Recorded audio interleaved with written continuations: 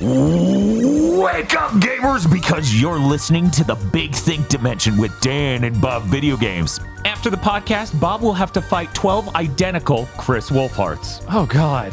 Chris Wolfhart. Phil Lai, the Xbox guy. And Dr. Aggro. More like Xbox. Here on GigaBoots.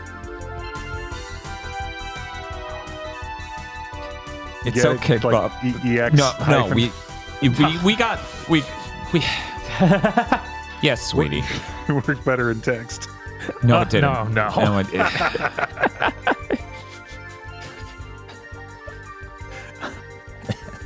GigaBoots.com, home of the aggro for now.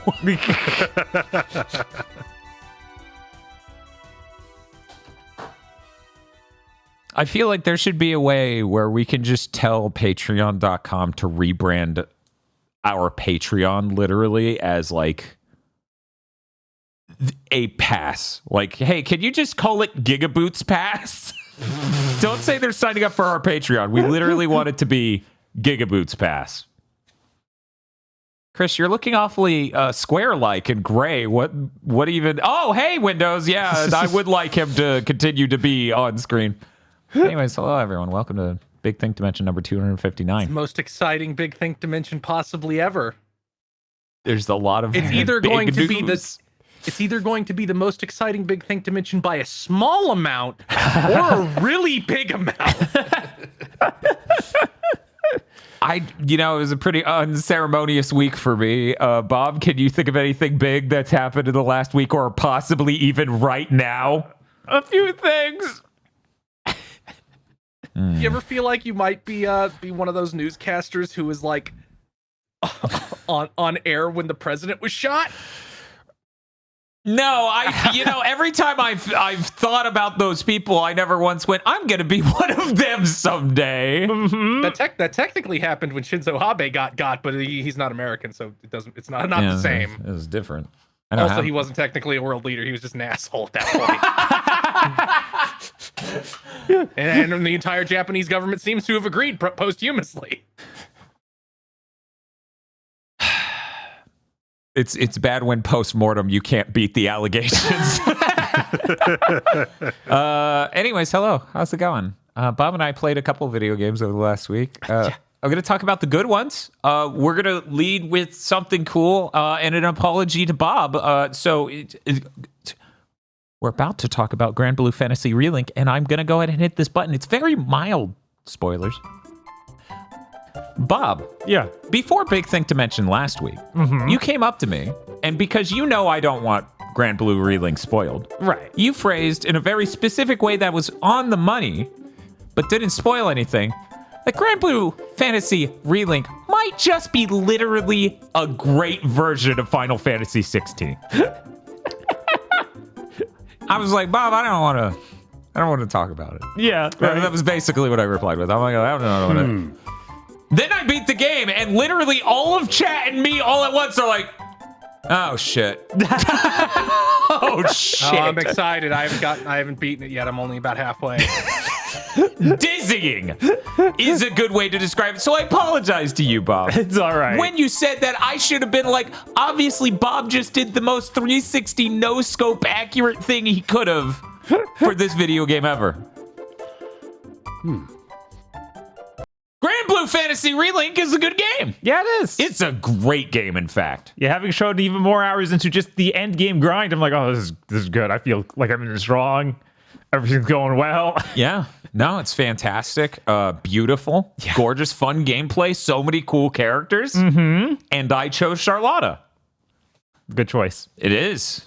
Her mechanics are really neat. It's nice how, for people who don't know, Grand Blue Fantasy Relink is the action RPG from the Grand Blue stuff. It has a lot of the characters who were in the fighting game, but not all of them, I think. No, not because there are a ton of characters in the fighting game now. So. Especially now. Yeah. Right. Because of the, what is it? Rising? Yeah, versus Rising.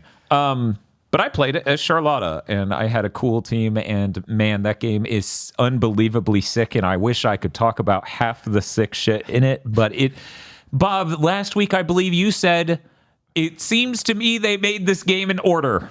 Yes. in the literal play order because it just gets cooler and cooler and cooler and cool. And it does. That is accurate. This is a game where you're like, oh, that was amazing. And then you go to the next level and you're like, holy crap, that is amazing. And your volume just keeps going up the whole ride. Grand Blue Fantasy Relink has really awesome mechanics. It has the thing Bob talked about last week, where it's the Fate episodes where you get to learn about your characters, and it's just fully voiced text dialogue in a screen, like art in the background, and the character tells you their story. You get the background on these things. You get historical events for these characters. You get to select which ones to do or do none of them. Yeah. Your choice. And when you do this, you get stats. When I can't describe how great that is. Here's this delightful story about one of the 17 characters that you chose to learn more about, and they're stronger now. You have to do a few of them. It's like, here's a new equipment slot. Yeah, that was pretty cool. It's so good. So good. Charlotta's like, I was a respected part of this military, but since people generally don't respect Harvard, I started doing experimental drugs to get taller. And I'm like, what the fuck? Amazing game. It is really, really fun. All of the very different ideas for movesets between the different characters is also really sick. They're all just developed enough. Right. Like, did you actually play as Yugen? I know you threw him on your team a little bit. I did not play as Yugen. I wanted to because His playstyle is super interesting. He even has this thing like Kingdom Hearts does where if you're close to an enemy, you do one type of attack, and if you're far away, you do another type of attack. Really? Yeah, but since it feels better than it does in those games, even it feels like there's a really like distinct exact point you will do a punch instead of shooting. That's cool. Yeah. Yeah, I played with him seems for a little while. sick. He didn't click with me, but I'm like, maybe I shouldn't be trying this mix-it-up range character in this tiny maze of hallways. Maybe I should try him in like a boss fight, and he won't feel like clunky shit. There are so many of these cool sky battles that you have that are giant. They build giant set pieces out of these sky battles, and it's really impressive. And I'm just like, I am about to call up Handsome Joe on the phone and try to fucking Grand Blue pill his ass because his Skies of Arcadia loving ass. Yeah, no, he probably would love it. He's gonna get something out of this. Did you know airships are cool? Did you know it's even cooler when they fucking act like boats again and start boarding each other violently? Grand Blue Fantasy Relink is a fucking video game. Yeah, it's so weird to see something like that realized in a game like this. Like, because I feel like you saw that in cutscenes for Final Fantasy IX, and that's the highest fidelity you got that see that ever. And now you get to play it. Yeah, now you get to live through it and play it. There's something about like a lot of the environmental and the level design that feels like somebody smuggled this PS2 game through time and made it today. Yes, that does. That is how it feels a little bit. I thought that real strong during the sky battle set piece with the anchors and the shipboarding and the little turret sequences. I'm like, wow, we haven't had something with so many cool gameplay types in one thing, because normally everything has to look way too big and you can only have one gameplay type for the entire game. Yeah, this is the and sort every of character in this is a different gameplay type. That's kind of insane. Yeah, this has a strength that few games have even tried to have recently, where it's bespoke authored content. That is what you're playing through, not tool-generated missions. No. These are two very different ideas, and one of these is what we lean towards nowadays because making content's hard. It's really good. Bob, without saying anything that'll give it away, Okay. I went to the desert. And this giant open area, and I'm like, this is sick. This feels like when like numbers of video games in the past just open up, and it's a cool like search through the desert to find these things. And I'm like, this area is so big, this is so neat. And then I found out why they would want an area that big and that neat, and I'm like, oh, and there's no way this isn't on the top 10 games. Yeah, no, that's the section I just finished. Holy shit, this game is great. Yeah, that section is incredible. I don't Like I I don't know finished how the they first did it. part, I'm like, oh man, that was amazing. This game is great. And then the second part started. So yeah, that's I highly recommend buying Grand Blue Fantasy Relink. That game is a lean maybe 14 hours of playing through, and then there's all the post-credits stuff, which is great. Which is for hundreds of hours. I know people who have already spent hundreds of hours playing it and getting in Discords to do co-op. Hey, that's another way it's like a PS2 game. You have a great, satisfying single-player experience, and then this multiplayer content that isn't shaking you down for more money. Yeah. What a concept. Imagine if more people tried to do that. Yeah, Grand Blue's great. Did anyone want to say anything else before I move on? Because I feel like we might talk about Grand Blue at length at some point. If you dawdle too much, your little Scrimblow Vern will go show you where you need to go, and there's a button to focus on him. And the command for it on the UI is called Navverngation. It's really good. There's a lot of little tiny things like that are very delightful. Yeah, like the game feels thoughtful and solid and done all the way through. I was really surprised where I landed character-wise so far. Like, the first thing I did when I could was switch to EO, because I'm a caster now. And I started getting real heavy, like, World of Warcraft combat vibes. Just, like, doing the rotation and waiting for cooldowns. I had a lot of people compare it to Black Mage in Final Fantasy 14. Because 14 is all about positioning. Building and modes, the Black Mage class is, you don't get to move, motherfucker.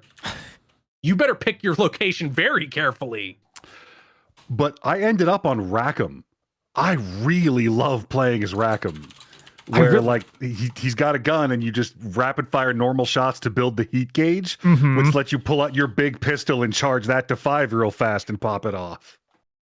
Yeah, and then he has that insane, I don't know what they call it. It's like his dash move, but he can fly across the entire universe with it.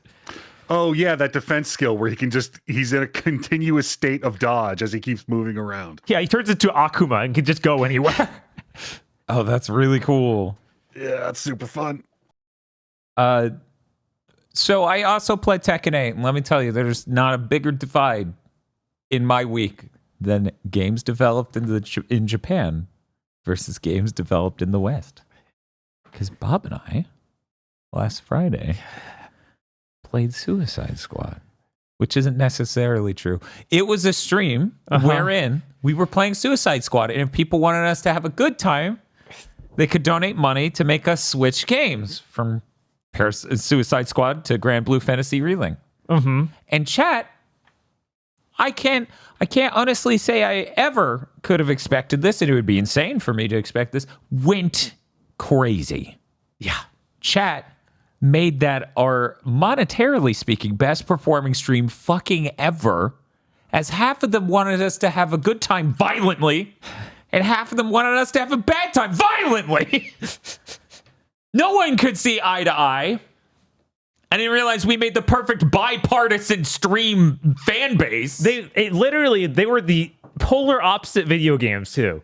Like, you couldn't be more different switching between those two. You turned from the gray mush that is Suicide Squad to this incredibly colorful, amazing looking game over at Grand Blue. Right. Suicide Squad mechanics and cool characters. Suicide Squad, we have chronic depression. All of our characters are quipping. None of the content's good. We've been shooting these guns at these stupid enemies for 10 days, it feels like. Yeah. All of the mission types in that game are, I think Jeff Gerstmann put it best, bottom tier global events in Destiny. Yeah. Not normal content in Destiny. That's better. Yeah, they've literally made an open world game and had literally no idea what gameplay in an open world would be. You know how we talk about fairly often the idea of something that being surprised, like something is so obviously going to happen that when it happens, you're still surprised? Yes. And having a studio that never made a game like this and has nobody who knows how to make a game like this, it couldn't have turned out any other way, but somehow even I didn't think it would be this bad. Like, I thought it would be middling, but this is literally, this is just a shallow facsimile of what it's supposed to be because you didn't have anybody who knew how to do it or even wanted to do it. Yeah, it literally is. During the Gotham Knight stream, I was worried this could be worse, and I did not imagine the ways in which it was and to the extent it was. Yeah, Gotham Knights has like designed levels you go through. This has, you're in the open world, shoot guys. And that's all it has. Yeah, guys, you didn't hear that again. Hear it loud and true. Gotham Knights is a far better game than Suicide Squad Kill the Justice League. Yeah, That it's not title's so fucking. They cowered it out so bad with that title. Up until I looked at the cover like a week ago, I thought the title of that game was Suicide Squad Kills the Justice League, like a sentence. Same. Right. Title of the Yeah, that's a much better too name. Clever. No.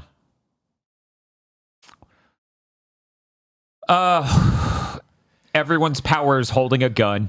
Yeah, basically. Everyone's traversal is a different version of bad.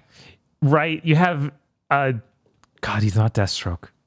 He's not Deadshot. Deadshot, who's literally just Anthem but feels worse. He just feels worse than Anthem. It's crazy. He has the exact same movement types. Then you have King Shark, who is just Hulk Ultimate Destruction but feels worse. Feels worse than the PS2 game. Right. What are you doing? And then Harley just, oh my God. It's a completely broken version of the movement system from Batman. Yeah. Here's the grapple all the shot. shit It with- doesn't all the work shit with- right. This corporate push for Harley is embarrassing. Like I'm watching you guys stream and you have Brainiac talking about her unique talent for restruction. She's just a crazy white girl. Yeah. What the fuck do you mean she has a unique capacity for destruction? Shut the fuck up. It was pretty funny because throughout the stream, everyone just keeps it's a long enough stream. It was 16 and a half hours. There are waves of people coming in and being like, what do they mean? They need you because you're metahumans. Only one of you is a metahuman. Yeah. Only one of you is a metahuman. Why are any of you alive? God, every single fight makes no sense. Every boss fight is just like, what? Enormously stupid. Unbelievably stupid. Yeah, it it's is crazy how stupid. Like, I consider myself the person, when a person goes, if you were to fight this character, that wouldn't make any sense. Because it's like, yeah, but then there's no game. Right. This made me lose my mind. Where I'm just like, so then Superman would throw a car at you. Look. He doesn't need to get near you. What do you? You can't have the Flash rip Lex Luthor's heart. By the way, Ed Boon's going to hell. We're still not out of Injustice. We will never be out of Injustice. Every fucking DC thing since Injustice has just been Injustice. It's not his fault that he loves Edge, and they can't think of anything else to do with their own fucking IP. But you just had the Flash move faster than anybody can react because he's the Flash and tear out Lex Luthor's heart. What the fuck do you mean you're having a big set piece gun battle? Why isn't he just de-harding all of you instantly? And even worse than that, was the preamble to that, which was, okay, I put Lex Luthor in a box on a giant turret that you have to fight in a terrible boss battle. That is, shoot this until it gives you enough of this to cash in on this to make it able to be hit. Which sounds insane, but that's literally how they built it. And the whole time, Flash is just somewhere quipping at you non-stop. He's not in the fight, but he should be there. He was just there. And he's talking to you and he's quipping at you non-stop as you fight this turret. The Superman fight where they had him say lines he says to Darkseid about fighting these four idiots. It's like, I can finally be unrestrained. I don't need to hold back anymore. It's like, what are you talking about? These are four guys with guns. When he said that in Justice League Unlimited, he immediately hit Darkseid across a city through 18 buildings. Right? How about he hit Captain Boomerang like that and reduce him to blood mist? And the funniest thing, and I know we're spoiling the shit out of this game, but frankly, listener, if you were interested in playing this game, if you genuinely were like, I'm excited for the story. One, you probably had it early with the $100 edition. Two, you probably hate Big Think Dimension. Right. Three, No, I'm spoiling the bottom of a steep hill with rocks. right. But we're gonna get into it. A Superman, they have to give him reasons, attacks he could do where you just wouldn't turn into, as Chris put it, a cloud of blood, mist. So they're like, Superman will fly 100 feet away and then go. And then the breath from Superman will damage you because it sent out a wave of ice. So use your terrible traversal abilities to jump above the Superman blow is what they kept calling it. Yes. It was terrible. Once again, I don't give a shit about this. Like, oh, you couldn't actually, these characters couldn't fight. And I'm like, no, I want to see Scorpion fight Superman. Like, whatever. I don't care. Let him do it. But this is like unreasonably stupid. And people are looking it up. No one who wrote on the Arkham games wrote on this. Which you can tell there from are, a like- mile away. Right. Like, it has literally no reference for a single character. Not one. You don't even learn stuff about the 4 characters you play as. Like, they don't even care about those. The weirdest part of this is the part where it has more in common with Guardians of the Galaxy as the way it's written than any Arkham game. It is pulling from everything popular at the time or being pushed at the time by movie studios making comic book movies. Yeah, no, there's parts where it feels like they're directly remaking the first Suicide Squad movie. It's Right. like, you shouldn't do that. That was a financial failure. So imagine a perfect fusion of the first Suicide Squad movie and what somebody thought was good about Guardians of the Galaxy, because King Shark's now just Drax. That always felt like what this stupid fucking Suicide Squad push from WB yeah. was like, well, we need our own Guardians. Hey, did you know that Teen Titans, the only team in comic history more popular than Teen Titans, is the fucking X-Men? You have your own fucking X-Men. You didn't have to push the. Yeah, I don't know what's wrong with them. Yeah, I have no clue. So this is how Rocksteady ends. By the way, if they had made any other game they could have about any other character, any of the characters you kill in this game, 10 million sales week 1. Yeah. Yeah, Easy. if they just made the Harley Quinn game, which I made this point during the stream and later I had to clarify exactly what I mean when I say that. Harley Quinn needs to be around people and the Harley Quinn you expect, but then also by herself to have a thought. One thought, right? She did that in the show. In the animated series, they had her do that. In the game, she's just funny bazinga Harley Quinn nonstop. Yeah. Yeah. You know, in the original Suicide Squad comics, part of why Captain Boomerang worked is because there was like 6 to 8 people on the team usually. First of all, it usually started as 8 and got down to 2 to show that Amanda Waller would in fact hit that button. 2 people would fuck up. And then they would show her like, yeah, she's willing to hit that button. Didn't that do? Isn't that literally what happens in the first Suicide Squad think movie? it is. Yes, Because like they do a joke they did in this game, but in the game it's Penguin, and in the movie it's someone else, and they trick her into killing someone. Oh, I don't even think they trick him. I think they're like, I think the guy who quote unquote tricks him is like, I want to see if she will. So it's like she won't. You go. You go test. You go test if she will. And then she does. And Captain Boomerang is like the fucked up scumbag. That doesn't work as well when he's a 4th of the team instead of a 6th. Like, these characters have no chemistry with each other. There's no reason, like the pathetic attempts to try and show that they've developed into a team is embarrassing. Yeah. None of these characters have any reason not to despise each other. They're family now. Yeah. Literally. It's That's the game. right. You want to know what the plot of the game is? They're family now. We were talking about on stream of how it just feels like you get rid of any real use for doing a Suicide Squad story when you just make them the actual good guys who made all superheroes evil. Right. Like, what's the point? Yeah. You're not doing anything interesting. You're just having them be the actual heroes. Right. And even like, I don't know, 14 hours into the stream, Gamma Chris just wanders in and is just like, yeah, no, when you make all the bad guys super evil and this is a world-ending event, the Suicide Squad doesn't get to do things that are interesting for the Suicide Squad to do. And I'm like, did no one... Gamma, you could have walked into their studio and saved the game. Why don't they let red pandas into their offices?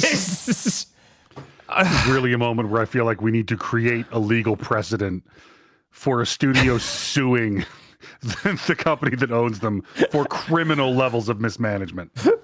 God, what a world that would be. Absolutely insane. Yeah. Absolutely It's like, yeah, no, stupid. like we'll make that game, but you have to sign this document that if it's as bad as we're telling you it's going to be, you owe us $10 million. The game has nothing in it. It has those really bad set piece boss fights, and then it's the low. They spent 7 fucking years, at least 7 years, at least. Right. I don't believe them saying they didn't start until 2017. 1, Right. 2. WB has been trying to get this game made since 2012. Yeah, and that's the thing. Like, we have two sides of this. One side is Rocksteady made a Superman game and then canceled that and made this. And then Rocksteady officially saying, no. We made that Batman game, then we made the VR Batman game, and then we made this. All seamless. And I'm like, I don't know why you would ever come out and say this. It's like you should never fess up to anything having gone right because clearly nothing has. It's like, oh man, Like, I feel so bad for them. They lost control and the studio management just ruined it. It's like, no, that was me. I was drunk driving. Yeah, it's like, Hey, you want to be take it. sick to your stomach? You want to be physically ill? The development of the entire Arkham series takes place could fit inside the development of Suicide Squad. Yeah. That's how bad video games have gotten. Yeah. So if you're wondering why the industry is crashing right now, I feel like that's a pretty good microcosm of it. Because and this is why I keep saying I'm tired of things that are trying to be clever and novel. I want good things. Your fucking multiplayer campaign thing. And this isn't trying to be clever or novel. No, Every they single thought they thing in were it's pushing a new retread. ground here. They couldn't just make another Batman game. They couldn't just make a good cinematic single-player action game. They had to make something big, like a Destiny. Oops, all global events. God. Almost every side mission is, here is a bus. Go save or grab people and put people in a Pokeball and put them in the bus. There's literally putting people in a Pokeball in this game. I'm in the middle of Grand Blue because we finished this stream and people kept us on. They kept us on Suicide Squad so long. I had barely played Grand Blue. It was maybe 2 hours, maybe 3. Uh-huh. The next day or a few days later, I finally come back to Grand Blue. I do a neon video game stream of Grand Blue, and I'm like 40 minutes an hour in. And I go, guys, I spent a bit of this thinking they could put people in Pokeballs because it made more sense for that to be in Grand Blue than it made for it to be in Suicide Squad. Oh my God. We haven't even said what the absolute ending of Suicide Squad was. You want to talk I'm about gonna that? go ahead and hit the spoiler button and pop up with for smoking. That's not we trust. One moment. That's not what we're talking about. I should have a separate text document. Suicide Squad is the killers of the group known as the Justice League. There we go. We gotta be specific. Copy that. And then paste there. And then we resize. Ooh! Oh, it flipped. There we go. It's so Very tiny. It's so small. Okay. So, the whole point of Suicide Squad is the killers of the group known as the Justice League. Is that Brainiac is taking over the Earth to make it into a new version of his home planet. Why? That's never been his fucking motivation, and he's stupid. Yeah, I don't know Yes. why he would care. He's all about His whole- chronicling things. Yeah, his whole thing is his planet hates him. They hate him. Also, it wasn't destroyed until suddenly this fucking game, unless it's a very new DC thing, which guess what? You shouldn't have used it because it's a new thing from comics. Yeah, true. So, Brainiac has the brilliant idea, because he's Brainiac, to turn his planet into his planet. And he possesses most of the Justice League, except for Wonder Woman and the Flash at first. But then they kidnap the Flash and turn him. Wonder Woman shoves green kryptonite into Superman. He doesn't die. He eye lasers her. She's fine. He leaves. Then she turns into dust like she was Thanos snapped after the battle. And we go, what the fuck is going on? Yeah, he Man, hit her can with we that have- delayed can- laser beam. Can we have, again, Injustice, Ed Boon, Hell? Can we have one of these fucking things where Superman doesn't melt someone's face off with fucking laser vision? But wouldn't it be really cool? We're so cool. That would be so cool.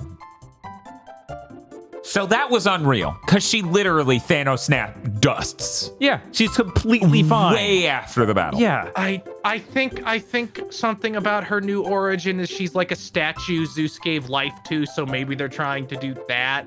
Oh, that'd be so dumb, though. And that didn't really come Right, across they- at all you in the would need cutscene. to- It just came off as a fucking, oh, I blocked all of your chakras. You will realize this later and die. Like, it's insane. Anyways, so all of that happened, okay? Is there something important between that and the final battle? Because I No. feel like not really. Okay, so we skipped over parallel universe Lex Luthor, who we ripped back into our dimension, which is an important part because it leads into... So then you go and fight Brainiac. And Brainiac is just the Flash fight from earlier in the game. Yeah, he's the first boss fight, basically. But just with Brainiac skin. And then you kill him. And then the game literally goes, there are 12 other Brainiacs. You need to kill them all. And then the game, in the ending, is like, hey, bro, be excited for Season 1's roadmap. There are 12 Brainiacs. You're going to have to fight them all. That's so cool. Aren't you excited? Yeah, the fucking boss battle you just did is literally the first boss battle recycled. But are you excited for 12 more? Also rip Kevin Conroy. Yeah, also rip Kevin Conroy. Just throwing that in That there. was, you know, Yeah, it was what- disgusting. it was the Kevin Conroy thing was stupid. You didn't have to hard cut from it into the cha-ching, cha-ching, loot box open, cha-ching, oh damn, I wanted one of these, ding, ding, ding, bullshit. There's just a criminal obvious, nobody gave a shit, nobody. It comes through that nobody gave a shit about this. They were forced to do it, they didn't want to do it, they know they're screwed. Oh, we didn't even talk about how every time you beat a mission, it ends with a loot box opening for your gear. Uh-huh. It's literally a loot box animation. You Yeah. can't watch it and not go, that's a loot box animation. Right. It's not a pretty animation in a game for the sake of being pretty. That is a loot box animation. Mm-hmm. This game absolutely was a gotcha. Yeah, for sure. Insane. What is wrong with them? I don't know. And then there's like, I think on some level this almost feels like a Rocksteady wants to burn the Arkham universe to the ground, so once they're shut down nobody else can try to do anything, because there's shit like, yeah, we killed Robin off screen. Yeah. Yeah, that's just in there for no reason. It's not even like an important moment. No. I like how they mentioned all the other like Oracle and the other Robin, or in Nightwing. Nightwing. Yeah, right. and they don't ever actually come up. Like they didn't actually want to do anything I with mean, them. Lois Lane Yeah, is in it this feels movie like- and she's trapped in the TVs in the background and seems it- like she doesn't even care about Superman. Yeah, it's just a feels- bunch of like, what are you doing? It really does feel like everything that should have been in this game was cut to get it out the door. Like there's like, let's assume you're doing this stupid fucking thing. Like, why didn't these other Batman side characters show up? Why didn't we see Lois Lane? Like, it's so fucking stupid. And this is another thing. They made Amanda Waller pathetic. That gets on my nerves bad. Yeah. Amanda Waller is supposed to she's supposed to be a badass. Like, she's supposed to be like, no, I am in charge. I am really effective at my job. I will blow your fucking heads up. And in here, she's just a clown because they're all fucking ignoring her and clowning on her behind her back. Well, not only that, she has no good plans at any point. Also, why isn't she fat? That's a really fumble. Oh yeah, I forgot about that. I'm just so used to Even the the lady comics who. realized that was a mistake. Oh yeah, somebody. I forget. Did I they think it bring was up the order the pulled pork thing? the fucking someone either in the chat. I think it was on the GigaBoots fan Discord. Because Bob, I didn't bring this up with you at all. Okay. There's some weird. They literally do end of a superhero teaser in a comic for Amanda Waller becoming fat again. What? Yes, they do that. They do that where she's like, I'm on a diet. And they're like, well, you, blah, I forget what stupid thing they say, but it ends with her like smirking at the camera and saying, get me the pulled pork. Yeah, literally. Jesus. Somebody in the fan Discord or podcast Discord posted that. I'm like, man, fucking what is up with comic books? Everything's so insane. Could you imagine one of these movies ended like that? Imagine Fat Thor was a tease. Right. First Avengers.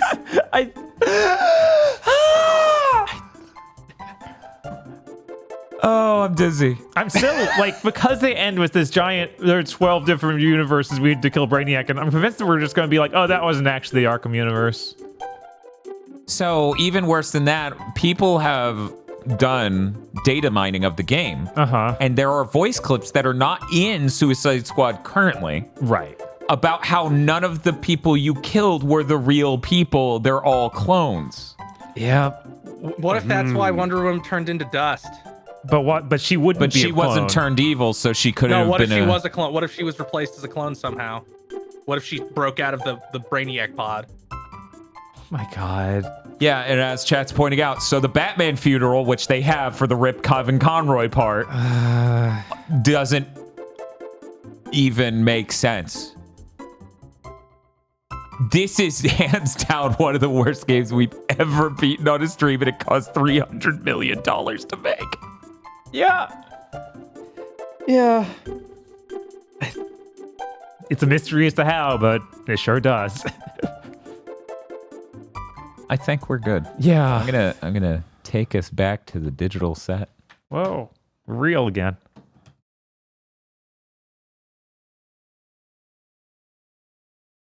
There were two parts of that game I laughed at. Okay. I laughed at them continuing, like getting Penguin shocked over and over and over again. And I laughed at Boomerang throwing the boomerang at Superman and going, why'd you do that, Shark? That's Superman. He's going to beat your ass. Yeah. That was pretty good. That was pretty good. Yeah, no, there are like 4 funny jokes in the whole game and one really cool sequence that was broken by the audio breaking entirely, and it was the longest cutscene in the game. Was insane. Yeah. It was depressing. They earned one cool moment in that game and just the audio broke. Yep. Don't go back to the spoiler screen. I'm saying this, fuck everyone. It's revolting, like actually physically disgusting, that they took a concept as cool as evil Batman uses Scarecrow's fear toxin on criminals and used that to have Batman be the 7th gen boss where he's giant and does fist pounds with shockwaves and does sweeping lasers. Uh-huh. God, that whole scene made no sense because it starts out was, I tricked you, Harley, and then Harley's just like, no, you didn't. I tricked you, Batman, and then you just do the fight, and it's like, who tricked who?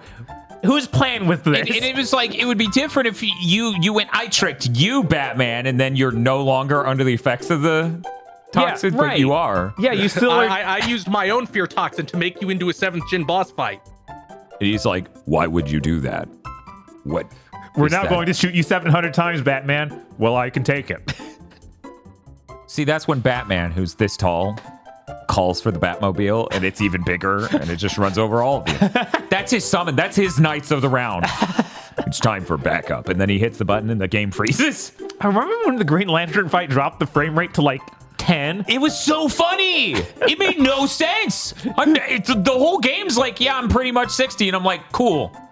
And then we hit the Green Lantern fight, and it's like 5. And I'm like, what is nothing's happening. What the fuck's going on, game? This was also when we leading up lost to the the audio. audio breaking for the coolest cutscene in the game.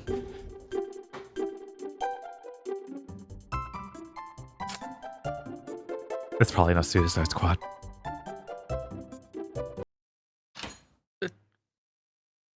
I also play Tekken 8. Cool. So between Tekken 8 and Grand Blue Fantasy, me looking forward to Final Fantasy 7 Rebirth, Like a Dragon right over there, Persona 3 Reload over here, and I'm like, Western Game Development Studios, how did you not ship more than one good game in these 2 months? Japan's like knocking it out of the park. What is happening? Because reminder, the one good game, Prince of Persia: The Lost Crown. I can't think of any other Western developed good game that came out in the first 2 months. Can you? And it seems to me, listening to the people who played all of those that I haven't played, that all of those are fucking stellar.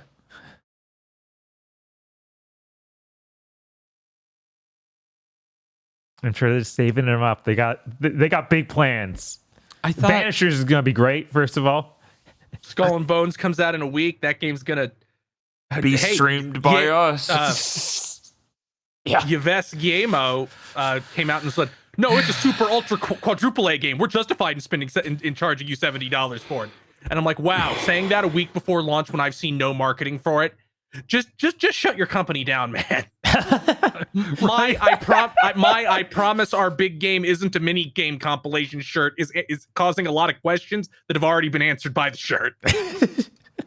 No, my penis is huge. Oh, you want to see? Fuck you, marry me. That's the only way you're going to get to see my penis. So, if you can imagine the dizzying experience that was Friday being the most insane stream in the world as people keep throwing the wabbit season, duck season. Because I told Bob that morning. Like, I was like, this is a funny bit for the stream. And someone would have to be literally deranged to spend $400 by themselves to throw the wabbit season sign up, knowing full well they'll just say duck season.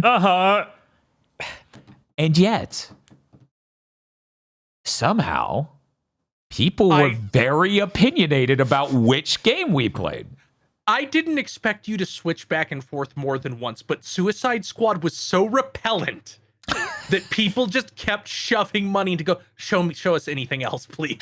Yes, and then we were like, the people who sat there for a lot of it was like, no, I need to see the rest of Suicide Squad. I need to know what's in that box. Right. We have to go to Shit Cave to see if there's literally shit in the cave. It's getting better, right?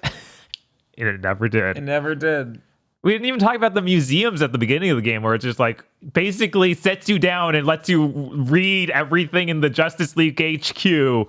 Oh, you don't read shit. Yeah, that's true. You true. go up to a hologram and it's of Superman. So you hit square and he's like, I'm Superman. Here's the things I do. Ha ha ha. And then, so take that thing I just said and multiply that by 70, maybe 180 times the length.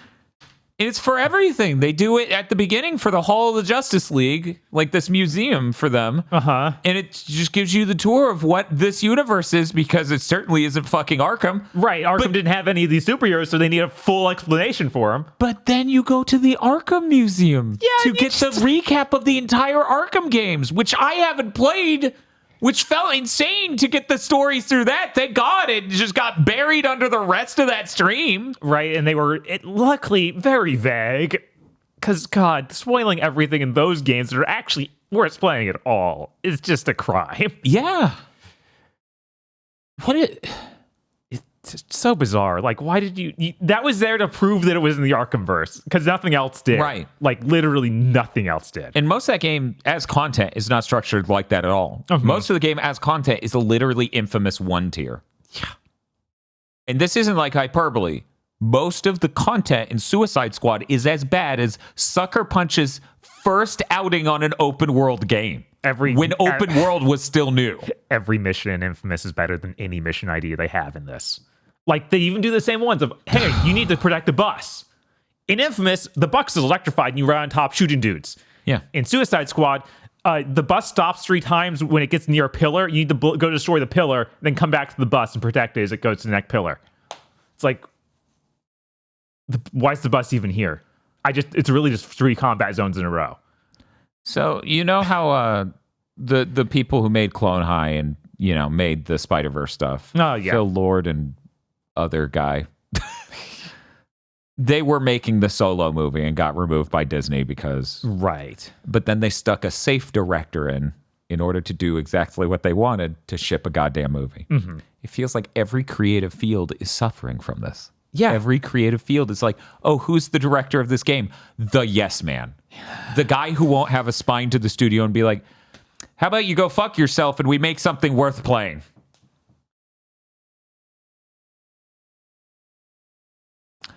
It's worth noting a lot of Rocksteady people apparently went off and I believe founded their own studio.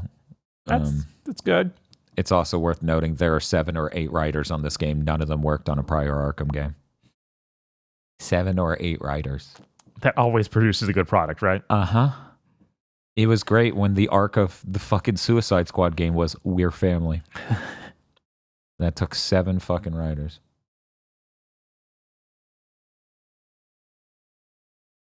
I have a question in chat. Who's the Ron Howard of the game industry? See, here's the problem. Didn't Ron Howard also make Arrested Development? And that's like actually good? Or did he just only show up in it? I could have sworn he made it and showed up in it. So you have to be... This guy made a really good, really funny thing once, but now he just makes product? He just narrated the show. Oh, well, then never mind. Fuck me, I guess. Ron Howard has been behind some good movies. So I don't think comparing him to whoever was in charge of the fucking Suicide Squad is a fair statement. He made Willow.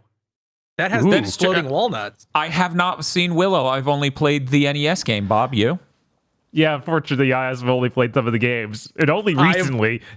I owned Willow on NES, but I did in fact see Willow at some point. Also, Apollo 13 and the Da Vinci Code. There you go. Those are mostly fine. Maybe not so much the Da Vinci Code, but I mean, Apollo 13 is fine. Once again, it's worth bringing up that kind of, by the numbers blockbusters of years ago tower over modern cinema. So maybe I shouldn't talk shit about either Apollo 13 or... Oh, and he directed the Jim Carrey Grinch. That's a good movie. That was him, huh? Okay. Also, chat informed me he did not make Arrested Development. He was just the narrator voice for that, which is why that confused me, because that's... What was it? Is it A Christmas Story? The writer / director narrated it. Yeah. Anyway, it's an old bit of like, we need a narrator. I'm the director. I'll do it. Like whatever. The narrator is either not a character in this, or he is a character in this when they get older. Anyway.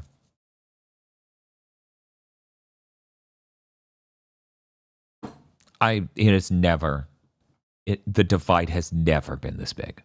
During 7th gen, when Japan was kind of dropping out of games, it was still not this bad. It wasn't like, yeah, the West just shipped 9 killer games in 2 months, and Japan shipped Suicide Squad. Yeah, no, it's never been this bad.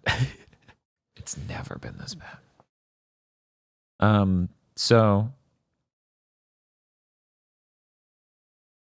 because of how insane that stream was, we hit an entire column plus of Donathon goals, rewards. There are many. There are many, many, many. And it's kind of daunting what we hit, but I figured I would read a couple because people might be interested. Like we're apparently going to stream Sonic Adventure 2 with Sarah Lene. We're apparently going to play Devil May Cry 4 with Dr. Aggro. Ooh. Do not make disconnect sounds while I am streaming, computer. That scares me. Yeah, that's real bad. I literally have no idea which device could have made that sound. We hit Deltarune Chapter 1 and 2, which is free. That's like, man, what a deal. I paid nothing for this game. You paid me $10 billion. 50 Cent Blood on the Sand, Orphan Scion of Sorcery, Sonic Omens, Quest 64, Fez, 2 Human, Rise Son of Rome, Hat in Time. And given all of these options, we decided, hey, Bob, we should do the 2 Human, Rise Son of Rome fusion stream again tomorrow, where people could just switch which game we have to endure until we beat one of them, and then we can finally go home. So look forward to 2 Human, Rise Son of Rome tomorrow. Yeah. God. So then, while checking out 2 Human to make sure it works, I look at the main character's face and I go, that dude looks like Lawnmower Man. We should watch Lawnmower Man. So then Bob and I watched Lawnmower Man. Yeah, that movie's weird.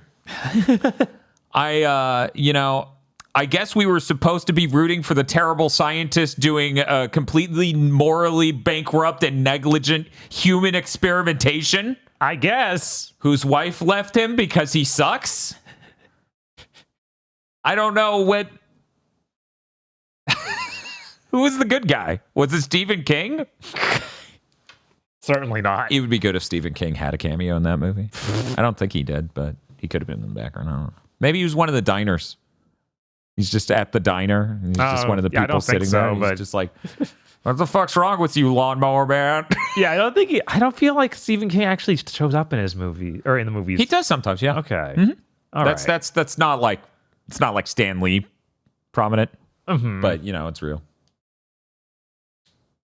I wonder if my co-host can still. Okay, I had to check because the disconnect sound had me really paranoid. Yeah, no, of course. Mhm. Yeah, thank you, Windows, for making everybody a paranoid lunatic. Boo, boo, boo, boo, boo, boo. I also got a Discord notification at this around the same time, so that's why I was extra on edge.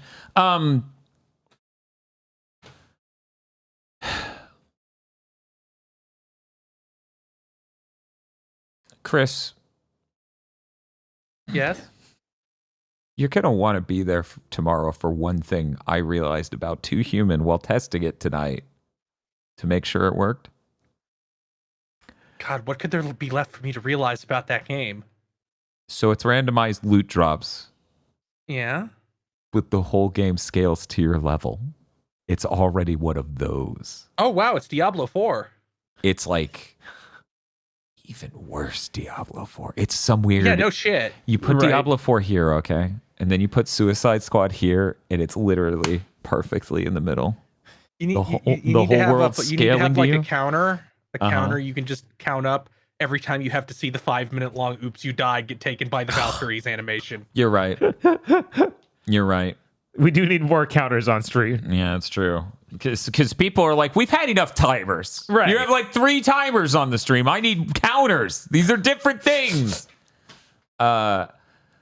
So perfect in between Suicide Squad and Diablo 4, there is a combo meter that you need to get higher to have the cool effects of your skill tree work to get more benefits out of that. Because what we didn't tell you about Suicide Squad is that in Suicide Squad, you spend shitloads of points to get skills that are literally, this is not hyperbole, get your combo above 20, and this will increase the chance that this enemy will experience a ricochet bullet. Why? Why has no granular upgrades feel bad? Yeah, They feel like busy work. The more granular you're up. Once again, I hate to have to suck World of Warcraft's dick, but when you got a new weapon in World of Warcraft, you went out and hit somebody with it and went, holy shit, I'm doing 20% more damage. Yeah, like you should never have something that's 2 layers of random. Like you need to fill a meter, then maybe this will happen. Maybe. Like that doesn't feel good. And so If I can't look at the comparison for 2 seconds and know which thing is better, you failed. So, Two Humans, a bit more medicated than that, but it is still riddled with that. Mm-hmm. And level scaling a la Diablo 4. Yeah. I'm so tired of this. We haven't even started the Two Human stream, and I'm already exhausted by it. Thank God the delightful Rise Son of Rome is right over here to make the stream so much better. What a chat, right, Son of Rome. Definitely a good and bad game, just like last week, right, Bob? No. Out of the frying pan and into this second identical frying pan. Look, it's the week of the death of Xbox. We should play their 2 biggest exclusives. Right? Two Human and Rise Son of Rome. Those are the first 2 you would think of, right, chat? That's them, right? Dan, you need to get like, I don't know, maybe you can negotiate Spiff into doing it. Just get somebody to yell "mashing to mastery" and just like put an echo over it so people can hit that button during Rise Son of Rome, because that was the marketing tagline for that game, if you don't remember, was "mashing to mastery." Now, I didn't remember that, but what I did remember is that they were like, there are 3 games, and this is a big and, because I had to be reminded of this. I remembered it once it was brought up. Okay. The level cap for Two Humans level 50. Because in the trilogy, you would continue to level up. So in 2 Human 2, you would go from 51 to 100. And then in 2 Human 3, you would go from 101 to 150. Great. Okay. That's their grand plan? Who's going to buy 2 Human 2 if they didn't play? Motherfuckers heard about Mass Effect's deal, and they're just like, ooh, cool. Yeah, us too. Except Mass Effect doesn't. No, it doesn't work do like that with the at all. levels. It does it with the decisions, though. They're like, oh, the decisions in that one affect this one. That's really cool. We don't have this In a manner of speaking. in a manner of look. But the I'm marketing said. I've had enough of your disingenuous assertions.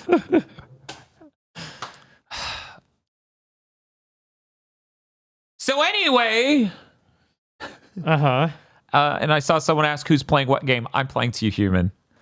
Bob is playing Rise, Son of Rome. So Well, yeah, the Rise Son of Rome is the high octane action game. That's Bob's specialty. right, Of course. And 2 Human features.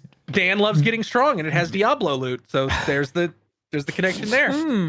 Oh yeah, delicious oats. Nothing but oats.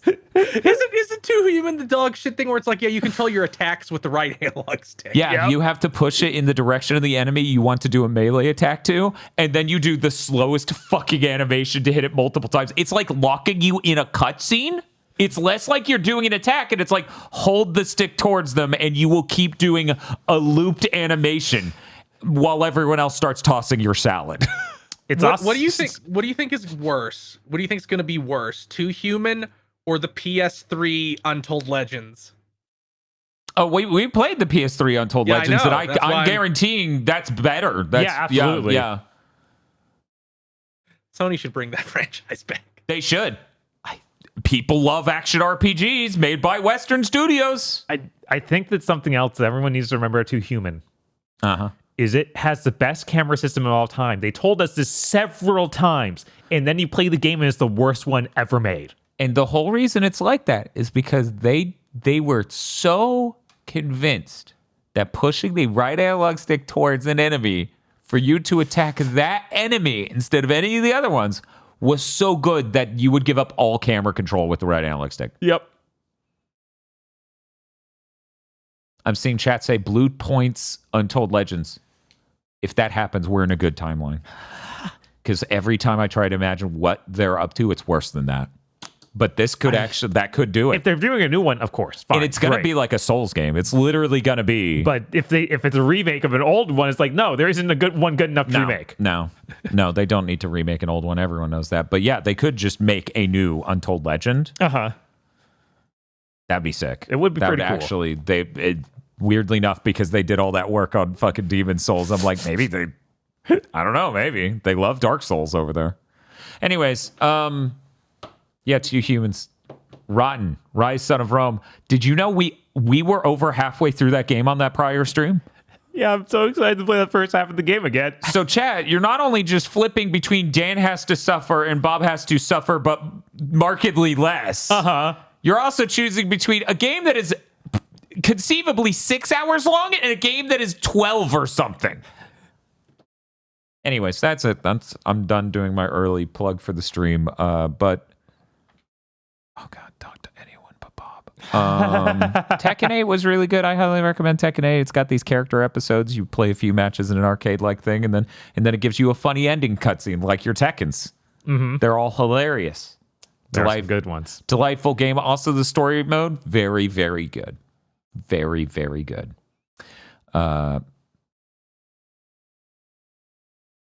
Martial Law says, I hate rich people. And that's like really good. Yeah, he says it like 5 times in his story mode because every battle. Every battle's against a rich person. Right. It's Normally, leech- they don't even show like what your character says because it's like, yeah, you don't need to see that. It's for the story battle. But no, they make a point to have him say, I hate rich people at the beginning of every match. Yeah, because he's fighting like Lee Chaolan and Lily Yeah. and a bunch of other people who are rich. It is very funny.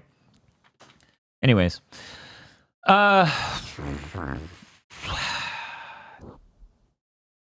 Hey, Chris. Hey, Chris, what have you been playing? I finished Darksiders. That game sure has a really bad final dungeon.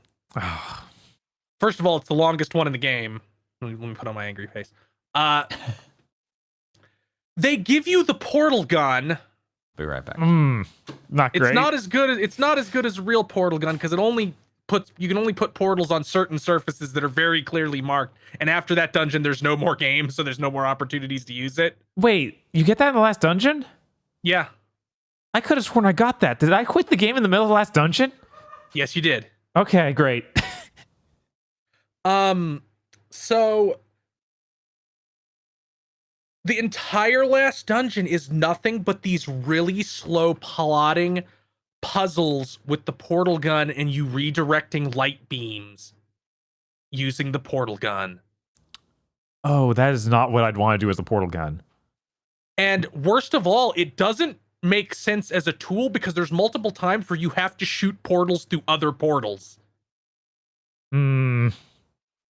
Yeah, it upset me. Oh, also they make you do the same bad mini boss 3 times in a row. Because to turn on, you have to turn on and direct 3 light beams across this huge dungeon to their proper light beam receptacles. Okay. And to turn on each light beam, you have to do a mini boss fight against a big robot thing with a mace. And Great. you use the portals because you can charge the portals so when you come out, you have more velocity. So you use so you shoot 2 portals on the ground, and one's the charged portal, and you get in the uncharged portal and shoot out the charged portal, and can land on his head and turn him off, and then beat on him a little bit. And you have to do this 3 times. It's a Zelda boss. And in the second and third fights, they just add gimmicks to make it worse. The third one's not so bad. It just changes the portals from on the ground to the walls, which is not that bad. But in the middle, the second fight, you have to bait him into attacking because the portal things, like the portal sigils are on the floor, but they're covered with like iron grating. So you have to trick him into bashing the iron grating off, and then you can put portals on them and do the mini boss. It's every other dungeon in that game took about an hour. This one took 3. Yeah, you don't really want a Zelda dungeon to ever take 3 hours. That just doesn't feel good. And then after that, you do a really pathetically bad boss fight. In the start of the game, you get killed by a big giant guy, like a big giant skeleton. And the boss fight with him is hey, it's the 7th gen boss fight. He's giant. You're on a platform. He hits the platform and makes shockwaves. Sometimes he summons guys. Oh my god, why is it always that? But his mace has a portal sigil on it.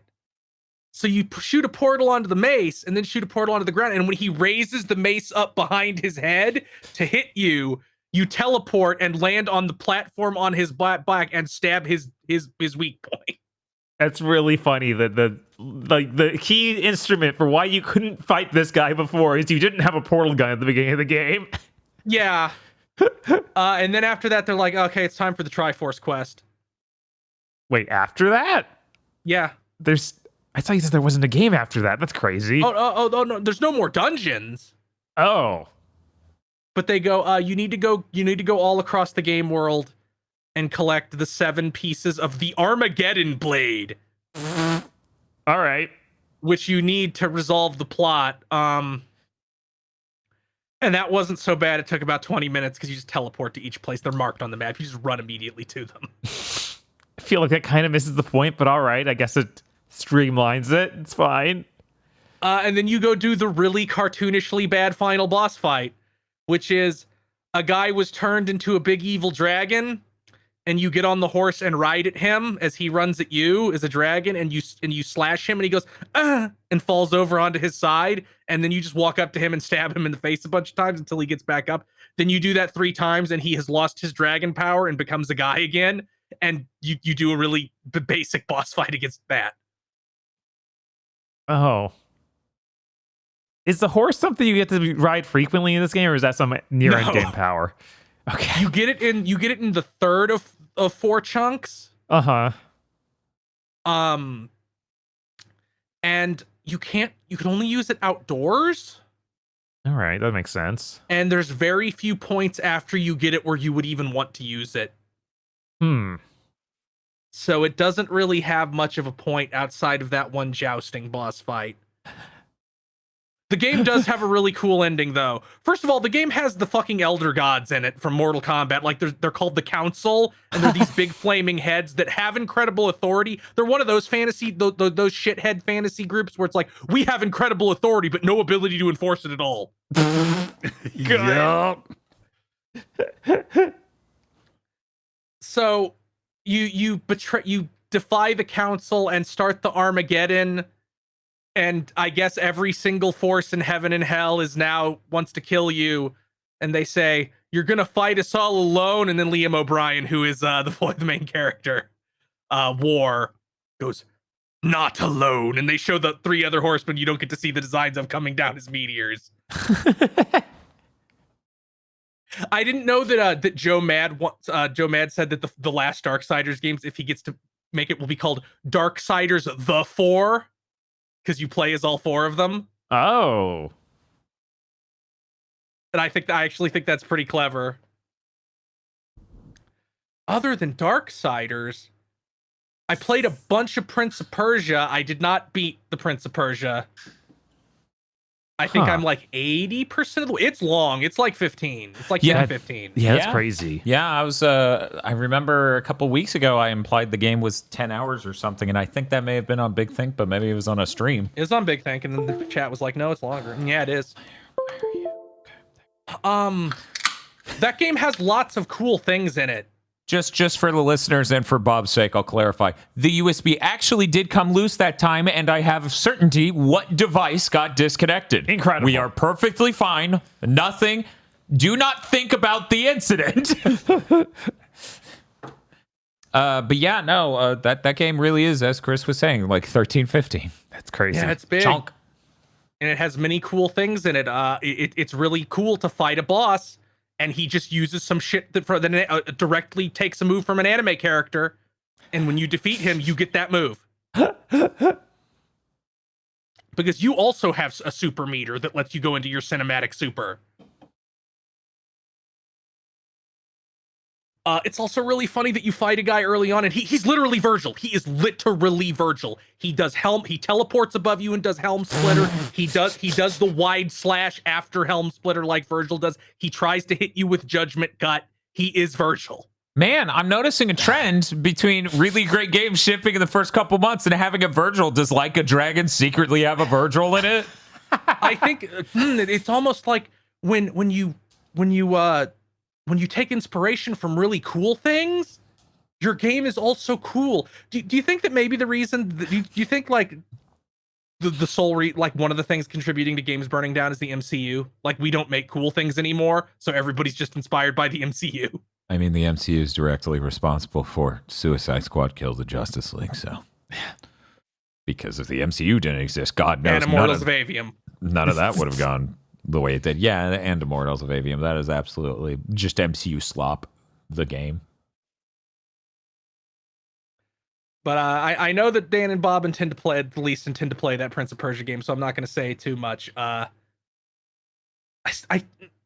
it'll be soon, so hopefully we'll get I to still talk about don't it. think it's quite as good as Dread. I think it actually maybe is too long. I mean, yeah, one of the strengths of Dread is the strength of all Metroids, where it's like, once you get good at it, you can blast through it. And it sounds like this won't even reduce as much. Like, it feels like this will not be nearly as much, I don't think, because this leans a little bit into the Guacamelee school of Metroidvania, where a lot of rooms are platforming challenges that go in one direction. And then after you get through them, you can open a shortcut to bypass them. Oh, okay. I mean, if there's a shortcut, that's something, but Guacamelee is the last thing I want to hear any game I'm anticipating to be compared Yeah, I'm to. sorry. I know that's harsh, but Guacamelee is the Metroidvania I think of when it's like this. Here's a linear sequence of platforming challenges with these movement abilities we give you. And I know exactly what you're talking about because Guacamelee lives in my head a little rent-free. So I remember an exact sequence I gone through in that game where it is exactly that. I always, when I think Guacamelee, I think just you're locked in a combat room. The combat is not good. Mighty number 9? This does not have many combat rooms. It has a handful. They're very infrequent. I would say maybe one per hour. Mm-hmm. But the combat, I also think the combat when you're fighting normal enemies is just bad. Like, I don't think it's good. The bosses are all great. Like, they're cool. They have interesting patterns. You download and then you're good at dodging them. The mechanics work well together. But normal guys, I just started running past all of them. I don't fight a single fucking one of them. Because there's no reason to. You have like Dark Souls potions. Those are your heals. Yeah, do you get experience of killing them or anything? Nope. Oh. You get a little bit of money, but you find money, so you don't even really need to do that. And you get money from fighting mini bosses and stuff, so. But yeah, I tend to go back once I finish Grand Blue. The only reason I stopped is because as Grand Blue showed up. That's understandable. Trying to think if I played anything other than those 3 games. We can jump to aggro for a bit, and if you remember something, I did not play anything else, but I will say, Darksiders 2 is only $30 even now on console. It's $30? No, 30 frames. Oh, that's what?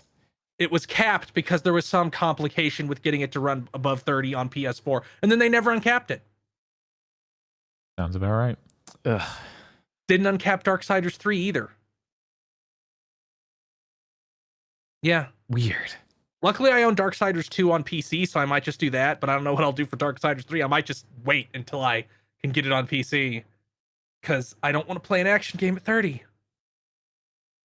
Especially Darksiders 2. That's the one that I feel like goes even harder, because like it downplays the Zelda and upplays the action game, from what I remember.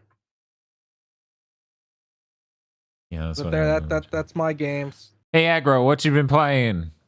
I mean, aside from Grand Blue Fantasy Relink, right this moment I'm playing Don't Walk Away from the Podcast to go download Legendary Tales on the PSVR 2. Oh shit, I'm playing that game too.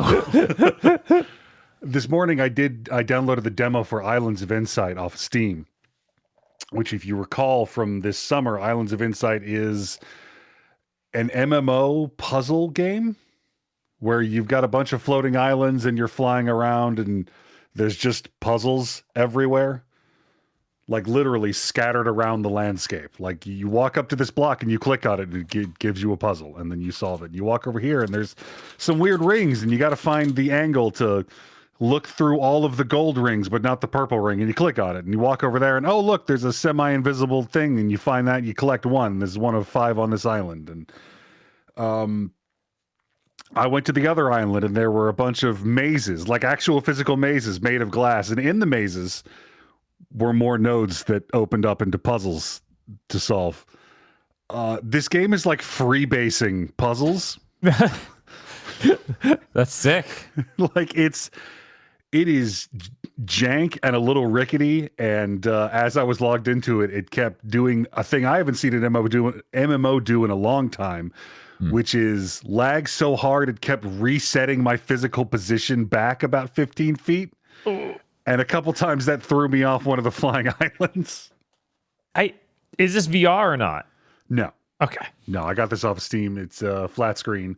It's kind of cheap and rickety feeling, but like I said, there are puzzles inside of the mazes that are part of the bigger puzzles. Yeah, I got to say, they did a really good job with this image for the game. Like, that conveys everything you're talking about. Yup. I think it does a pretty good job. It do be like that. You even got, like, Angel Dude over here floating down to do more puzzles by himself. Yep. I had to solve a bunch of puzzles to earn those wings. Yeah, this looks sick. So this is an online game? Yeah, it's like for some reason it's an MMO. You've got other players running around, and as you boot it up, you know they're very sure to tell you like, no, other players can't like block your path or disrupt you. This is a very calm and soothing space to exercise your mind and to explore the area. But what they don't tell you is that if you walk up to a node and like start to solve the puzzle, you can see other players like going through an area much faster than you. That's really good. It's just the landscape is dense with shit, and you're always making progress and solving harder puzzles. And there was even a pop-up when I finished an area like, hey, there's, because you've got like two main things, like solve 11 of these puzzles and solve 8 of these puzzles, and that's it for this area. But there's also like, do 5 of these things and find 6 of these things and solve 12 of these puzzles for the optional ones. But there's also more puzzles than that. And it popped up with the thing like, hey, please don't try to find and solve everything in the game. Hey, you're not my dad. Exactly. They're like, I get that'll to do be what I super want. hard, and please don't do that. That would be a bad experience. Every time you go up to a node, it's got a series of dots from 1 to 5 telling you how hard of a puzzle it is. So you can just like, oh, well, I went around this corner and there's a 4-dot puzzle. I don't have time for that. I took a screenshot because I wanted to illustrate it, but who the fuck knows where Steam screenshots go? Yeah, I usually just back out and I go, games, screenshots, show me them all. Yeah, I was looking around while Chris was talking. I couldn't find it. I remember on Exit, they used to show you like, hey, this is every picture you took while playing that game. Isn't that cool? And I'm like, oh, yeah, that's cool. A lot of the first set of puzzles were like a black and white checker pattern, chessboard style thing. And some of the squares had numbers on them, which meant you needed to either put down black or white squares to make that shape in that color, that number of squares. And it got a little witnessy because like this one has a 4, so it needs to be 4 contiguous white squares. And that one is a black 3, so it needs to be 3 contiguous black squares. Well, now there's like 6 different numbers on the board, and you cannot make anything that is 4 of the same color in a row, and all of the black squares also have to touch. And this is good? It's very good if you are addicted to the brain chemicals that happen when you solve puzzles. I can be. I like to think of myself as someone who gets off on puzzles. As I'm rapid, and the great thing about it is because they're just so many different kinds. Some of them are environmental, some of them are like pull up a flat puzzle. You're switching between them so fast that like this game is probably going to cause some kind of neurochemical crash. Like, you know that thing where you have too much dopamine and your brain resets and now dopamine doesn't work anymore? I'm legitimately worried about that.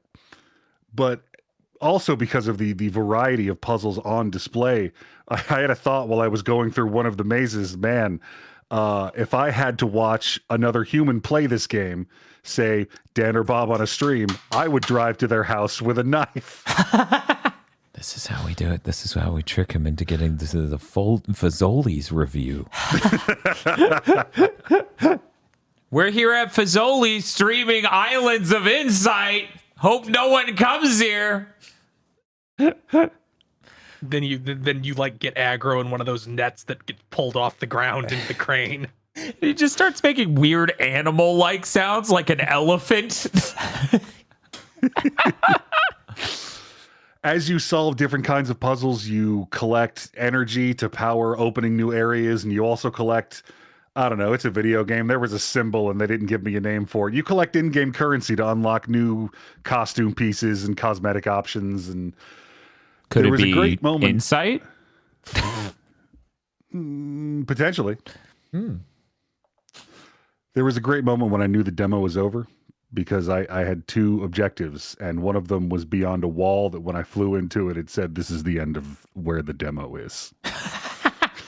Like they literally just put a wall between me and the next objective. That's Yeah, I was gonna ask, really is this funny. if you bought this or if this was out yet, or it's the demo No. he tried Okay. it on. Yeah. The game comes out February 13th. oh wow, Oh, it's really wow. close. Yeah, that's less than a week. Yeah. Is it free to play or something you buy? It's a multiplayer game, I assume. That's a very good question I should have an answer for. $70. Man, $70 is such a fucking red flag. It is. It's such a fucking red flag.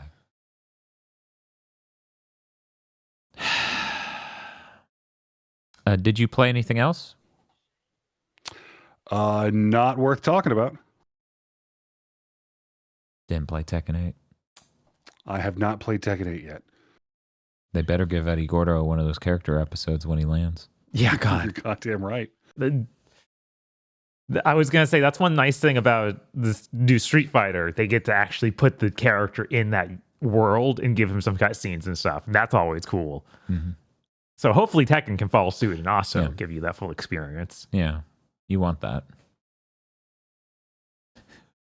Yeah, that should be our counter thing because somebody's like $70. Oh boy, and I'm like, yeah, that's our version of the Duke Donut 70 bits sound. I'm gonna have to code some stuff so if somebody donates $70, it just sounds like us every time we see a game that's $70. Like $70. Oh boy.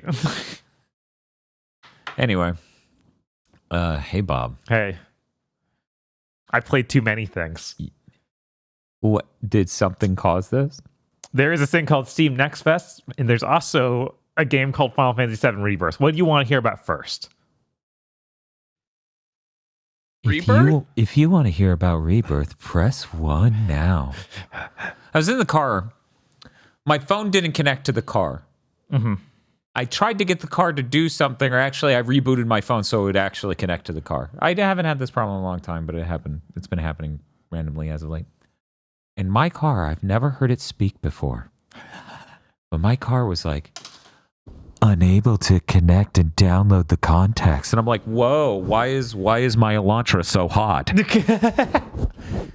If you want to sit on me, press 3. And I'm like, well, I would like to be in the car and drive somewhere. One moment. 3.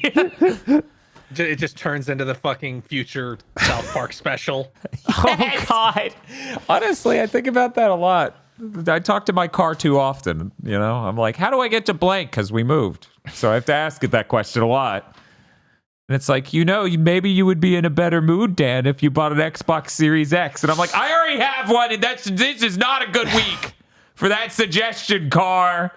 God. Anyways, hey, Bob, I heard you played Final Fantasy VII Rebirth, and it seems like a lot of people want to sit on my car. I'll take that as they want to hear about Final Fantasy VII Rebirth, the game I'm not playing the demo for because I'm fucking playing it later this month. Right. The demo Yeah. covers Nibelheim, the flashback. So when you play this, you don't have to play in the full game. And you get some bonus item or something. That's so weird to me. Like, if it's just the opening of a game, it's like, okay, you got the opening of the game. But this sounds like there will be stuff before it. It feels like the opening of the game because it literally starts with them in the truck. They get it in the end of intermission or intergrade. Mm-hmm. And Cloud starts telling the story there, and it transitions smoothly to him talking about it in Calm where they do it in the actual original game. So it could well be the literal beginning. of the game. Maybe, but why phrase it that way then? Why not just be like, okay, you load up to save? I bet there's going to be one cutscene and then this starts. Like, I bet that's what it is. Okay, that would make sense. Why don't you just give us the cutscene? I They don't do know. these demos Because so it's gonna bizarrely. it's gonna have a twist. Yeah, it's going to have something with Zack, I'm sure. And they don't want to show that early. They're gonna show him. I guess pregnant. that's true, but I made the decision like, yeah, I'll just play it when it's out. Right, which is totally reasonable. This game comes out in less than a month. Yeah, it's 2 weeks, 3. 3. Still a little bit under 3 weeks. Yeah, 3. Plus, the demo of Final Fantasy 16 did run worse than the final game. Not a lot worse, Weird. but it did run worse. Bob, Yeah. mild spoilers for our gamer premonitions. In the demo, was Cloud pregnant? No. I'm sorry, Dan. Yeah, Guess he they're just gets saving called that a for the puppy. final game. Now, did you not have evidence that he was pregnant, or are you certain that he was not? Yeah, was he suspiciously sick in the morning a lot? I'm not sure. That's unclear. Because Cloud is kind of ill during this whole demo. Did Sephiroth if you- put his hand on Cloud's belly? That did not happen. Did Cloud lift some heavy things or decide to not lift some heavy things, asking Sephiroth to because of, That did not come up. Okay. We'll see. Yeah, no, see. this is a flashback. This is several years ago. There's time. They play up having Cloud act exactly like Zack, maybe a little too much. It's extremely obvious. Like they have him do the squats. They have him act super energetic.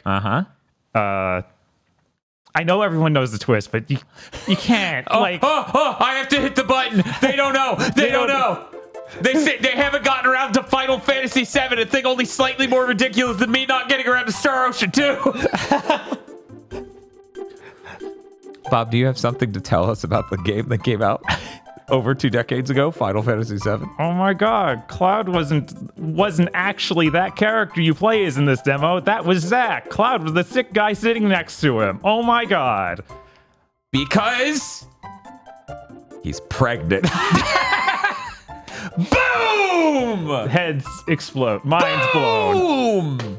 You all doubted me! Stooges! So anyways. Oh, how's the demo? You get to run around the Cloud's hometown. You gonna be okay? No, Chad is very mad at me for this. And I'm loving it. There is a fully playable piano, which is kind of neat. They made maybe the most awkward control scheme ever. I mean, for this mini game, pianos are very heavy. I could see why moving around as a piano, if you were to play as the piano. You said you could play the piano? Piano that is fully playable. You can play on the piano. Oh, okay. Well, yeah, they have to do it so yeah. that you can do that in the third game and get some bullshit for Tifa like in the original game. I'm pretty sure in the original game you weren't able to play every single note on a piano, whereas this you were able to play a lot. You had to play like a specific song on it. Okay, I so think each button was a different note. So now each analog stick has 8 notes on it, and you have 2 adjuster buttons for each side. That's a lot. I'm gonna blame The Last of Us Part 2 for this. Yes. I'm now suspicious there's some serious bullshit that's going to be in that final game attached to that piano.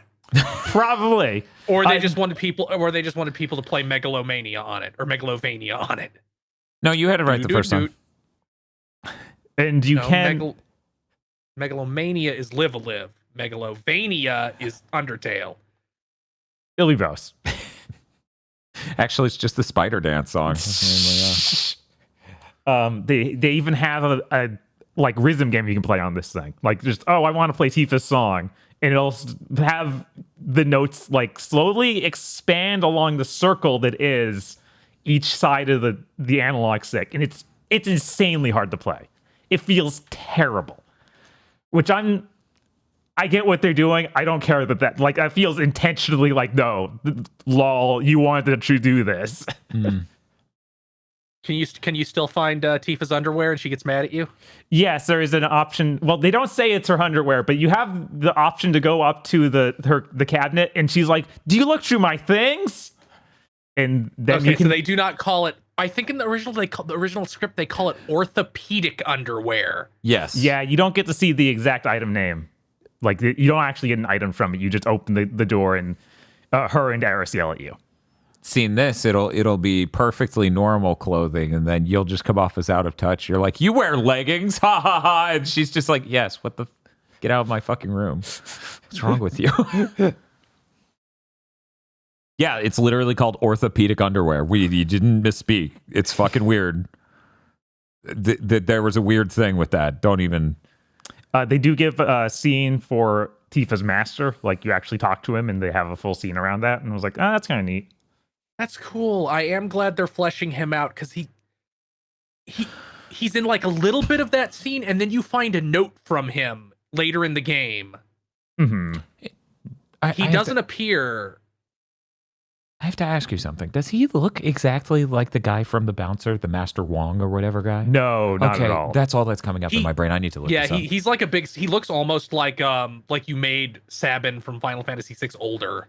Oh, that's sick. He does look a little like that, and they give him really weird poofy pants.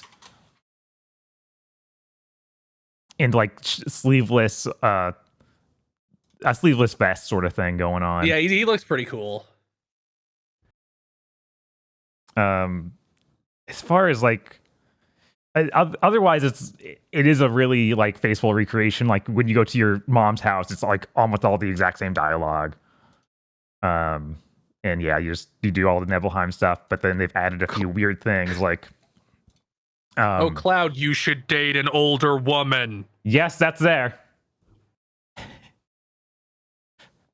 And then Aerith starts rubbing her hands together because she's 2 years older than Cloud. Doesn't have that. You'd think it would. Yeah, where's the part where Sephiroth calls him a puppy and it just snaps back to reality and Aerith going, gay, gay, gay, and just starts and then hits him with a fucking chair or a Yowie paddle. Yeah, Aerith in this universe would have a Yowie paddle. She that's would! For sure. I don't think anyone would disagree with that. Right. Unlike my brave premonition. That apparently has upset some. Sorry, I spoiled it. They've added a few gameplay things to climbing the mountain. There are a few stops along the way where Cloud uses a gigantic vacuum cleaner to suck up Mako. And when they do it once, I'm like, that's kind of weird, but all right, whatever. We're just killing some time. But then they do it a second time. I'm like, okay, is there going to be like a major part of this game where we're taking a vacuum cleaner around for Mako? This is weird. Does it go into first person or is it still third person? It's still third person. You actually have to hold the button to like move it around. Okay, I was curious if this was some bizarre Power Wash Simulator reference because Square Enix publishes that. Oh yeah, that's right. You know, I can see that, but no. Do the Nibelheim Mountains still look like hell? Yeah, pretty much. Like they're these horrible nightmare spires covered in spikes. Mm-hmm. Yeah, they still have that going on. Other than that, that's pretty much everything I would say. Like story-wise, the other gameplay things like they brought back going through tight spaces, doing squeeze-throughs, being real slow. McDonald's. And they've added new gameplay type of climbing a wall like Uncharted. But imagine that feeling worse than any other game you could think of. Like literally, okay, there's 5 traversable spots on the wall. Push towards it and hit circle. And for each one you do, it takes forever. There's a new animation each time he does it. And I'm like, why is it like this? I mean, that was kind of there was a little bit of that same energy with 7 Remake where it was like, man, you integrated some AAA game tropes in here, and that's really weird. Yeah, no, this still feels like intensely that. Like it's specifically 7th gen like AAA tropes. Yeah, I really hope there's like they're being squeezed through is so irritating. It's like you don't have to do that anymore. It's weird because like in 7 Remake, you could tell they were actually loading. Like there were very long ones. 7 Remake barely fucking ran on a PS4 Pro. I can't even imagine that game on a PS4 vanilla. Right? I can. Yeah, Dan can. Hey, how was are they really long squeeze throughs in this? They aren't really long, but it's longer than I would like. And also, it did a weird thing where it's like I see the obvious squeeze through I walk past, and I try to walk into it as an invisible wall, but I need to actually walk like 5 more meters than the forward and find a bridge that's out. And then they're like, "Oh, don't go that way. The bridge is out." And it's like, that's 7th gen AAA as hell. It's super just that. Oh my god! I'm like, oh no, that's disappointing to hear. That's funny as hell. Where it's just like, yeah, no, I've had that moment in countless 7th gen AAA games. That's funny, especially since God of War Ragnarok like completely cut all that shit I hated out of, and that one's still on PS4 and cut out most of it. We can't hold every game up to the standard of God of War Ragnarok. That's true. But I would hope we could hold a PS5 exclusive game up to the standard of God of War Ragnarok in some ways. Right, and it being like obviously the most premium game Square Enix is making. And Sony's going to have on their console this year, apparently. Yeah. Because Sony's lineup this year is Rise 7 Rebirth Ronin, and Rise of the Ronin. And then Stellar Blade. Stellar Blade comes out in April. I don't know. Did Sony get the exclusive to ship the Switch 2 on PS5? Yeah, they totally got that. Okay, well then they're saved. Everything's good. Moving around the world, I don't remember it feeling as bad as it did, or is this in the first game, but it's been a while. But like just moving Cloud does not feel good. He has a gigantic turn radius. There's a huge animation for switching directions. It made me kind of remember Red Dead 2. That's weird. I don't remember that being like that in the original outside of very specific areas. I kind of remember him having that heavy Western game feel. But yeah, I remember that happening in very specific areas in the town and stuff, where it was like, oh, please, God, I don't need to walk this slow and turn this wide. It feels bad normally, but then still you go inside someplace and he goes super slow like that. Okay. Yeah, so it's like, oh man. Yeah, I mean, and then the weird thing to try and make it more traversable is they added a roll/climb over button, which is circle, and you can hit that, and he will go from the insanely slow walk that he normally does to like flying straight up the rock surface or fence that's next to him. And it's super unreasonable, and it never works quite right because it feels like everything object you can climb has 3 angles you can climb it from, but not smoothly integrated 3 angles. Like, he's going to snap to that side he can climb it from and climb it. Oh, okay. One of those where it's like, okay, we need to move your character for this animation to play out correctly. Right. And it doesn't do your character. You need to find it. You need to find the exact place to hit. And it's real awkward feeling. Okay. They give you this sounds like a company that never made a game with traversal like this now making a game with traversal like this. If I were Square Enix, I would simply make a game where a dude can throw a sword and teleport to where that sword is. Does that not? I would simply make a jump button. I would thankfully do that. There's so much in this game that would just feel better if I just had a jump button. They had also put in, you can hold R2 to do like a run where you auto climb over stuff. And it feels terrible because it's just trying to hit circle at all times, basically. Huh. Okay. Yeah, so that's just, it feels maybe they super smoothed weird. some of this out in a day 1 patch. Maybe in the open world it works better because when a slightly more open area opened up, it started to work a little better. But anything that has complex geometry is like, no, stop. Okay. Yeah.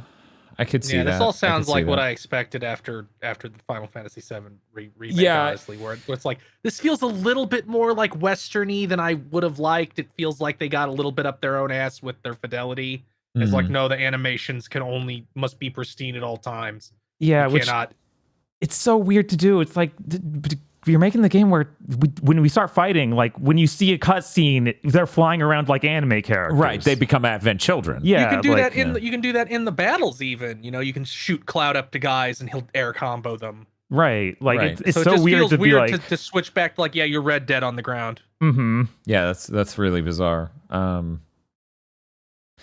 Yeah, I mean, a lot of what you're saying is something you could probably assume based on what 7 Remake was, and then be like, how could this go with more traversal? Right. And my hope was, well, they had a few years, they're doing a much bigger area, an open world thing. Maybe they'll try and make this feel smoother, but it seems like that was not the intent.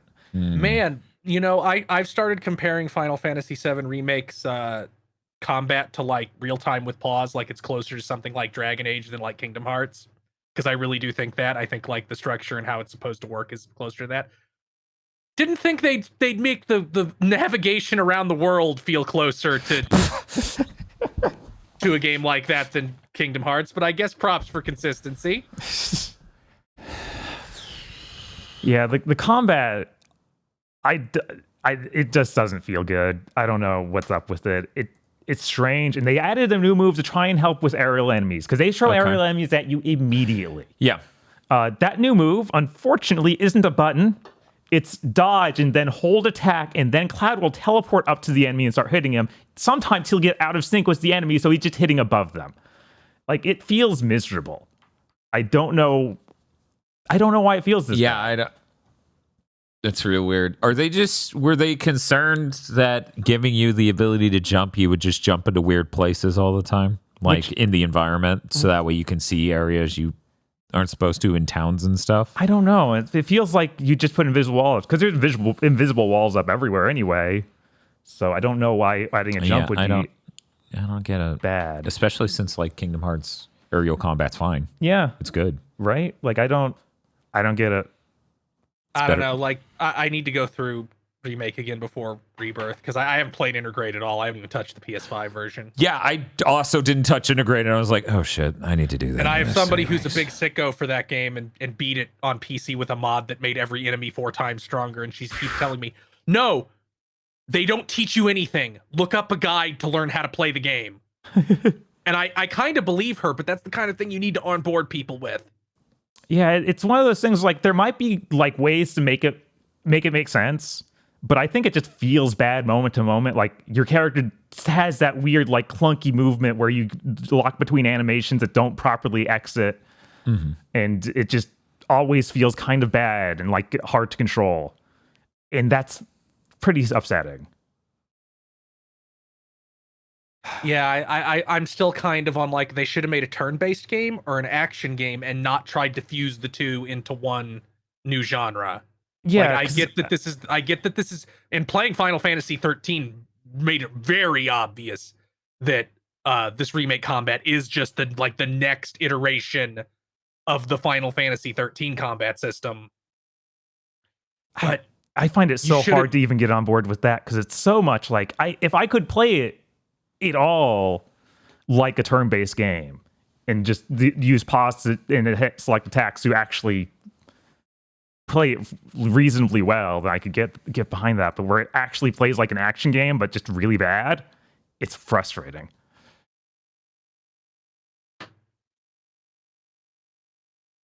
Did you have anything else to say about it? Not really, other than that, like I said, it's redoing the Nibelheim stuff. It's neat. It's nice to see that in that cool fidelity. I really wish this game played better than last time.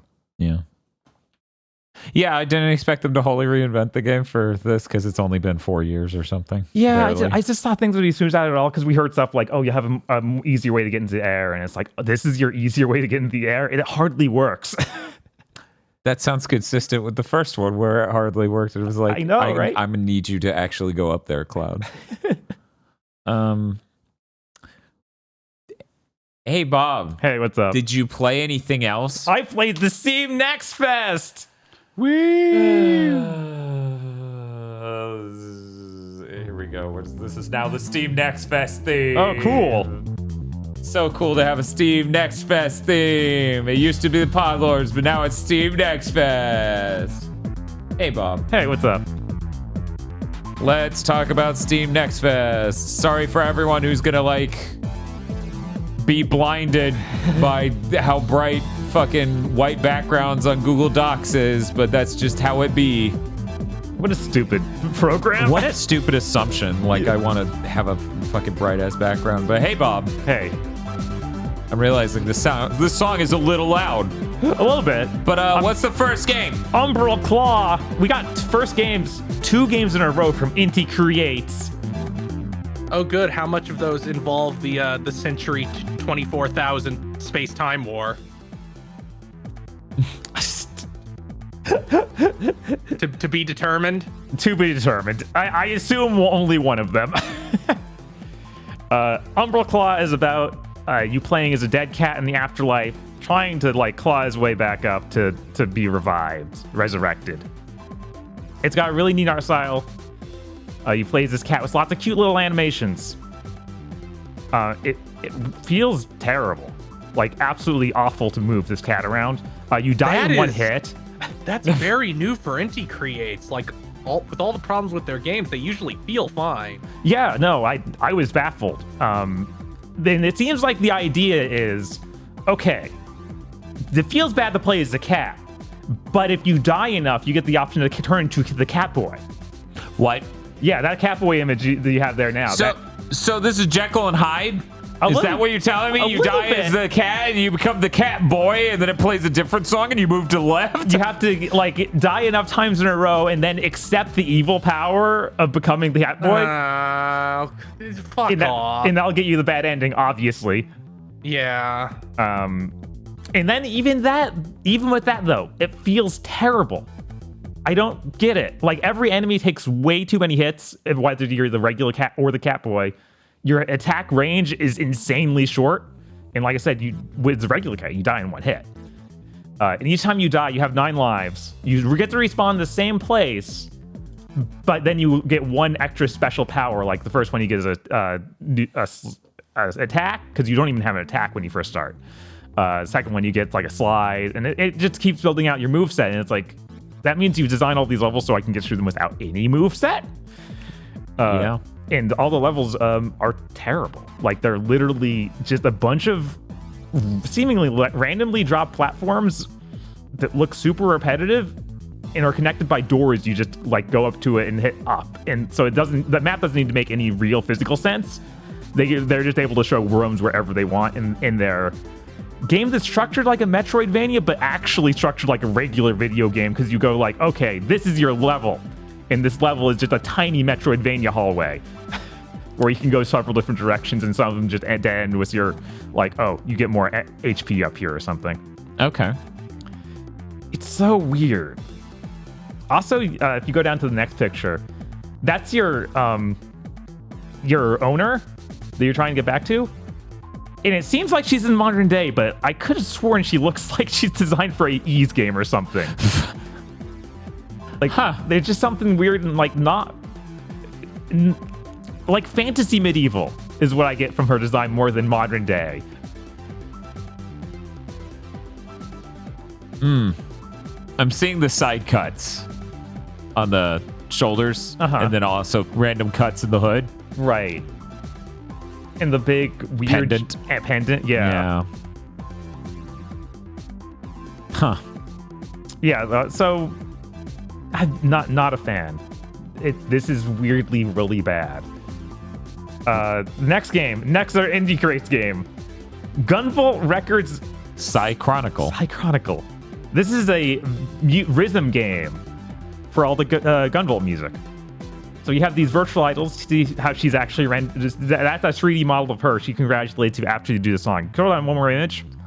The songs don't have 3D models. They literally are pre-rendered cutscenes that are rendered out terribly. They're all super low res. Oh. Wow. Yeah, I'm like, the rhythm game here, it seems fine, just completely normal, acceptable. The background is unacceptable. That's awful. And then, yeah, go down one more. That's the other thing. Sometimes they'll be like, well, here's a scene from those games, those DS games. And you'll just watch cutscenes of the entire gameplay out, which usually is people talking to each other in Japanese. I thought you said themes. Yeah, that background's just gameplay recording. Yeah, gameplay recording of Gunvolt on the Nintendo DS. This is their theatrhythm, Bob. Yeah. Crazy. It is. I didn't go in with high expectations for this, but I thought that I'd get to see these girls in 3D dance around. Yeah, that's kind of the expectation of the genre. Not even a high one, just standard. Yeah, the absolute, like, yeah, if you make one of these games, that's what it is. Next game I played, you played it too, Dan. Stormgate. Oh shit, Stormgate. There's no picture in there. If you imagine in your mind StarCraft 2, there, you're done. There, you're done. Yeah. It's StarCraft 2. You know StarCraft 2? Imagine what if StarCraft 2. So Bob and I played this in order to join someone else's lobby in a private thing. It does not have any Steam friends list integration. I had to send Bob a 16-character long code. Yes. For the lobby. Classic. The lobby, because they have only 2 people in it. Because you could only do 1v1. So, in it, you can play as what is basically the Zerg and what is basically the Terran. Yep. Or at least you could, if the matches could continue to play. Because in the middle of our first real, like, getting into it match, it just crashed and disconnected everyone. The servers went down. Yep. It's StarCraft. Yeah. Do you like StarCraft? There's space deer sitting around at camps. That's different. That's not StarCraft. Yeah, literally a space deer. Yeah. And you kill it to get health auras that you stand in to heal. Yeah, they're the camps you expect in like a Warcraft. Yeah. Which you can see looking at it is clearly what if StarCraft took place in Warcraft. Yes, it does feel like that. And even the Zerg race I played is way more oriented towards what if they were demons from hell instead of like alien monsters. Because every time you summon a building, you're literally they open a gate to hell and jump in, and then you wait for the structure to come up. That's pretty good. Yeah, no, it was neat. You start the match with a dog that you can send out to search for your other dudes if you're playing as the Terran types, and the dog can't attack, so I just had it start biting Bob's like miners that were just trying to get resources. The dog's very funny because it has laser eyes. This is pretty funny. Anyway, I don't think there's much to say about it. Not really. No. That's really it. It's, you know, StarCraft 2? StarCraft 2. Mix a little Warcraft in. You got it. You got it it. out. The next game I play is Mullet Mad Jack. This is a visually 80s styled boomer shooter that's kind of leans more into almost Blood Dragon like 80s, where it's like over neon-fied and extremely anime influenced. So you have a 9-second timer, I believe it is, for your desk clock, because you are a Twitch streamer who needs to kill someone every 9 seconds, or else the chat won't like it. Jesus. So yeah, you have to run through these really tiny levels, killing guys as fast as you can. It would be pretty cool. Like, I think there are a lot of fun guns. You get a katana that can shoot out. Like, you throw the katana out and it cuts dudes in half. You pick up random weapons on the ground, and if you kill someone with one of those, like a cleaver, he'll do a fancy kill animation like Doom. And then you get all of your time back. Because normally killing guys, just shooting them, only gets you 3 seconds back. But that'll fill your time back to the 9 seconds.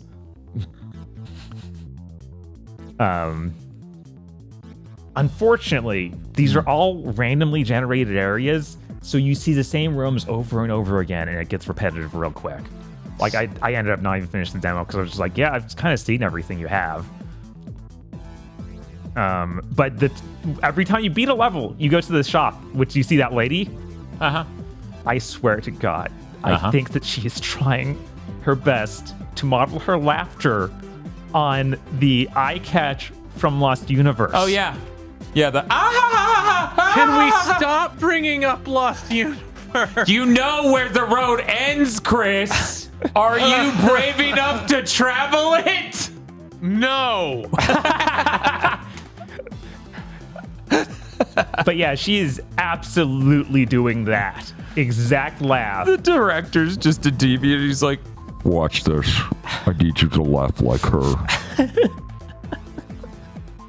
She looks like a Sailor Scout's mom. She does. And the goal is you're after a princess who is a streamer who has 100 million followers or something. I'm like, oh my God, this is so dumb. This is great. So this game is neat. Unfortunately, like I said, that the roguelike mechanics will probably make me never actually play the whole game. Jesus, chat, you're killing me. You're killing me, chat. I'll do it, but just this once. That's my mom. There you go, chat. That's. God, we should have that laugh.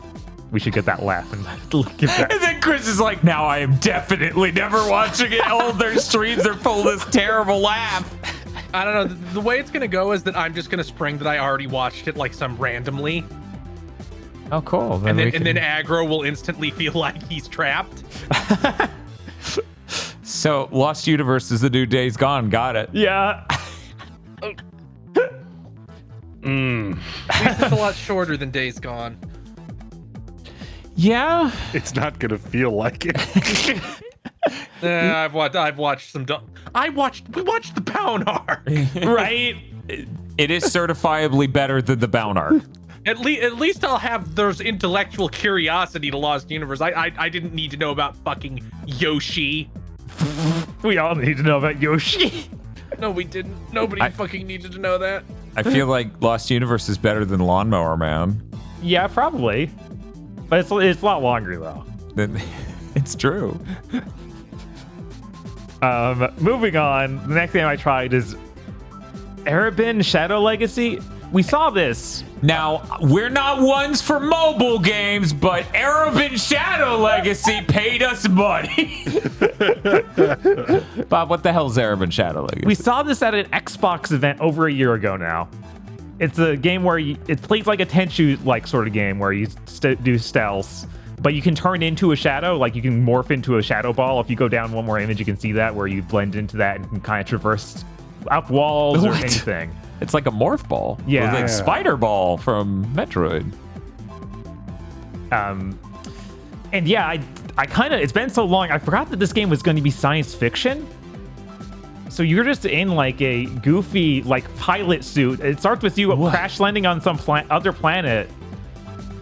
And then you fight these robots. Like the robots are the main thing. They have a one-hit kill, but luckily they do forget about you pretty quickly, so you can run away.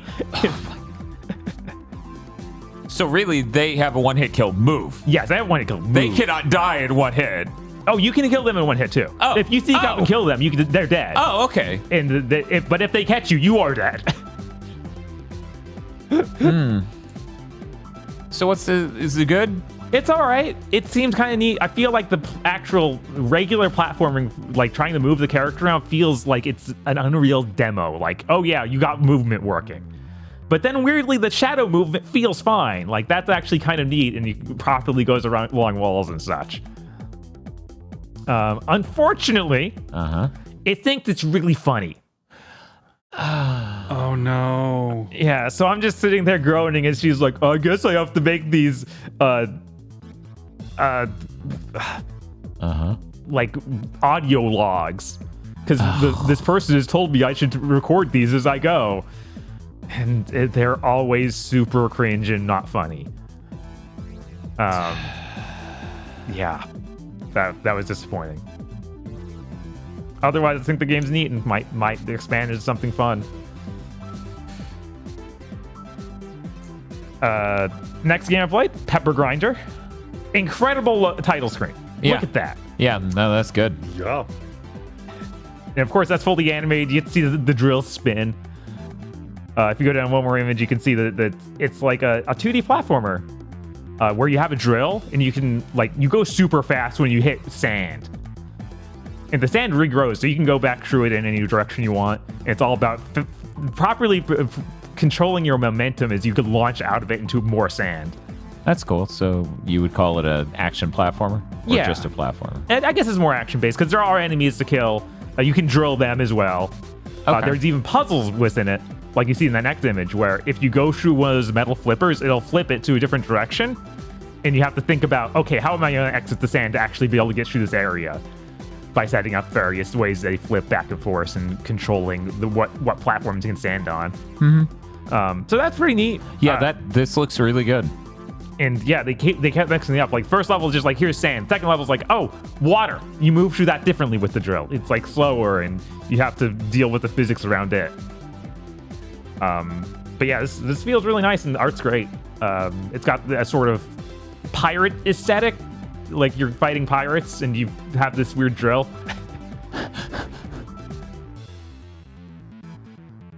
And that's it for that one. Oh right, it's coming to PC and Steam and Switch, but not PlayStation or Xbox. Okay. Weirdly, it's published by Devolver Digital. And honestly, I'm like, oh man, this might be my favorite Devolver Digital game I've played. Huh. Next game is Realm of Ink. Imagine Hades made in China. I'm going to have to because there are no pictures. Yeah, no, that's it. Oh. That's literally the entire pitch here. Oh, okay. It's kind of sort of Chinese aesthetic. Now we need to compare if that's better or worse than. What the fuck was that? Is that terrible Hades knockoff that's about a stage magician? Oh my god, I have no idea what you're talking about. I played it for 1 second because it was on Game Pass. Oh. Holy shit. Dandy Ace? Dandy Ace. Yes, that is it. Dandy Ace. Because it's Thank like you, you, Cryonic. your evil like rival magician trapped you in the roguelike dimension. Here's our quirky dialogue. It controls terrible and is just so obviously Hades, they should be ashamed. Huh. This seems to control fine. It doesn't. like the dialogue's all in Chinese. You can read it, but there's action going on, so I have no idea what they're saying. Yeah. But it seemed kind of neat. I just checking out the demo if you like Hades at all. Just like, yeah, sure, give it a shot. I'll take another one, please. Thank you. Valkyrie Saga. Valkyrie Saga. This looks sick. Yeah, this is allegedly a PS1 style 3D platform, but as you see billions of miles in the distance. Well, obviously it's on the Spyro engine. Yeah. Yeah, you definitely saw that far in Spyro. Mm-hmm. Is there like a PS1 Pro? This game is way too early. They should not have put a demo out. But I thought it was makes sense. But maybe it'll be the next pseudo regalia. I know, right? I'm looking at it and I'm like, oh, they better. Yeah, This better be good. What kind of gameplay is it? It's a 3D platformer where you have lots of different moves, but they all seem kind of half-baked at the moment. Like you have a glide and you have a long jump that is just literally... The game's like, there's a long jump where you hit the attack and then jump button, but that's for more advanced players. When you do it, it rockets you 1,000,000 miles an hour. Oh, that sounds great. Yeah, I know. It's pretty good, but it also clearly feels kind of broken. The ledge grabbing doesn't quite work yet, but it seems like it's supposed to be there. And it is once in a while. Cool. And yeah, it's kind of neat. The camera is really jittery. It feels super early on. Like they should not. Like that third picture there is literally I can just see through and walk through the ground. Like, oh. Yeah, clearly it's not supposed to be like that. I see. And that was Valkyrie Saga. Next one, Scars of Mars. How is that name not taken? I don't know. I mean, last year we had the Scars Above. So Scars Above. Get it? We're getting all these titles out. This is that Acquire Bay dungeon crawler we talked about last year. What? Acquire, the guys who did Octopath and Tenchu. Yeah, what the hell? Yeah, it's real weird. This is your like dungeon crawler. Instead of actually getting a map to go around, you get what is basically a skill tree, where you just get to choose individual paths and just are locked in one way. Which is kind of weird, but like if the skull icons on there are battles, and the other things are events, which could be anything. Like you find a box of body parts. Do you dig through the box and find items, or do you move on? Yeah, this is the kind of map everything that was cribbing from Slay the Spire uses. Okay, I looked at this and I'm like, you just rotated Star Fox 64 90 degrees. You can't trick me. There's basically no story here. It just has a vaguely sci-fi settings on Mars. You get 4 generic characters customized in different classes and whatnot. But then the combat's bizarre. Like, go down to the next image. Yeah, that's when I actually remembered this game. Yeah, it's 2 3x3 grids. You get to move around each of your characters by clicking on them and then literally moving them. And the whole thing is in real time. Is the enemies on the 3x3 grid in the background move around their grid. Sorry to audio listeners, this is literally not something we can convey well with words. Yeah, it is just 2 3x3 grids. One in the bottom third of the frame, the other one most of the screen. Yeah. I think they played this on TNG. Probably. It feels like that. But yeah, it's all real time, so you actually are having to be like, oh, he's attacking these 3 squares. I need to go select that guy and move him. Cool. And now it's transitioned from being a TNG game they played to a sliders game they played. I do remember seeing this last summer and thinking, man, I can't wait to actually figure out how that plays. Right? Same. Yeah, it's real weird. But it's kind of neat. I don't know. Where it has basically no story, it's hard for me to really recommend it strongly. But if you're into dungeon crawlers, they're just weird. Give it a look. It also has a bonus for if you stand in the zone that the enemy is going to hit, and then the zone's like red right before they hit, and you hit them first, you get that bonus damage. So the idea is to hit them and then get out before the attack goes. Next game is Pacific Drive. No pictures of this one, unfortunately. No more pictures. That's the Sony paid to also get this on PlayStation. No. It's the car game. I don't think it's going to be on PlayStation. Maybe, but no, that's it fits the car game where you like maintenance the car and drive through the woods. Yeah, you drive through the woods and there's like yeah. electrical storms. Yeah, Okay. yeah, that's on PlayStation. Yeah, you play as with a station wagon in a big destroyed world that you've been sucked into. It is a survival game, which I wasn't fully aware of until I started playing it, and was like, oh, it has a kind of neat intro where you just get sucked into the world and have to avoid electrical storms and like repair your tire to move on. And then it like just hardcore sits into, okay, you need to repair every part of this car, and it's going to be arduous and annoying. Yeah. Well, you love the car. And every character, we don't have a character model for any of them. They're all going to talk to you on the radio, even when it makes zero sense. It's like, hey, why are you breaking into my garage? I'm not coming down there, but I'm going to be really angry up here. Oh, Like, what is this? it's the Death Stranding universe. Get off my fucking porch. No, I will not go to my porch and forcefully review you. I will call you and tell you how much you suck. But yeah, that's a PS5 and Windows. It's coming out later this month. Neat. I feel bad. I actually somehow missed that it was coming out on PC as well, because it has shown up at a number of Sony things. Okay. Yeah. Yeah, it's... If you like survival games, it's probably something for you. But I mean, I like man. station wagons. Maybe that'll Station be enough. wagons are cool. They're pretty neat. Yeah, Xbox coping over not getting Pacific Drive. That's what's up. And the last game I played for Steam Next Fest Uh-huh. is Tribes 3 Rivals. You don't say. That game is... Shazbot. Shazbot. They do say Shazbot, thank God. Yeah, that makes it a 10 out of 10, right? Yeah, Yes. sure. I mean, this game's only, what, 20, 30? Something like that. Like, it's a reduced price game. So it says Shazbot, and it's a reduced price. It's getting a 10. It has like a lot of different classes to play as, several different guns, but that doesn't matter. You have the disc gun, and that's all you need. Yeah. You just shoot the disc explosive. If you manage to hit someone, you feel like a god. Because the entire game, you basically skate around giant hills and move insanely fast. The main gameplay mode they give you is the capture the flag mode, where you can just, has capture the flag, but there's also weird stuff on the map, like, oh, your team has a radar that can be blown up and they don't even have radar anymore, and you also have turrets to defend it, and that sort of stuff. To try and make it like, okay, you don't need to be on the flag at all points, and you can still be an important part of the team. Right. You can contribute. Right. But yeah, it feels like Tribes. I feel like I'm sliding down mountains properly. I'm getting insane amounts of speed and placing or having this disc launcher.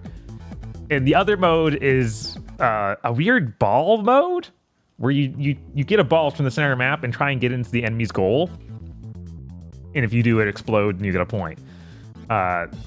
That's kind of neat. It kind of works for Tribes. It was super hard to find a game, so I only played that mode once. It seemed like nobody else was interested in playing that. That makes sense. It did, which I kind of get. It really quickly degraded. They made the goals really close to each other. It was so much just, oh, your team has the ball. Your team lost the ball. Your team has the ball. Your team lost the ball. It's like constantly like dropping back and forth. But that was pretty fun. Then the last game I played, which is not a part of Steam Next Fest, was Uh-huh. let me make sure I get the name right. Rolling Rascal, I believe. Oh, you're talking about that Kickstarter game. Yes, I see. Rolling Rascal, which is a new Sonic Adventure-like 3D platformer on Kickstarter now. Which I guess it already hit its funding goals. It did pretty fast. Yeah, but this It looks is neat. This is the one where you play the balding a mascot. Yeah, come on. Like, I get that you're going for like Sasuke from Goemon, but man, please, come on, man. Like, Sasuke is completely bald with the ponytail. He has like the lines where he would have the side like of the hair, and it's real bad. Yeah, like Don't I do get that. what they're going for, but it just looks like he should be going. Is it over for me? Jesus. And there's a girl who has who is the same sort of entity, but has like a more reasonable haircut. But yeah, the reason their head looks like that is they can turn into a ball that's just their head and roll around. That's like their spinball form that you'd see from a Sonic. Yeah, it's weird. This has everything you expect from a 3D Sonic game. Like, you got your rail grinding, you got your homing attacks, but it also has the drop dash.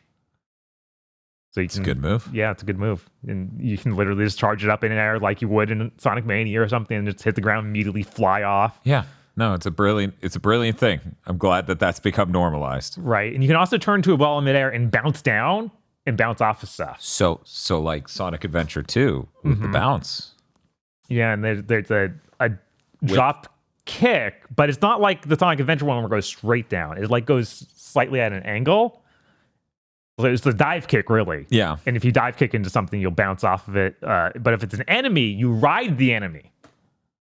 And then when you're riding them, you actually, each enemy has its own moveset. So like some of them are like, oh, it's a robot that punches stuff and you can punch down walls. Or other ones is a robot with a gun, so you shoot other robots. And then one of them's like a bomb chew almost, where you just ride on top of it and if it hits something, it blows up. Oh. And it goes super fast. Like he will outrun you if you try and run away from him. But yeah, that's pretty cool. I think the game looks really nice. But the level design for this first level they give you is kind of weird and just sort of feels like it meanders and is really long, but has no interesting ideas. Like, okay, there's some ramps and there's some rails.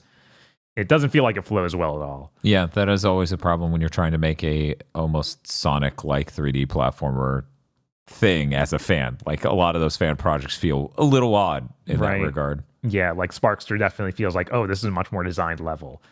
You mean Spark the Electric Jester, not Sparkster? Spark the Electric Jester, my bad. Yeah. Yeah. You just shorten the name, that's all. Exactly. Just gonna take this half and that half.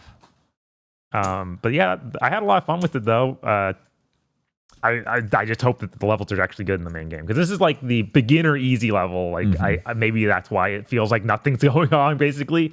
But the other problem I had was that it felt so repetitive. I was like, did I turn around at some point? Did I accidentally get mixed up and go in the wrong direction? I was like, that's always rough. But I guess not, because I eventually found an end to the level. You know, one of the important things when you build a giant environment is to give it a very different lighting and color to different areas to help you and realize. Distinct landmarks. Maybe not the same castle 3 times. But what I was going to say is, how do you think ray tracing will solve that? It wouldn't be physically accurate for this part to be purple, so it looks like all of the rest of it. Great. Incredible. I'm glad. Realism is the only true goal. Yes. It's going great. It's going great. Hey, Bob. Yeah. Do you want to know how bad it is? What's up? I was like, wow, that sounds a lot like the bounce from Sonic Adventure 2. In my brain, I'm not even kidding. I just said, that sounds a lot like the bounce. Oh my God. I mean, I heard you hear it and wasn't going to say anything. Jesus. Somehow I, who took detailed notes on the Bout arc, am less scarred than Dan.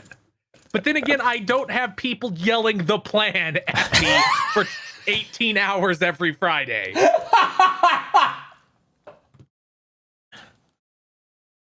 I forget what it was, but I think it was in a Grand Blue. They used a synonym for plan, and I was like, I really appreciate you doing this for me, game. It doesn't always, so I remember there being one moment where I was like, oh, he's got a plan? I know. What's wrong with his plan? I always think about there's this one chapter of Yakuza 3 that in the original version, I think it was just in huge letters, it appears The Ruse. And I think in the remaster they changed it to The Scheme, which is just as funny. It's kind of drifting. Hopefully they don't do that game another pass. Right? We might end up somewhere we don't want to. I'm really scared of the, like, Infinite Wealth just being like, the plan.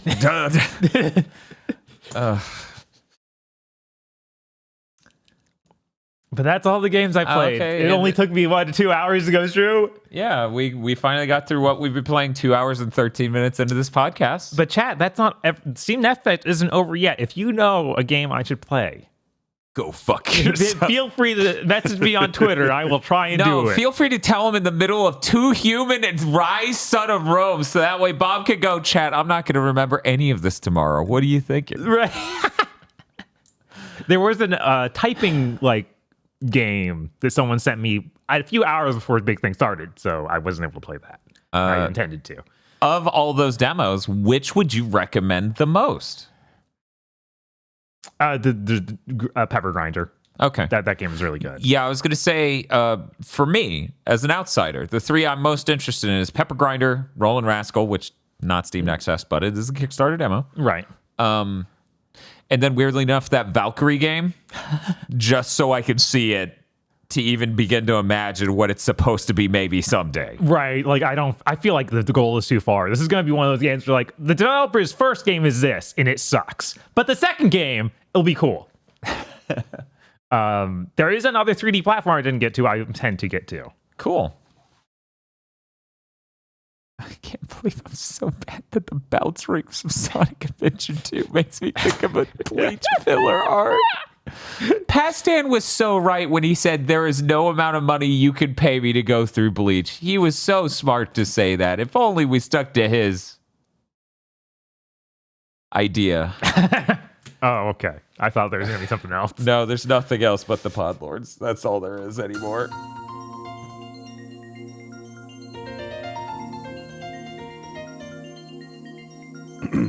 Oh, fuck. Oh, The Podlords. they're here? Oh fuck. Podlords, you're going to have to wait. Windows is playing a very fun game with me where it's throwing all the windows in all the wrong places. It just did something I've never seen it do before, but that's fine because we're finally here at the Podlords. My God. Podlords. It extra zoomed in because I had to zoom in for the Steam Next Fest segment. Maybe we They're so close. fix that up real quick. Oh, well, I'm just... Podlords. Podlords, Podlords. Yes, that's right. The Podlords.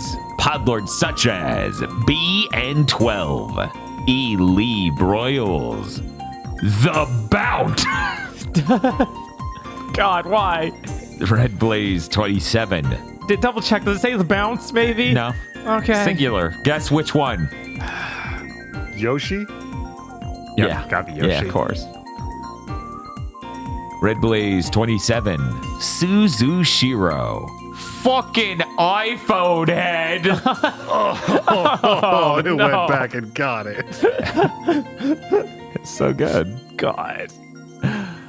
101 Shades of still waiting on those backer rewards. WTF Spider-Man. Mr. I like spam. This guy is just Japanese Dr. Aggro. I'm sorry, nobody's playing Persona 3 Reload because it's $70. We have no context for this yet. It's okay. I'm going to cram all of Persona 3 Reload in my midnight form, which is a cat boy. I'm offended / glad that happened to me. DFW3K. Muckbun. Shiny Mew. Kristen. You're not allowed to laugh at me. Sorry. Gentlemen, think I'm that's- here. What? Do you think that's just the face Phil makes all the time now, like 24/7? He has Oh, that yes. exact expression on his face. 100%, because I believe no matter how angry Phil is, that's the face that will show. He can have enormous rage inside of his body, but that is it. Yeah, like he's got to be able to maintain at least this. Gentlemen, I'm here to inform you that China has produced a Dokapon. It's Astral Party on Steam Next Fest. Hey, Bob! I think they have a demo they want you to try. They didn't send it to me earlier. Cooper Tank. You may call us the Strega. I mean Strega.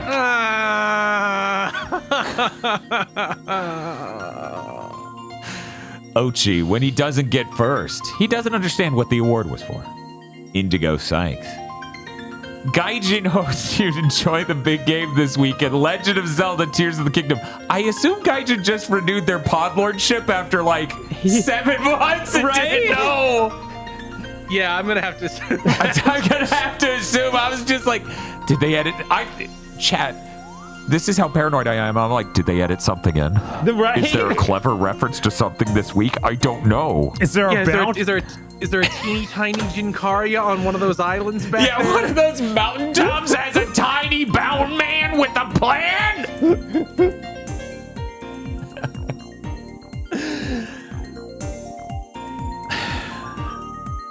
Ochi, carry the Xbox back to the Onion. That's one of those things where Alamar's like, I don't know what the fuck this thing's for. It seems useless. Yes.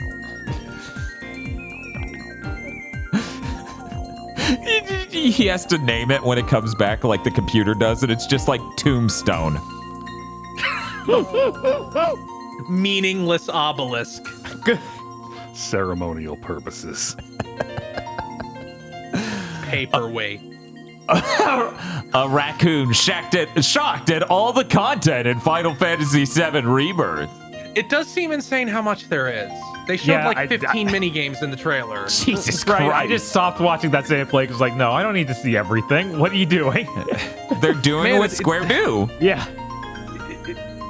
It's weird how some games have no mini games and other games have every single mini game ever conceived of by humanity in it. Well, you know, some studios and publishers can turn out very different games with different strengths from other ones, so not everyone's alike.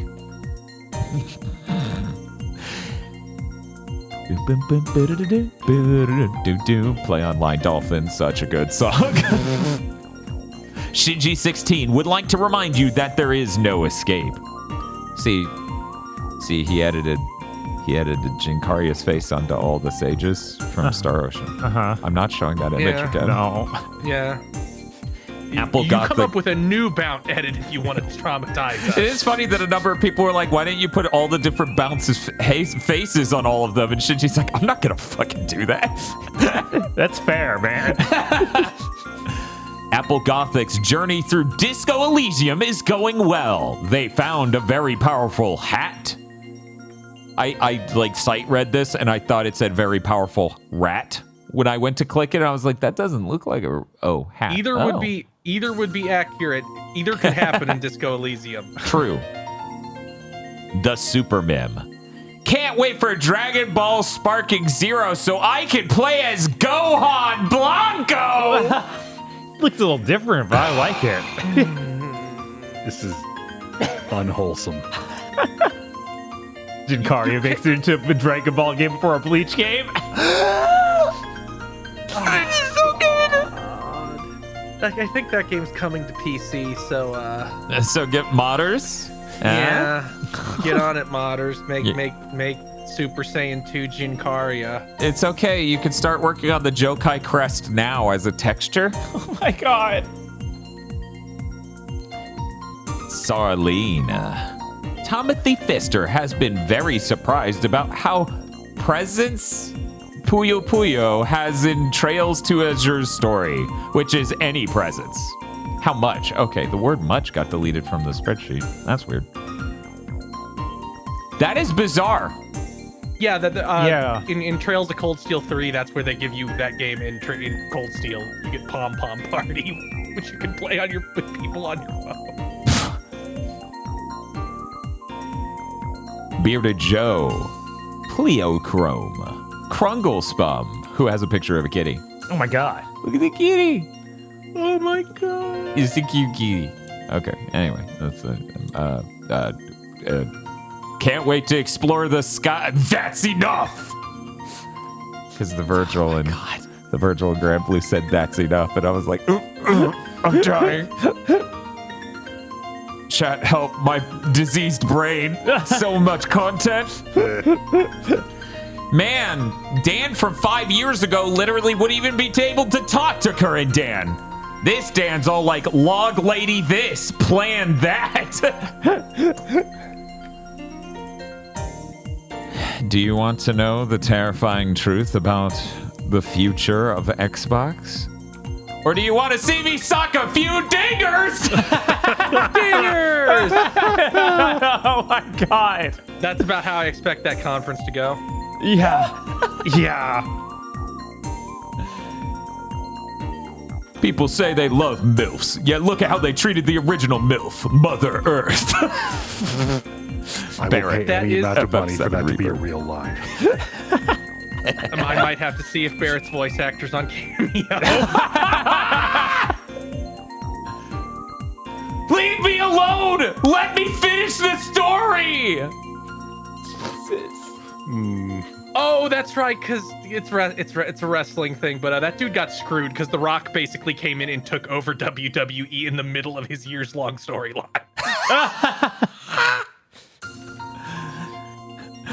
I just want to win. Just one win. Sorry, man. I am sorry. Konami's decided that ain't happening. I hate looking at him. Yeah, it's terrible, Yeah, isn't I it? think it's a Photoshop every time because it's too much. It's like, Photoshop, make him angrier? No, sadder, both. Make Leon S. Kennedy into some kind of Wojak. I need you to fuse the protagonist of Lawnmower Man and Leon S. Kennedy, please. The happier was his mouth open more. ChatGPT, Scandinavian, comma, derogatory. Oh, what? Artoria Pendragon, Lily. Gamer Premonitions, Final Fantasy VII Rebirth.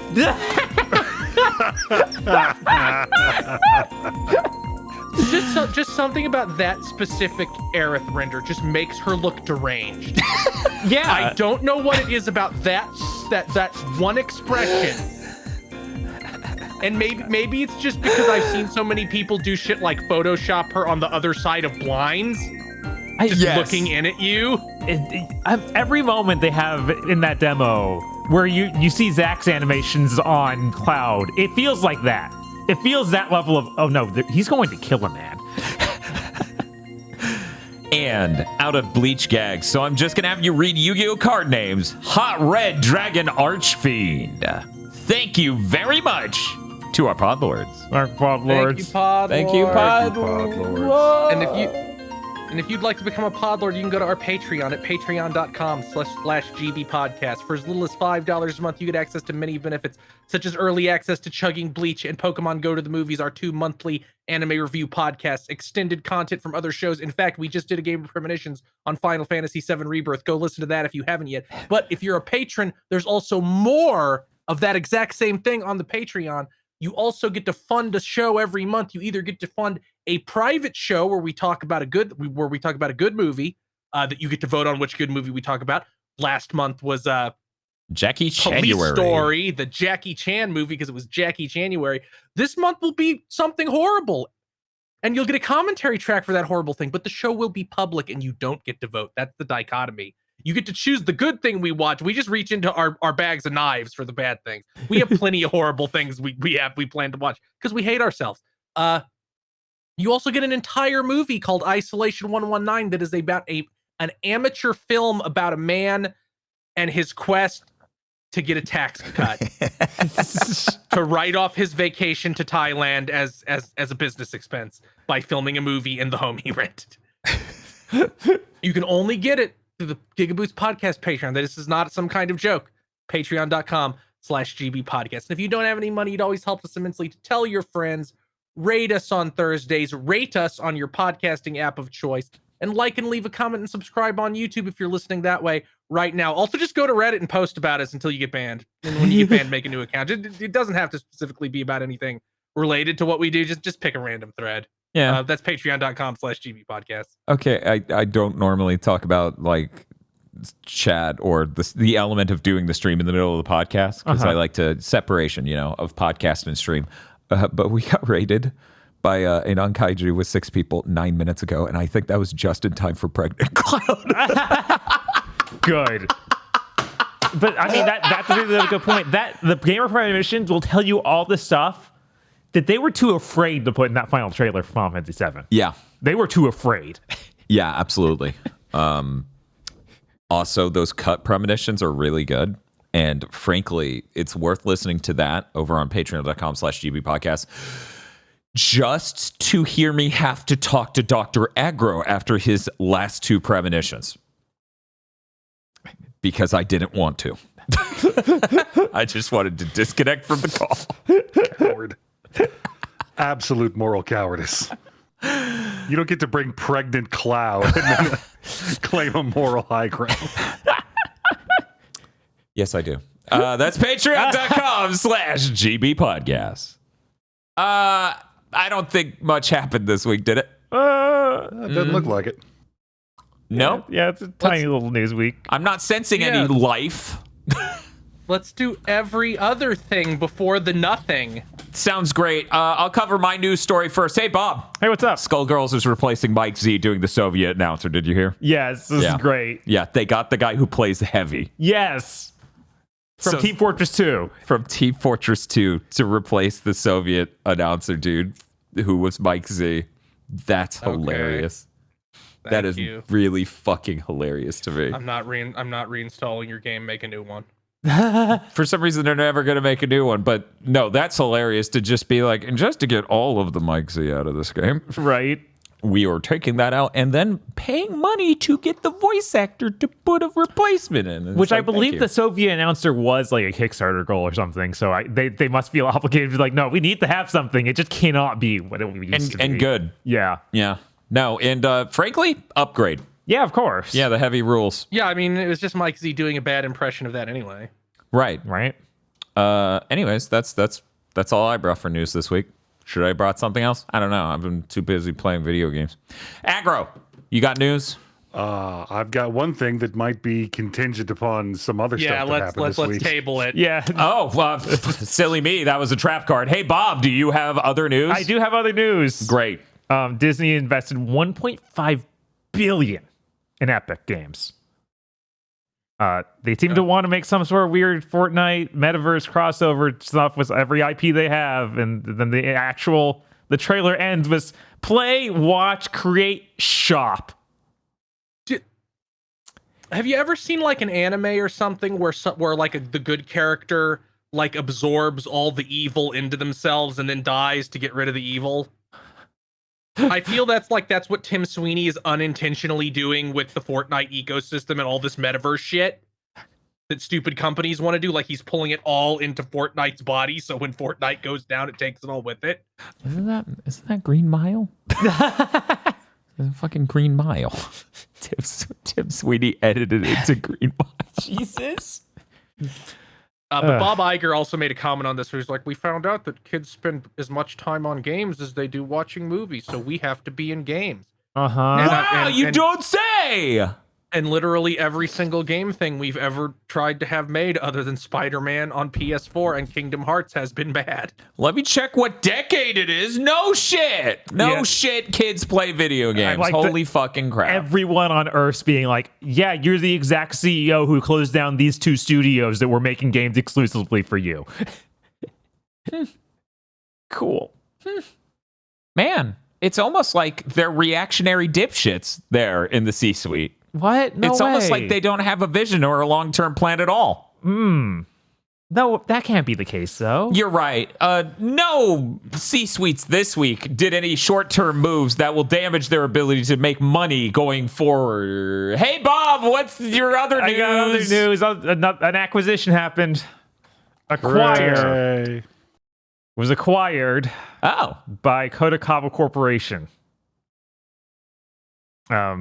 They also own like FromSoft and Spike Chunsoft. So this isn't like a big outside of their wheelhouse sort of thing. No, Kodakawa seems all right. But yeah, it still kind of sucks. But I think it's really funny in their press release. They literally put up the picture of Octopath Traveler 2 next to, I don't think anyone's going to guess this game, Tenchu 4. Tenchu 4. A game both so old it was before GigaBoots. Mm-hmm. And so obscure that even we heads go, what the hell is Tenchu 4? Yeah. Why Tenchu 4? That's not even a good... that's one they made. Right. That's the last one they made. That's the only reason I could think. But they listed it as among the IPs that they think are important that they worked on and that they could make into a million seller. Not specifically that, but just the studio in general. Could do but the Octopath sales. Is undoubtedly owned by Square Enix. Octopath is definitely like what they... Well, at least they own Tenchu. Probably. Tenchu's license has always been weird. Actually, wait. Now they have FromSoft and... Yeah, now they're all under the one same thing. parent company. Honestly, I think this might be good for Acquire because Acquire has been missing a lot and doing really budget things for They have a little been too long. doing very concerning things, like 4 different self-published projects that all seem kind of bad, like that thing I discovered today, Scars of Mars, and Amedama, which was in the previous Steam Next Fest, which was just bad. And then also that weird Diablo-like Shinobi Do game. Was that Diablo, like Way to Samurai game. Samurai Do? Yeah. That Samurai Do. Right. So Yeah, so, maybe this will be fine for them. It Yeah, seems I like, mean, plus- Japanese companies have a much harder time firing everyone. Like, Right, that's basically no, like- impossible. Like Oh, this, yeah. this usually goes better in Japan. Usually, Yeah, this just seems like they're not a very big studio, so it just seems like we're passing from one publisher to another. yeah. I mean, think about it this way, right? Like Namco Bandai, nothing horrible came of that. Sega Atlas, as far as I can tell, nothing horrible came of that. Right. Square Enix. Well, Dragon Quest VIII's good, so like that immediately went great. I don't would think. that wasn't that just level 5. They don't own level 5. No, but they would have done the funding. You're ruining my bit. Shut the fuck up. I was trying to think of an Enix thing that came out right after that instead of because they fused and made Final Fantasy 12. I'll leave. Valkyria Profile 2, which is, it looks pretty. It is gorgeous, and it's got progressive scan and widescreen and 1080i. Huh? Ooh. Everybody loves 1080i. But yeah, here it says that the Octopath Traveler series has accumulated 4 million unit sales. Ooh, how many of that's 2? Who knows? Probably most. Right? I think they said that 2 was at like 1.6. Oh wow. Wow, so 1 actually did really good. One was it was year 2, but it was still really early in the Switch's lifespan, so it got a huge buff off that. That's true. No, we didn't find out about Octopath Traveler 1 until you get to like the back half of the game and it falls apart. Yeah. But there was also a third game we didn't really get, so who knows how that. Was there? Yeah, it was like I think it was some mobile bullshit. Maybe they're not even taking that into account. I don't even know if it cost money. What, Octopath? No, yeah, we got the mobile one, Champion of the Continent or whatever. Yeah, it was. Champions of the Continent. Hmm. Although it was free to play, so I guess it doesn't count. So it must just be, 2 sold a bunch, but it was also out 5 years longer, so makes sense. Yeah. I just looked at your next bullet of news. I didn't see it until then, and I'm deeply horrified.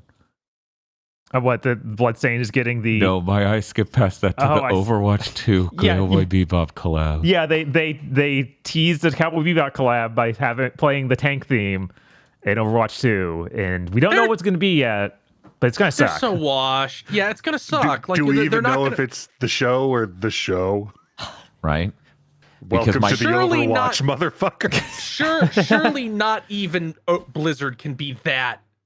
Yeah, that's diluted. impossible. But it's like, so what? You're gonna get your Doomfist is gonna get a Jet Black skin. Yeah, but it's going to be bad because we did this with One Punch Man. All those skins were it's gonna be terrible. bad. You see I that guess McCree gets the Spike outfit? the Spike outfit. Maybe. Yeah, that's what I've seen a lot of people. I don't know who the hell would get Faye. Maybe Kiriko. She's like the new poster child. Yeah, maybe. But it'll be a weird recolor instead of actually a new outfit. And then maybe the stupid fucking hamster will have like Ian. Yeah, the dog Ein. Yeah. Yeah, the dog Ein. Like it's just like either make them the whole characters or shut the fuck up. This is so this cosmetic shit is for like nobody. Mm-hmm. Yeah, they Destiny 2 Overwatch. They really did. I can download Fortnite and play as Mina Ashido from My Hero Academia. You have to step it up. It'd be nice if I got like the swordfish to drive as Diva, but that ain't happening. Like, you see that clip going around on Twitter again recently where it's just the diner scene from Bebop Netflix cut with laugh tracks? yeah. I have not seen that. That sounds horrifying. It is the only things you ever need to experience that show is that Twitter video and our spoiler cast. And you've watched it at that point. You're good. Because there's an energy to the flat lighting and reverse shot and dumb sitcom writing that just it's solidified in that one Twitter video. It's dire. So yeah, they end it with Seinfeld music, then credit Jerry Seinfeld and Larry for writing it. It was really good. Anyway, we should move on and not talk about Bebop Netflix anymore. Yeah, we also got Bloodstained is getting an update that adds Shantae outfit for free. So when that 1.5 update drops that has a bunch of other stuff in it, that's also going to have a free Shantae outfit. And that's sick. That's real cool. It even has a special fireball like spell, so it's going to look more like Shantae's. I want to be able to hold up on the D-pad and then she just starts dancing like Shantae. That's all I actually want. That'd be nice. But she does have the poses. She does hold up. Poses. Come on, guys, make it happen. Stellar Blade. We found out some more information about it. There's going to be 30 outfits, approximately 30. Didn't clarify exactly how many, but around 30. Yeah. For the main character. Then other characters will also have outfits. And they also said that the main character's body is based on South Korean model Shin Jae-yoon. But her face is original for the game. Like her... Yeah, no shit. She looks like an anime character. Right. Nobody's face actually looks like that. They also said it would be 20 to 30 hours for the main story and up to 50 for everything if you do all the side content. Man. Wow. Man. I hope Yet another game seemingly aiming to floss on Western game development. Yes, I really hope it feels good to play. Because they've shown very little of actual combat in this game. Yeah, having 30 outfits shows that they understand that people would like outfits. Yeah. It's funny. I've seen before dipshits during like 7th gen and stuff being like, it's bad to women. Why would they want this? And I'm like, I definitely know a lot of women who would see the outfits for this and be like, oh, that's cool. I would love to wear different outfits. Like costumes. There's not a single game where I wouldn't want the main characters to have a bunch of different costumes I can unlock. As it turns out, the singular highlight of Suicide Squad overall was putting King Shark in a fucking wrestling outfit so you could see his butt. Just cheeked up the whole game. It gave him such a funny energy. We really did rip on that game a lot, but genuine props to be like, yes, here is Captain Boomerang's original costume with his stupid fucking fast food worker hat and, the jacket covered in boomerang emblems. Yeah, no, those... And the worst haircut I've ever seen. Those outfits are so great, except for Harley Quinn's, which is just a bad version of the animated show. Yeah, Harley hasn't had a good costume in 15 years. Yeah, I mean, I gave some design notes about how that outfit could have been improved on that stream. You can watch that stream to hear about those. We already talked about the demo. Oh, wait. Yeah, we talked about the demo update for Final Fantasy VII Rebirth. That comes out February 21st. And I can see the game's out in a week from I know, then. right? It's like, deranged to put out 2 demos in the month the game comes out. That's it's weird. It's insane to update a demo like that. Like, right? Like, why? We just gotta waste money at this scale. I really hope that they... I feel like they're starting to exhaust like Square Enix's marketing for the past couple of years, like, because I don't think 7 Remake was like this. It started after. It's just like, we're gonna pummel you with shit over this game, and I'm like, I don't need that much. You're actually kind of making me tired. I feel like they've been doing even like it might have started around when Remake came out. Yeah, I remember that got marketed hard. I think it was a little bit before Remake. I think Remake is when it really started to hit about top speed. Maybe not absolute top speed, but that was the game where it was on Butterfingers. Yeah, it was on Butterfingers. I put up so many different waves of marketing at GameStop. It felt like there was a new poster for it every other week. What the thing that makes me tired is when I'm constantly having to hear about interviews and shit like that, and they have a new trailer like every other week. It's like, I get it, but I feel like this new marketing blitz has so far not translated to higher than normal sales for any of your IPs and games. Well, so you want me to get fucking savage? Maybe that relates to the quality of those games, and this one being a good game might be a litmus test. Maybe, yeah. I am wondering how it'll pan out to this one. Hey, real quick, I'm gonna throw this out to the audience. Does any single one of you think Final Fantasy VII Rebirth will not be better than Forspoken and Final Fantasy 16. If you honestly believe that, please explain why in the comments. Because I don't know who you are. You can't be real. I did like the thing where Nomura was like, yeah, I read online comments sometimes, and I think it's funny when they're like, oh, this is such a Nomura-ism, and it's something I had absolutely nothing to do with. No, that's constant on both sides. Right. Like, people will be like, every good thing in Crisis Core was him. And I'm like, I'm pretty sure that interview said the ending. And then people are like, there was this in 7 Remake. And it's like, I'm pretty sure that's the guy who wrote that for 1332. Third birthday. I'm pretty sure that Square Enix has a stable of writers who tend to do this sort of vibe. So I don't know. I've seen it cut both ways, frankly. I also thought it was funny that he's like, yeah, I didn't design any new characters for this game, but I went in and personally designed Dio because nobody else would have been cracked out enough. They'd have held back. I had to make him this gigantic, sick-looking, oiled muscle man. But yeah, it was really funny seeing people who are huge fans of Nomura being like, well, see, he doesn't do all the bad things you're saying. And it's like, it seemed like that comic could have been taken either way. Because it was surely both ways. Right, because a lot of directors always explain that problem. Like, you see that a lot in films and things where it's like, because the buck stops with the director, and in Hollywood, that is stronger than it is in video games, it feels like.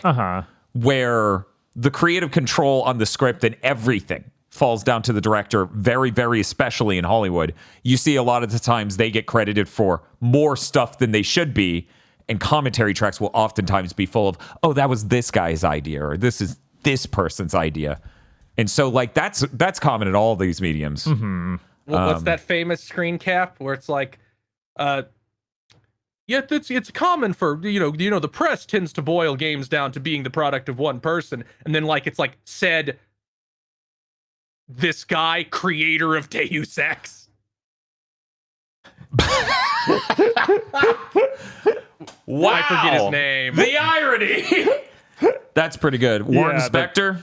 Yeah, it was like, yeah, people tend to assign all these things to one person, and it said Warren Spector, says Warren Spector, creator of Deus Ex. That's really good. That's really good. Here's a quick question. I want to do a pop quiz. I believe the director of 7 Rebirth is Naoki Hamaguchi. Is that correct? Did I get that right? He's the director. Nomura and Kitase, I believe, are off doing other things. What are those other things? Well, I assume one is Kitase is not a director on 7 Rebirth. He is a producer. You're thinking of Matomu Toriyama. Toriyama, thank you. Okay. So presumably, yeah, as chat's already saying, Nomura presumably is working on Kingdom Hearts 4, a game that got a trailer. Was that 2022? Something like that. Okay. Yeah, so something like that. Coming up on two years ago. What is Kitase and Toriyama up to? What have they been doing for the last... Pre-production for 17? Because those guys didn't work on 16 or Forspoken.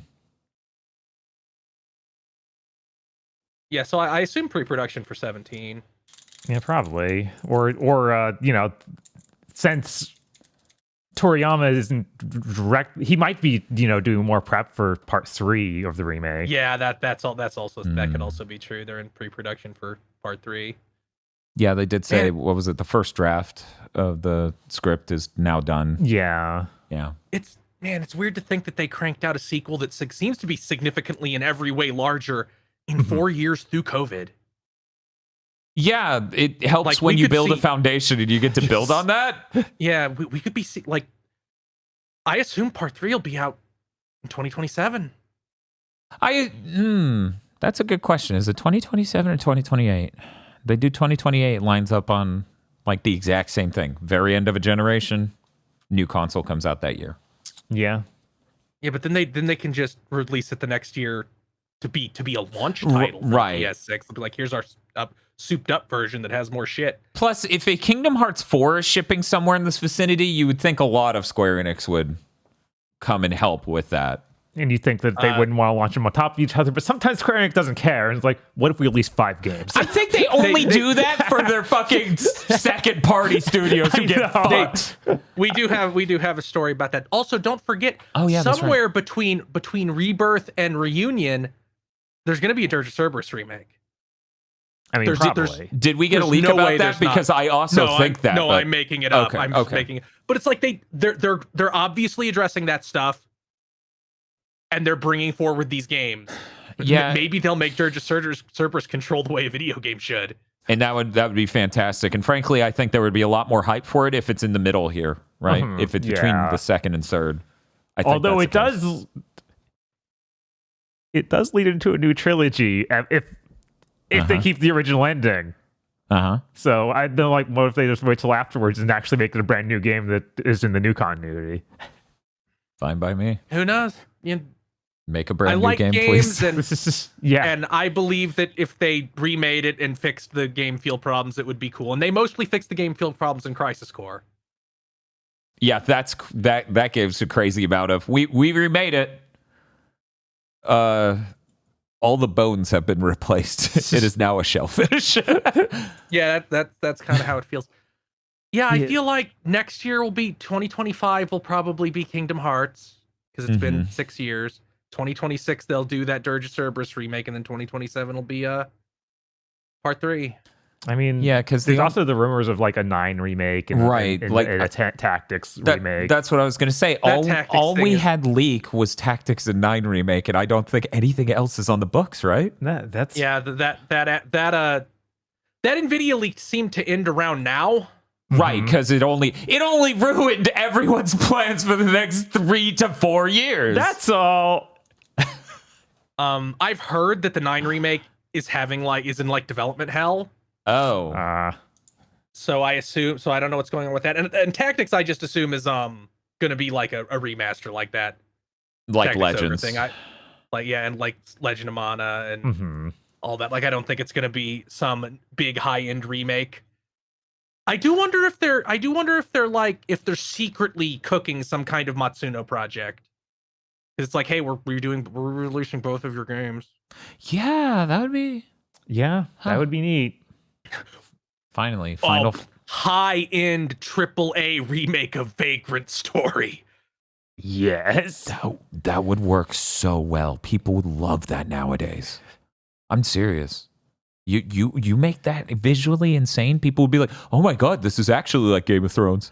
I can see that dude's butt cheeks so well. This is exactly like how I watch Game of Thrones. Yes. The current CEO has made a lot of comments of like, no, I want to bring back old IPs and make them high-end IPs. So they do a remake and then that segues into like another Matsuno thing on the scale of Visions, Mana. That'd be good.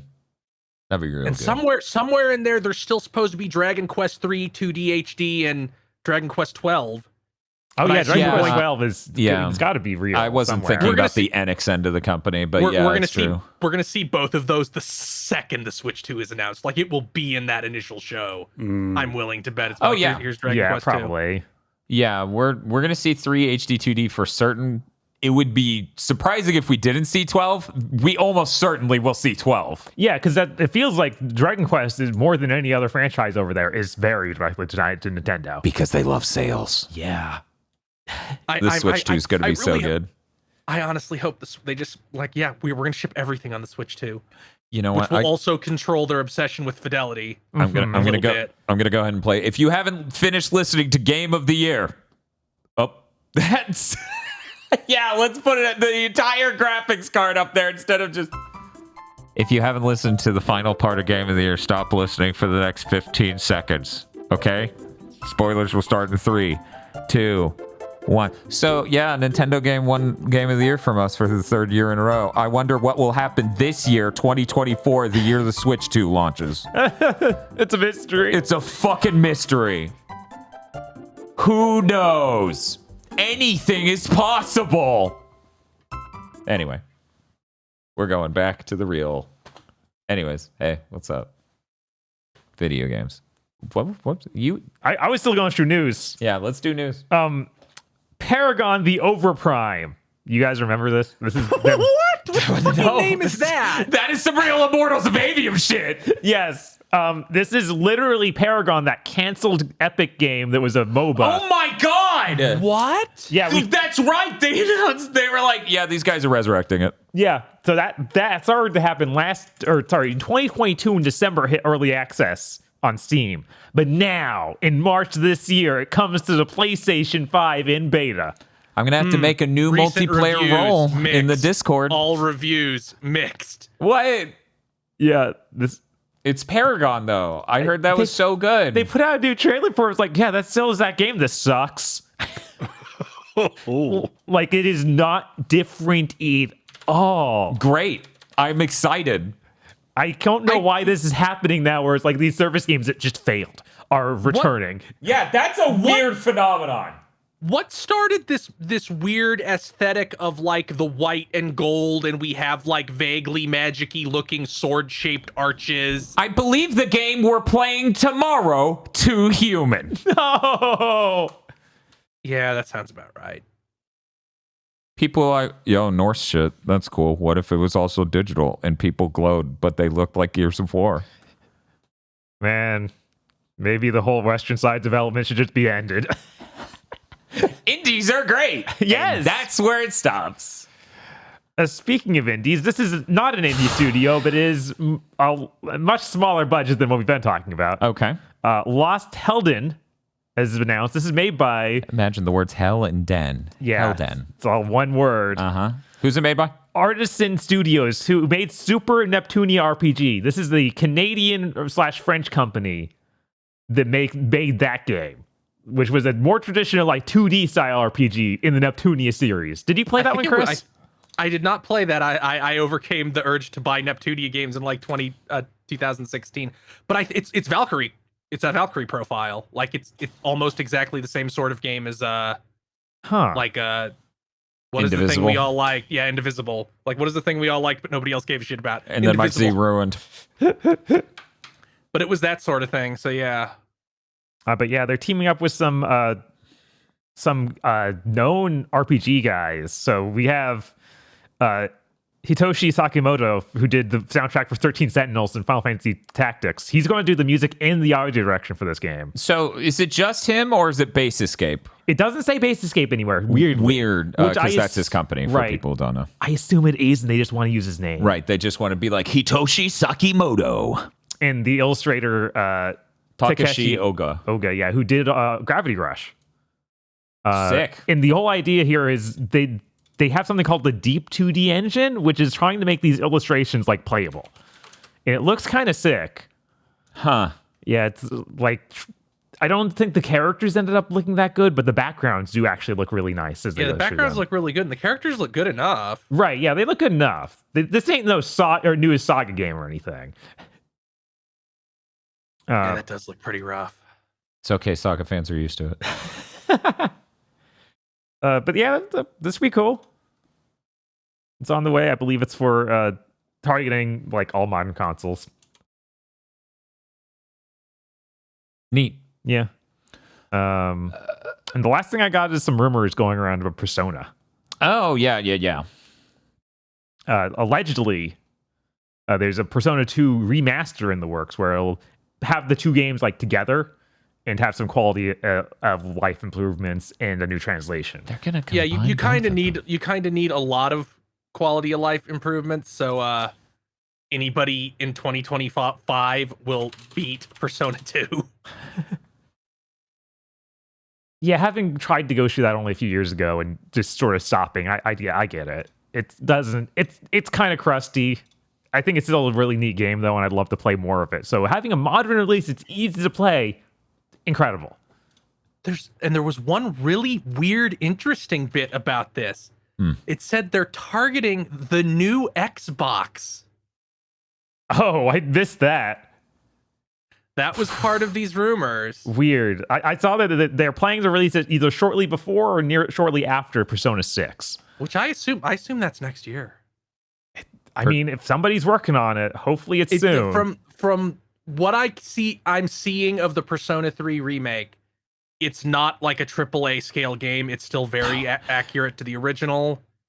They did not like I am happy. I am happy that like a Persona 6 scale dev cycle was not eaten by Persona 3 remake. That would have really bothered me. One, I agree with you wholeheartedly. But two, the environments absolutely should look as good as Persona 5 if they're charging $70. I agree. Yeah. But really, they're charging $0. It's on Game Pass. That's true. And I was like, you know what? No, I'll just wait till it's cheaper on a Sony platform. I'm not gonna. Play it on Xbox. This game of the year was so scarring that I'm like, no, I'm just fucking becoming neon video games. It's like Guardian Legend. I jump out of the fucking space chamber and just spin and become neon video games and fly off. They said there would be DLC of the answer though, so I don't want to get my save trapped on Xbox. Yeah, it'd be terrible if you played an RPG and your save was trapped on Xbox for a DLC that came later. How would that happen to anyone? They wouldn't then delay the DLC for the other platform, would they? I guess the first step would be making the mistake of trusting Xbox. Who would do that? God. The other part of this rumor is that they're working on a full Persona 4 remake, but it hasn't started full production yet. So that's way out. Okay, whatever. Yeah, That's so dumb. Just don't That's- stop it, guys. What are you doing? You can still play that anywhere. Like it's not like 3 where you had some jank version. Well, they want to make a bunch of money, yeah, which I understand. Yeah, I just I'm so tired of these remakes. Hey, I'm gonna start a fucking. I'm gonna declare Atlas excommunicado if the Persona 4 remake doesn't have Marie in it.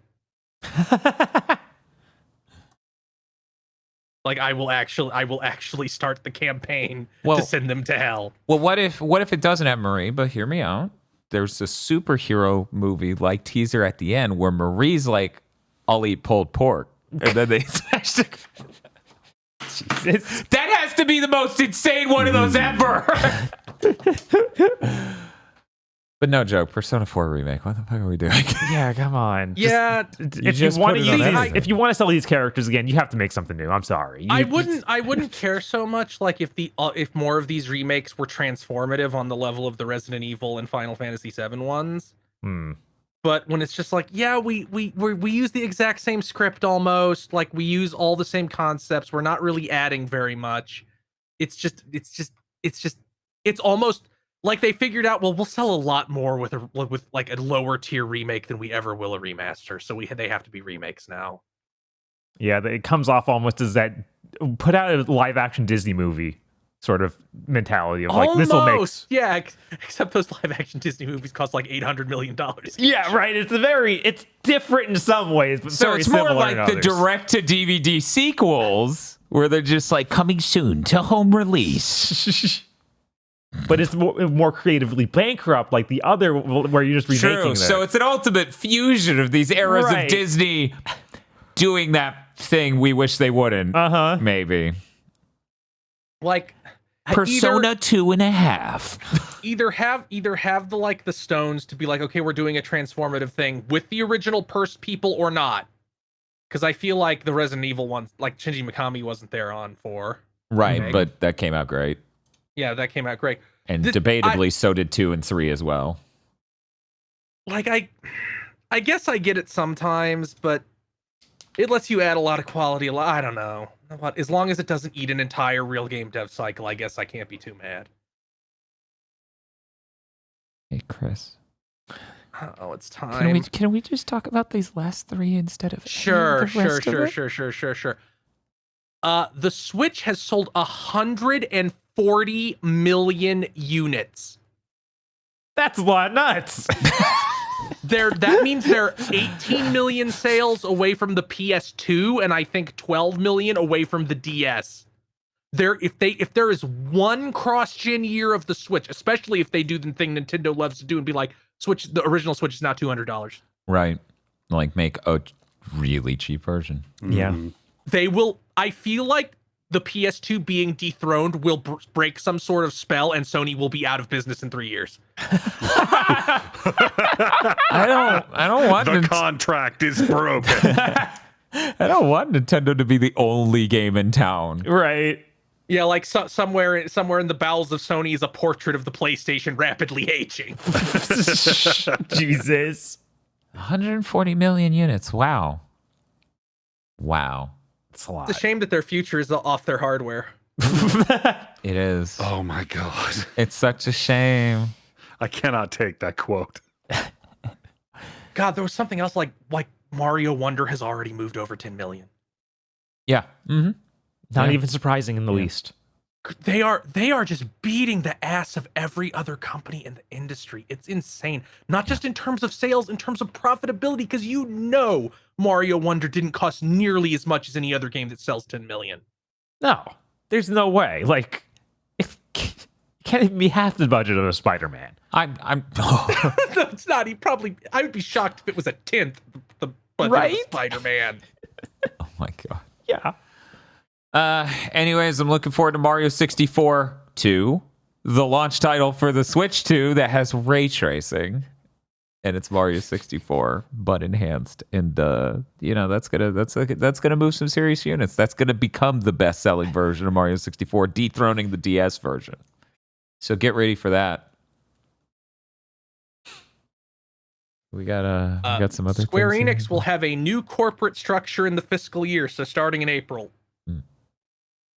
It's not particularly like there's not a lot of note here. The two big points are they want to reduce their reliance on outsourcing in order to create more profitable and consistently high quality products.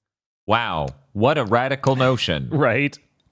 They also want to adjust their workflow and pipeline so they can be more aware of the qualities of games earlier in their development. Wow. So What a let's notion. see. Foam Stars, Forspoken, The Dio Field Chronicle, Balan Wonderworld, Left Alive, The Quiet Man. Are there any I'm missing of just the Square Enix releases the contender for worst game of the year? I think you got them all. Valkyrie Elysium's clearly not up to snuff with what they should have Not released. stuff, but it's not nearly But it's not. as bad It's not as those other contender for things. worst game of the year, like Right. those are. Right. I mean, it's best lock screen on the year Yeah, on my right. phone, so it can't be the worst game. Yeah, and it feels like we've been saying this exact thing for years. Of like, man, Yeah, what are they doing? Yeah, we even brought it up. It's like, yeah, their philosophy is to be really hands off. They should stop being really hands off. Somebody posted the AI album art covers from Foam Stars, and I looked at them and I'm like, these are the most basic fucking a graphics design student could crank these out in 10 minutes each possible. Yeah. It's like one's just a bunch of rubber ducks. Yes. I swear we Why- looked at this shit in the beta and we Yeah. were like, that looks like AI generated. Yeah, And it's not even because it's not they don't even come off as AI generated because they look bad. They come off as AI generated as like you didn't have an idea. Yeah, they're like, show me a picture of ducks. yeah. This is something only like a completely soulless computer could produce.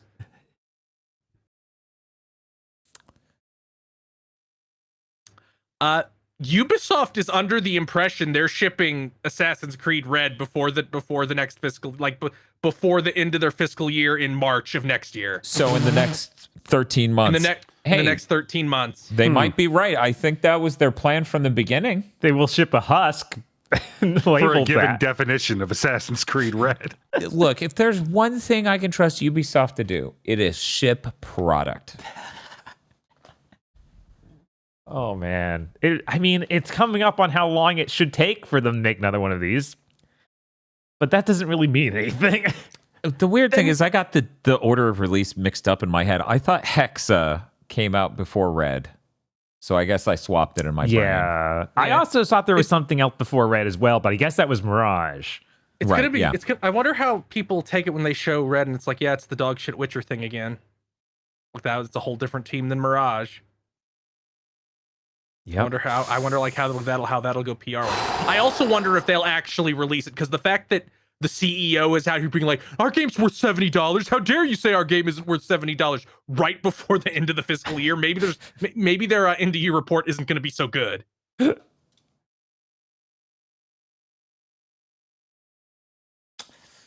Man, that means that they intend to launch the hub in some way. We might see some sort of bizarre Assassin's Creed creature. Or money becoming real means there is no longer a hub, and now both of those are normal individual games. Now that I expect. That is what I expect. Like I could see it coming out from the angle of, yeah, money's real again, ship this shit.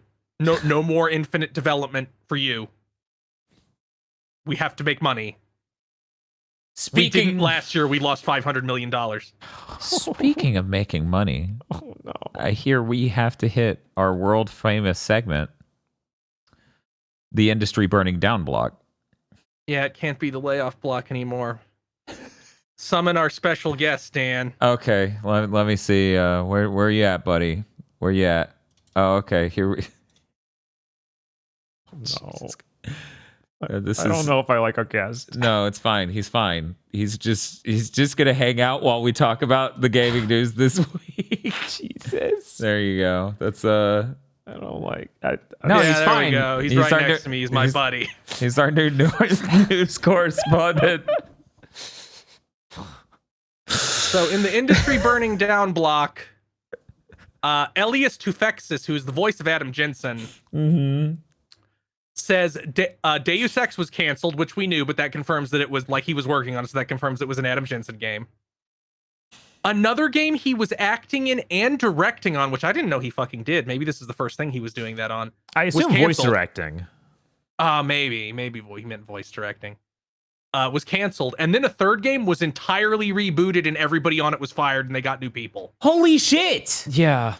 Yeah, this is dire. So he basically, it sounds like he lost every single thing he was working on. Also, Microsoft laid off more people. They laid off roughly 75 people from both Sledgehammer and Toys for Bob. They also shut down Toys for Bob's offices. There's still roughly half the studio left, but they're entirely remote now. So they're not taking off on any projects of their own. They're Call of Duty support forever now. That's basically dead. Like you've Yeah, I'll be reduced them surprised, to like- nothing. Yeah, they've essentially been ground out of the industry. God, Oh boy. That It's sure time- is the exact thing that every one of us said. While the crazy Xbox people were like, no, they're gonna make a Banjo. We're gonna get more Crash Yeah, games. I had to endure so many people who I otherwise think are rational posting like pictures of Banjo, Crash, and Spyro shaking hands. And it's like, guys, none of those characters are ever getting a game again. You're never seeing any of them ever again. Yeah, they're shelving every one of those and firing most of the people working there. Microsoft wanted King and Call of Duty and maybe a little bit of Blizzard, but they don't give a shit about any of those other IPs they own. Yeah, I was They extremely They should. That those Spyro remakes sold like 10 million. right. They should care about Spyro. They should care about Crash, but they don't. Yeah, they really should. It was really excruciating going through that era of just like Microsoft's going to buy Activision and they're going to solve the problem. I'm like, name one time that's worked. Yeah. Name one. Well, But Microsoft said it was going to be fine. That's what they said. time. We're a big family. Time. Or Microsoft Xbox. Oh, hang on a is- second. Before we move on to Xbox, we need to deal with Microsoft. Okay. Because Microsoft said they everything was going to be good and they weren't going to fire anybody and all of the things would be sunshine and rainbows. They told this to the Ninth Circuit Court. Imad Abayed, counsel for the Federal Trade Commission, yesterday submitted a letter that was basically. Let me read this first paragraph here. Microsoft represented to this court that the post-merger company will be structured and operated in a way that would reliably enable Microsoft to divest any or all of the Activision businesses as a robust market participant in the unlikely event that such divestiture is ordered. Further, Microsoft argued that the principal public equity that would be served by an injunction to maintain the pre-merger status quo is not implicated by Microsoft's vertical acquisition of Activision, which Microsoft intends to operate as a limited integration studio. Microsoft claimed that the public equity favoring an injunction is more acutely implicated in horizontal mergers, where competing entities integrate their operations and in the process often eliminate redundancies. It's basically a 2-page letter of they fucking lied about everything they're doing right now. People haven't been following the appeal because they assume it'll just fail. The judge seems very hostile to Microsoft. So there is a very real possibility they say split up, and then Microsoft shits their pants and this has to go to the Supreme Court. They're like, well, we can't split up. We fired all those people. We said we weren't going to fire, so we could split up if we had to. I also assume it's functionally impossible to ever undo that financial aspect of it. So I assume if this happened, Microsoft would just be out $80 billion, and the court would go, "We didn't make you do this close while this was still under litigation, you morons. We didn't make you do that." Everything's looking great. I mean, if they lose this case, even if they win on the later appeal to the Supreme Court, that means it's now like they can't have inter-studio collaborations. That could get fucking torn to shreds at any moment. It introduces so much uncertainty, it limits everything Microsoft can do. It's basically throwing them into an even worse state than they're in right now, which is pretty impressive considering Xbox is dead. Oh man, I should have prepared a sound effect for that. I should have been. It should have been like, and it's just. And let's see. First, I am going to read a quote from Phil Spencer from last June, not even 1 year ago. 1 second. I got this. We're gonna do that. You're gonna do the exact read you just did. Okay. 3, 2. Xbox is dead. There we go. Okay, we got it. You sounded like a badass, trust me. Anyway, here's a quote from Phil Spencer in June of last year. "Every time we ship a game on PlayStation, Sony captures 30% of the revenue that we do on their platform. Then they use that money along with other revenue that they have to do things to try and reduce Xbox's survival on the market." Yeah, it's them. So everything we're about to say are substantiated by multiple sources that have consistently been accurate. So many sources that it's kind of insane. The only person desperately saying that all this shit isn't about to happen is Jez Corden, who multiple people have also said, did you know he's directly paid by Microsoft? That would make a lot of things make sense. Yeah, it would. So let's just go over it. Hardware sales are in the toilet. Their projection for last year, we talked about it, was 7.6 million sales, which is 1/3 of Sony and less than half of Nintendo. Their projections for the first 3 months of this year are 1.1 million series sold. That's Wii U Vita numbers. Yeah. That is bad. That is Somebody terrible. told me that when you take global numbers into account, the series is selling like a fifth of PlayStation. A fifth. Last gen, it was like 40. Mm-hmm. So it's half of last gen. And again, last gen, you couldn't spit without hitting a sale on series consoles. The Series S went down to 138 in places. The 1S, because you're talking about last gen, right? No, I'm talking about last year. Oh, last year. You said last gen. Okay. Oh, I'm sorry. Last year, you couldn't spit without finding a sale on these consoles. No. Yeah, no, they cut the price. The problem is that's not. You can solve value two ways, and it's completely dead on one end of this formula. They're adding more value here by cutting the hell out of the price, but the problem is you're dividing on this end by 1,000 because you didn't make there a point for your console. So the sales came in, and what I heard was, let me get her name.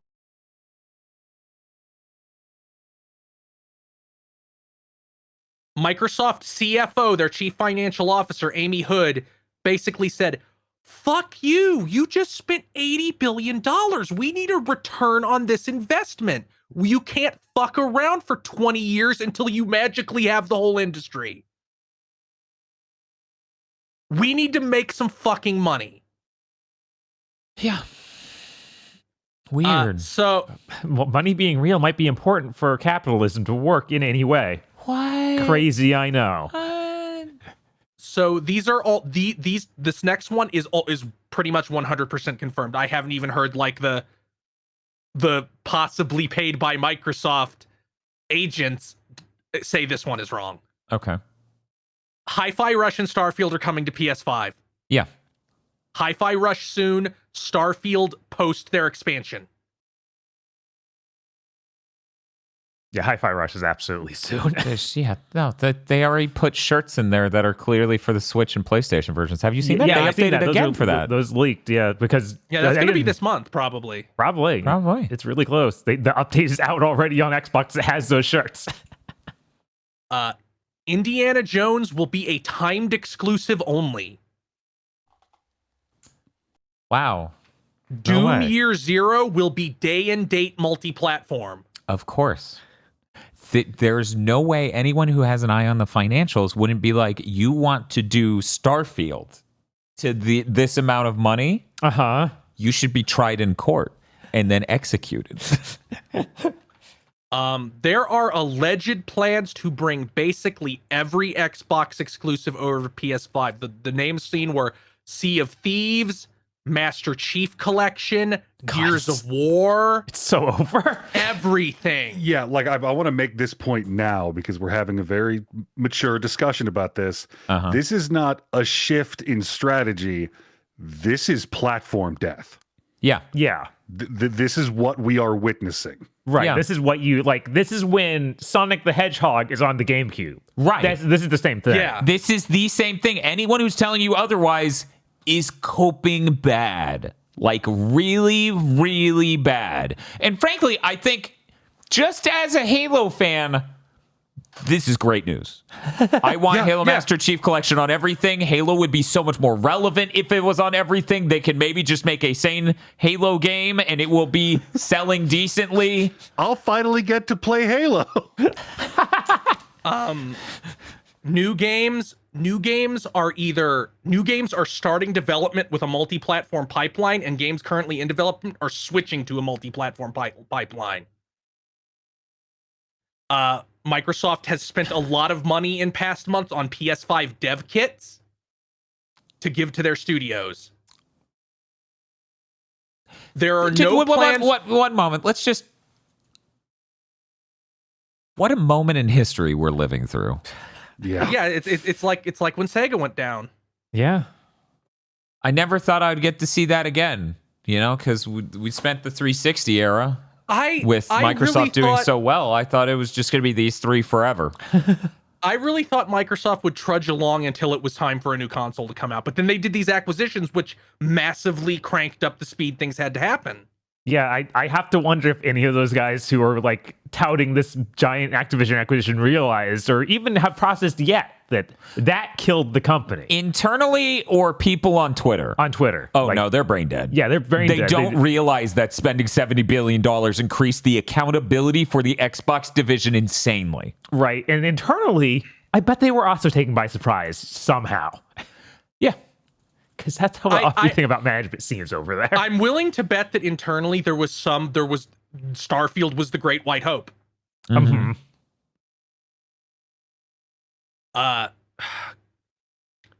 There are no plans to ever add Call of Duty to Game Pass. It is not considered financially viable.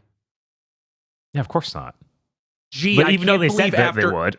I can't believe after every single person in that FTC case said, I wouldn't put Call of Duty on Game Pass. That's stupid. First party games being day one Game Pass will likely stop this year. Say that one more time. That's been their entire marketing. First party games being day one Game Pass will likely stop this year. You think you're doing bad now? You stop putting first party games day and date on Game Pass. No one. You've got no one. Yeah, but they'll make it up with sales on PlayStation. It's just it's over. It is really over. It's over. That was their only selling point for the past 5 years or something for their console. Yeah. As a whole. Yeah. This whole thing really feels like Bob said, they spent $70 billion and somebody started looking. Like, this whole thing reads like somebody with a brain and a business degree finally walked into this room. Remember, they only closed like 6 months ago, which means I don't know how they paid for it. They either borrowed money in the current environment, which I don't think they did, because holy shit, that would be like $3.5 billion of interest a year. Or they blew the majority of Microsoft's cash on hand on the verge of a recession. No shit, accountability went up. Yeah. On top of the US government saying you owe us $35 billion in back taxes, you've been hiding it, we know.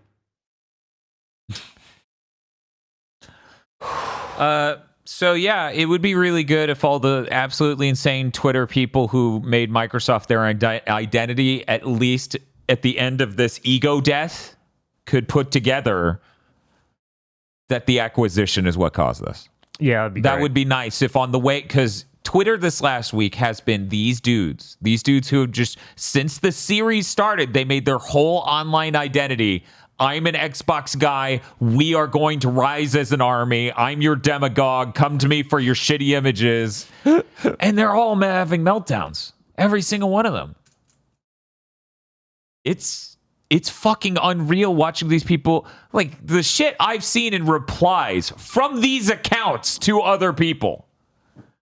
It's unreal out there. I need to listen to some normal mainstream gaming podcasts to see how they're covering, because I know how people who aren't on big podcasts but were in the industry covering it, and it is cope. Right. It is a lot of like, you think Xbox, it's not dying. Yeah, I'm sure like every other podcast probably just glazes over this. Like, no, they're overreacting. I can't believe fans are like this. I don't know a lot of people. This has like shattered the spell for many people that I've seen. Good. Yeah. I mean, we've been explaining that this is how this would go for 4 years now. Something like that. We've been yelling that, hey, putting games day one on Game Pass is unsustainable and ruining their sales on those games. And we've been saying that basically since day one of Game Pass. You want to know why I was so upset when the Series X didn't work at launch? And that's because it died then. There were no games, and the thing didn't even work. That's why I was that upset, because it's fucking done. It's over. They can't even ship a normal, functional fucking console. Oh, by the way, for that stream tomorrow, we're using Quick Resume. It literally won't work for one of the two games. Yeah. The Quick Resume is just a completely busted feature they never fixed. Yep. Oh God, you're using the same platform. You're so screwed. It's gonna It's going to be bad. People are going to be like, switch games, and we're going to be like, okay, chat, time to find out if we get to continue from where we were. Let me load the revolver. Give me a second. Yeah, put that on the tombstone. They shipped a box to retail called Xbox. Some marketing is already switched to calling it Microsoft Game Pass. I've only seen that on the GameStop stuff, which is goofy sometimes. But it hit the public, and now it's getting screamed from rafters and basements. Apparently there was internal discussion, no word on if this was something they actually moved to implement. But there was discussion on inserting ad breaks into Game Pass games. The examples given were when you finish a mission in Hi-Fi Rush, or when you complete a chapter in Like a Dragon. McDonald's! Oh, what a nightmare they would have made. Yeah, I can't believe that Game Pass had to undergo the exact same arc as all these streaming services of, oh shit, we can't be a gigantic productive movie and TV studio on $7 a month from 10 million people. Wow, if only there was a gaming podcast that told you all this 3 or 4 years ago. Actually, it was 4 or 5. We literally explained Netflix wasn't profitable that long ago, and explained the dynamics of that, and how, game industry, you ain't built different. If anything, you're built even worse for this, because as I've seen, even people like Keith Stack, artist of lesbian comics, I think he calls his own shit hilariously. how many people do you know are playing multiple games that are of any decent size in a single month, every month? How many casuals do you think are doing that and will want to pay to do that every single month? Yeah. Persona 3 is probably 60 to 80 hours. I understand. I'm sure that, Mike, the mindset with Game Pass was most people, well, the median gamer buys 2 games a year. If we get roughly $45 from each of those sales, that means we're getting $90 from them. If they subscribe, if they do Game Pass, we're getting, and back then it was like $12 a month instead of 19 or whatever the fuck it is now. Yeah, it's 19 for Ultimate. It's 150 a year. We're making almost twice as much money. They didn't consider that that's the median. That means half of people buy more than 2 games. Mm-hmm. And the only people who are going to subscribe to your fucking subscription service are the people who buy more games. You had data saying this yourself. So all you did was reduce the amount of money you got from your highest enthusiast customers. Yep. And somehow they did this for several years straight, and at no point did anyone stop them until now. It took buying a $70 billion part of the industry for someone to go, hey, yo, what are you doing over there? There is no way that Microsoft doesn't despise Xbox now. It dragged the acquisition legal battle dragged them through the fucking mud. They probably had to spend millions, if not billions of dollars on legal fees in every country on earth. They had to ship these people all over the fucking planet to fight in court. They must be pissed. And they should be pissed. Right. Because this is their compelling strategy to have a platform. And the bottom's falling out completely. Because a point we need to make, okay? Because some people, I genuinely believe, some people are really bad at taking what you say and applying that as knowledge to other things. You need to tell them exactly what it is. If their sales are Wii U bad now, and they have any exclusives, and they have Game Pass, which gets you the day one games for first party games, how do you think the sales will look after? They look Wii U bad now with insane discounts. Yeah.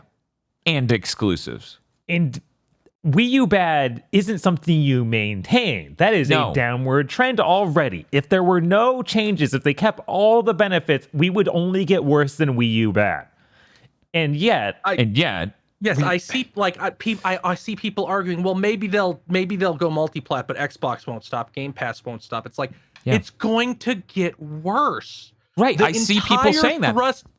The entire thrust of Game Pass's its entire marketing thrust was you get $70 games day one. You don't have to buy them. They are free. Mm-hmm. Game Pass subs will tank. Yeah, and they did something we found out way early on. That ain't coming to other platforms. Like Switch and PlayStation are absolutely not will not allow do Game it Pass. because they Sony get to the numbers. Sony would never let it. Sony has their own. Right. And their own is too smart to put their games on there on day one. Mm-hmm. Because they know to avoid a fucking death spiral. And here's the thing. I've seen people saying, well, Nintendo was Wii U bad and recovered. Nintendo is a gaming company. Yeah. Microsoft is a tech company with a gaming division. There is some sort of creative force in the C-suite of Nintendo. Fucking Iwata was a programming genius who worked on half the fucking... Yeah. They saved Earthbound, got us the Gen 1 regions in Gen 2 of Pokemon, all this other shit, and he was CEO. Mm-hmm. They're a company that cares about gaming in it so much as a corporation can care about anything. Right. Microsoft isn't that. They have no reason to try and power through this and come back. They're going to get their first taste of multi-platform sales, and it's going to fucking be over. And not even talking about cultural. Let's recap that. Nintendo had the Wii U and came back from that. One moment. How did they do that? Oh, they just made the Switch. Oh, they just made the Switch. Hey, Xbox, can you go back in time and have made the Switch? No? I see people saying that now, like they should make an Xbox portable. I'm like, the Switch 2 comes out this year. Why don't they just put the barrel of the gun in their mouth? Guys, Yeah, it's it's portable over. isn't the solution. I assume this is from Steam Deck fanatics who don't understand Probably. the power gap between the 3-4 million the Steam Deck has and 140 million from the Switch. Also, you will lose Xbox gamers. A ton of them don't give a fuck about portable gaming. Yeah, that's not what any of their marketing has attracted. So now you're fighting for exclusives and you can't play prior gen games because you can't make a portable strong enough to play Xbox Series X games. No. Maybe Series S, but I doubt it. Maybe if they shipped it in 2 years. Yeah, 2 years maybe from now they could make it maybe a you Series ship it in S. a while from now. You can make it Series S powerful. Barely, maybe. No, the CPU And then still I'm sure you'll get a lot of traction 2 years after the Switch 2 is out, releasing insane games. Oh yeah, there is like who's the really funny guy? Oh, that's me. No, the one that isn't on our show. Curly. Xbox can never win. Who is that? Oh. Kyle Bosman. Yeah, Kyle Bosman. Like Kyle Bosman said, Xbox will never win. Yeah. The time to win was 5 years ago, and they made every incorrect decision. It's true. Yep. Their time. Hey, you know why we're here? Here's why we're here. They didn't give a shit about Crackdown's quality and they just shipped whatever. They didn't care about getting a lineup for the Series X. They just shipped the box to retail. They didn't care about all of these studios making these games and having a good continuous flow to them making better versions of these games. They were too concerned with outsourcing work to contractors nonstop and meddling in the worst way imaginable. They've been making Perfect Dark for how many years now? 6? Probably, maybe more. Longer. They had to have fucking Joseph Staten come in and make Halo Infinite in the 2 years before they shipped it because they had. He said it. He's like we had a snow biome and Master Chief in a cloak. That's what we had after 4 years. Yeah, and then you also look at it and he tried to correct the ship of Halo going forward and Microsoft said no. Yeah. So now he's at Netflix. Right. They clearly do not care at so many levels that they have to ever have turned this around. Imagine that. The company that fucking couldn't ship any launch titles, that canceled Scalebound, that canceled the Phantom Dust thing they announced before any work on it was done. They canceled that Phantom Dust thing and then announced it with a trailer. They had canceled it before they showed it. Psychotic. So how can Yeah, we ever trust anything Xbox says? Like pretending that this is a problem that originates from the beginning of Xbox One. And all the it's bad ridiculous. Yeah, and that's just goofy. It's like, no, like Phil Spencer and want him off the hook for this. I mean, that was a grievous injury, but they could have come back from it. Oh, yeah, they absolutely could have come back for it, but they needed compelling software, and they did not have compelling software. And Windows, I swear to God, stop making sounds in the middle of my podcast. And here's the thing that we didn't discuss, but Namco Bandai kind of implied that the reason that new Dragon Ball game isn't going to have local multiplayer is because of the Series S. Oh, yeah, I remember seeing that. They should not release it on Xbox, and they should have multiplayer. That's the actual solution. Like, that's what That you is do. the actual solution. And then they can beg you, like they did to the Baldur Gates guy, to come to their platform. Like Phil Spencer when fucking Dragon Ball sparking his game of the year from every outlet. No! Game Pass should have been early Netflix where they have old shit. Yes. Yeah. That could have compensated for the effect that Phil Spencer went on his depressive fugue about last year of people building digital libraries on the PS4. That could have compensated. They should have kept up the backwards compatibility initiative and added those games to Game Pass. They should have gone to these studios and say, "Hey, you'll get money from this. We'll pay you. We'll help you. We'll either do it ourselves or help you get these games onto backwards compatibility." They shouldn't have had a Series S.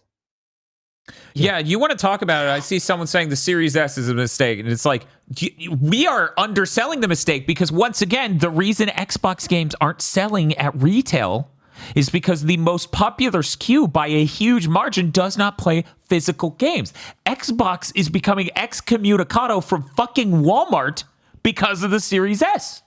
They are taking any small, it seems like any small game, like anything below a Dragon's Dogma, a big title, they're canceling physical releases for. That went out from GameStop this week, like all these lower end titles. Canceled.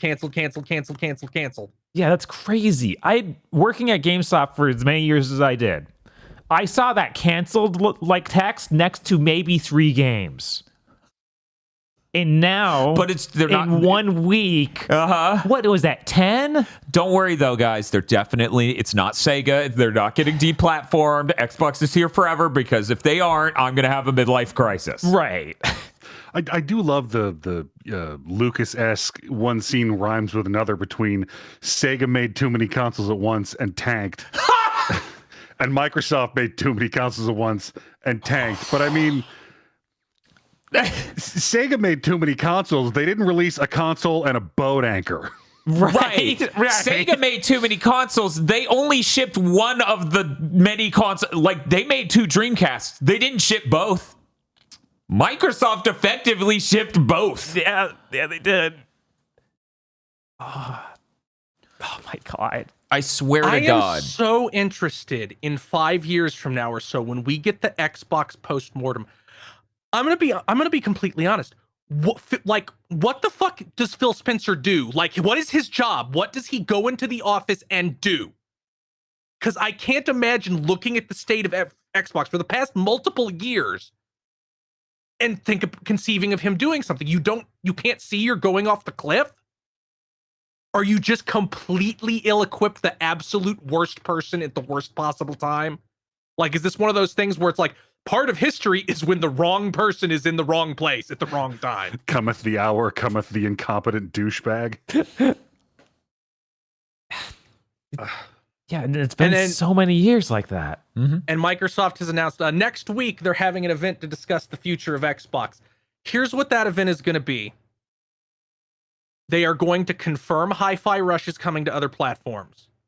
They might confirm Starfield is coming to other platforms.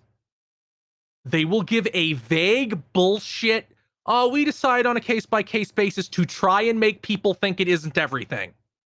Mm-hmm. Yeah.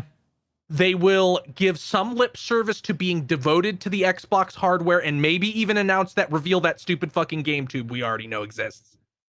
That's coming out later this year. To ensure that they can get no physical sales ever. Yeah. But they are going to say whatever they have to try and get, like, it's all going to translate to please buy our remaining stock before we divest the hardware division. And I need to make this clear. If any of this is true, it all is. Right. Like there's not going to be any, well, yeah, Hi-Fi Rush and Starfield are, but that doesn't mean everything else is. It's like, no. And it's over. Even their most even if devout soldiers know that. They smell it. That's why they started going insane over Hi-Fi Rush, which isn't that big a game, because they know once this starts, it is literally aggro. What's the die has been cast in Latin? Alia acta est.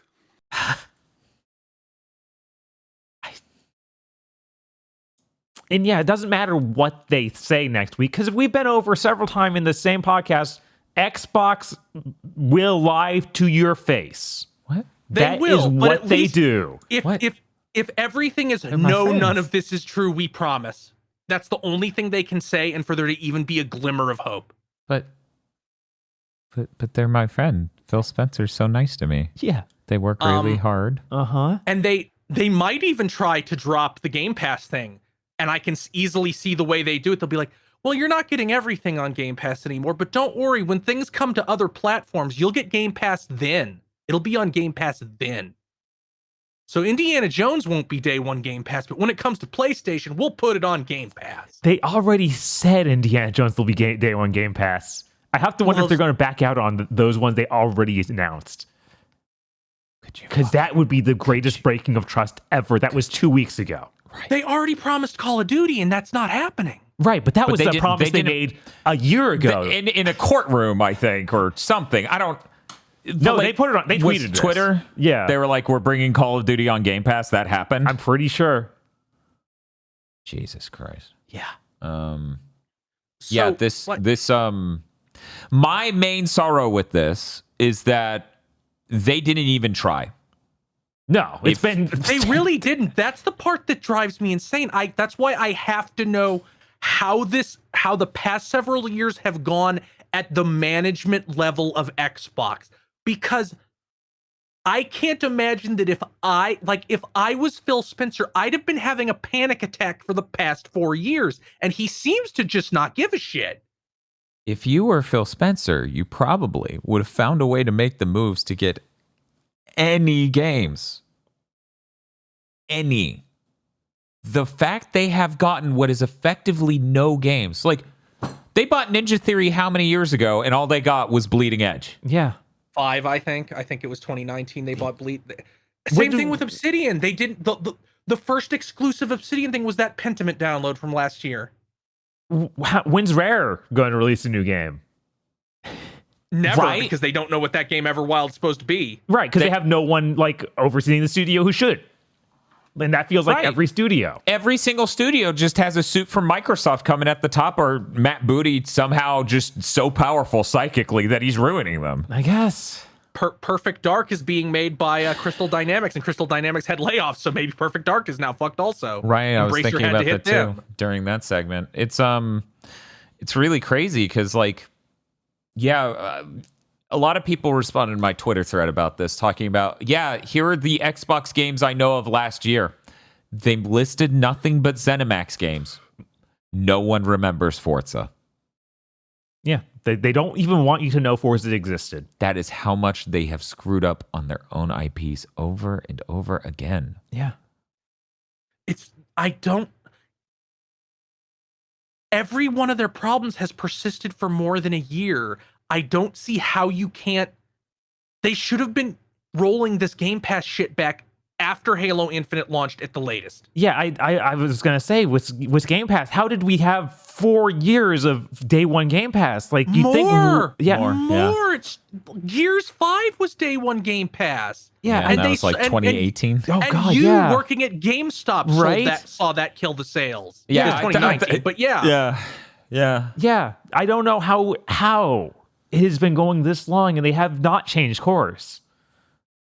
Yeah. You'd think Gears 5 launching like that to no sales would have like, oh, we messed up. It seems like there's just some unbelievably deep rot in Xbox, because Gears shipped consistently like every 2.5 years, all the way up to 5, and then it stopped. They don't even have an announced project right now. Yeah, No. something is deeply fucking wrong at Xbox, and it's not fucking COVID, because everyone tries to No. blame COVID. Everyone tries to blame Don Matrick and COVID, and it's like you cannot explain the last decade by saying those two things. It's a decade. And we know pretty well what it is. It's having contractors only. Right, that is a huge part of why you can't finish a fucking game. Yeah. So, We're so they're gonna try and do damage control next week. I don't know if they'll directly lie at this point, or if they'll try and do the marketing speak where they just lie by omission. Because lying by omission is generally fine, for some reason. But like, if what are they going to do? Say no, Hi-Fi Rush isn't coming out in 2 weeks from now. It comes out on everything. It's coming out. It's happening. Yeah, they can't just The say it's not happening and then literally release it in 2 weeks. That makes them seem even more insane. A report of something we got that why we know this is happening at all is because somebody at Xbox didn't want this to happen, and it was hoping that fan outcry could make it stop, which is delusional. Yeah, when everything is this ruined, I'm sorry, man. It's too far. Yeah, you can bully someone into not doing something. You can't bully someone into not dying. Yeah. You can't bully someone into dying. You can't scold them into killing themselves. Unless you're in a BioWare game. Yeah, that's true. But yeah, it's like the moment Hi-Fi Rush they announced that, it's over. Like, it's over. Their sales are not. Their hardware sales are nothing. Their software sales are nothing because of Game Pass. They aren't going to try and build the new Xbox. You know, even if right now there are rumors about an Xbox coming out in 2026 that is supposed to be a high profit margin enthusiast device, will not take physical games just for Game Pass. Even if they plan to ship that now, when it comes time to put in the order for the hardware, they will not. Because that's going to be months from now, if not a year from now, and it will be over by then. That Indiana Jones game is going to come out, and it's not going to be a 10 out of 10. No. And No. what will have happened finally is now that Xbox is showing weakness, and I'm sure to some extent a lot of podcasts are doing this. Now everyone's willing to admit maybe these games aren't great. Right? Like Starfield was definitely the first. Yeah, that was Like, the chink in the Redfall armor. was the first big Right. big crack in the yeah, armor. for sure.